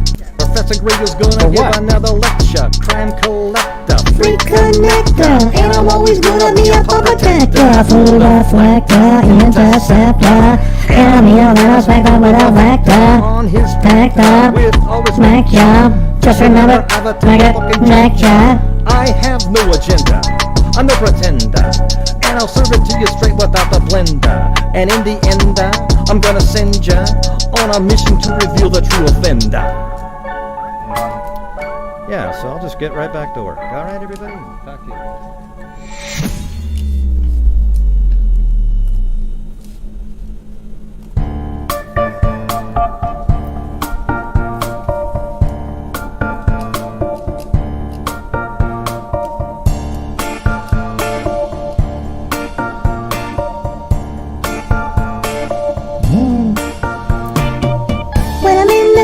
Sprinkle troll on my food, but I don't eat it. I chew it up and spit it out and repeat it.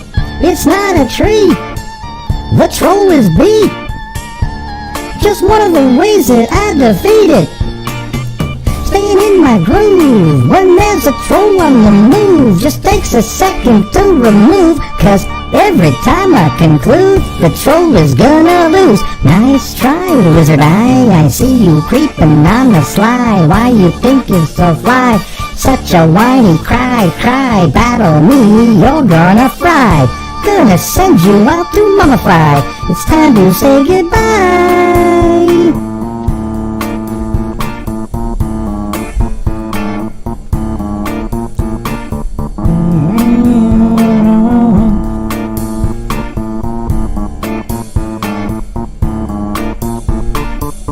little story that I got to tell about three bad brothers you know so well. It started way back in history with that rock MCA and me, Mike D. Had a little horse, his name was Paul Revere. Me and my horsey and a quart of beer, riding across the land, kicking up sand. Sure deposits on my field cause I'm in demand. One lonely feasty happy, all by myself without no puppy. The sun was beating down on my baseball hat. The air was getting hot, the beer was getting flat. Looking for a girl, I ran into a guy. His name was MCA. I said howdy, he said hi. Told a little story that sounded well rehearsed. 40s on the run and then he's dying of thirst. The brew was in my hand and he was on my tip. Your shoulders right up before I sip. He said, "Get some," I said, "You can get none." He had a chance to run, he pulled a shotgun. Quick on the draw, I thought I'd be dead. He put the gun to my head and this is what he said. "My name is MCA, I got a license to kill. I hope you know what time it is, it's time to get ill. What do we have here? An outlaw's beer? I understand, you understand, I'll make myself clear." I stepped into the wind, he had a gun, he had a grin. You think the story's over, but it's ready to begin.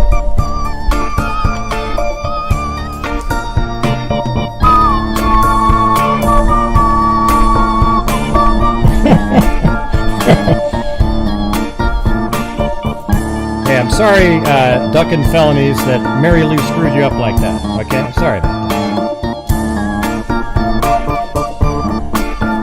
Hey, good night, Lillian.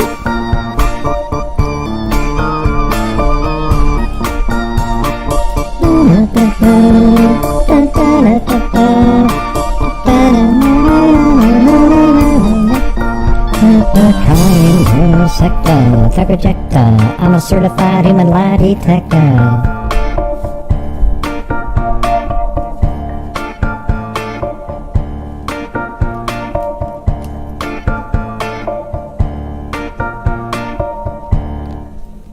Hey, where's the music, Reggie? It's coming. You ask the same damn thing every time. It's coming. It's coming. Oh gosh, Greg.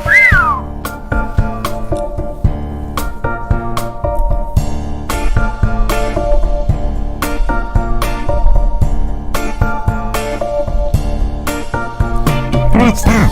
Collaborating with sin. I sit back with his brand new invention. Something grabs a hold of me tightly. Flows like a harpoon daily and nightly. Will it ever stop? Go. I don't know. Turn off the lights and I'll glow to the extreme. I rock the mic like a vandal. Light up the stage and work the chump like a candle. Dance with the speakers that boom, killing your brain like a poisonous mushroom. Deadly when I play a dope melody. Anything less than the best is a felony. Love it, leave it, better get away. Better hit bullseye, kid don't play. If there was a problem, yo, I'll solve it. Check out the hook on my beat that revolves it.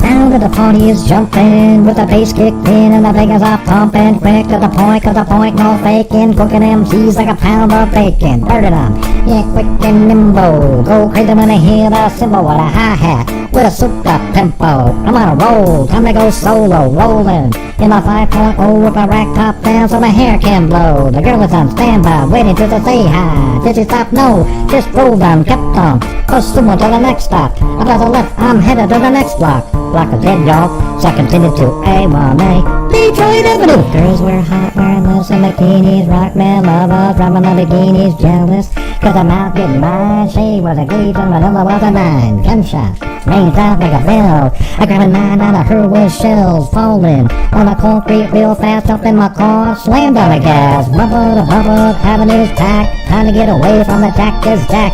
Police are on the scene, you know what I mean. They pass me up, confirmed all the dope things. If there was a problem, yo, I'll solve it. Check out the hook when my DJ revolves it.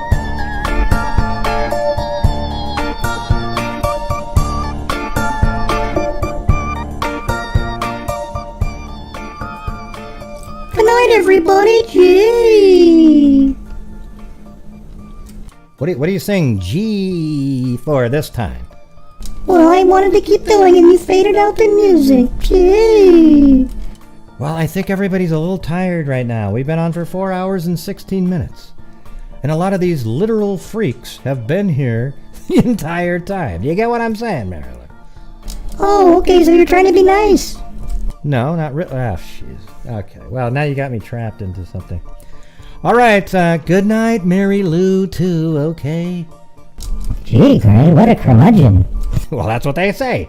They say that about me. Well, I can see why. Okay, good night. Oh my, she's getting me back tonight. She's getting me back. All right, we'll see you guys tomorrow. And as I always say, everybody, until next time, be safe out there. That's right, everybody. Be safe out there. Wow, that wasn't very nice. You're being sarcastic. So you don't want them to be safe? That's what I was saying. I want them to be safe. Gee, great. Not buying it this time. Okay. Yep. All right, we'll see you guys tomorrow. And, be safe out there, all right?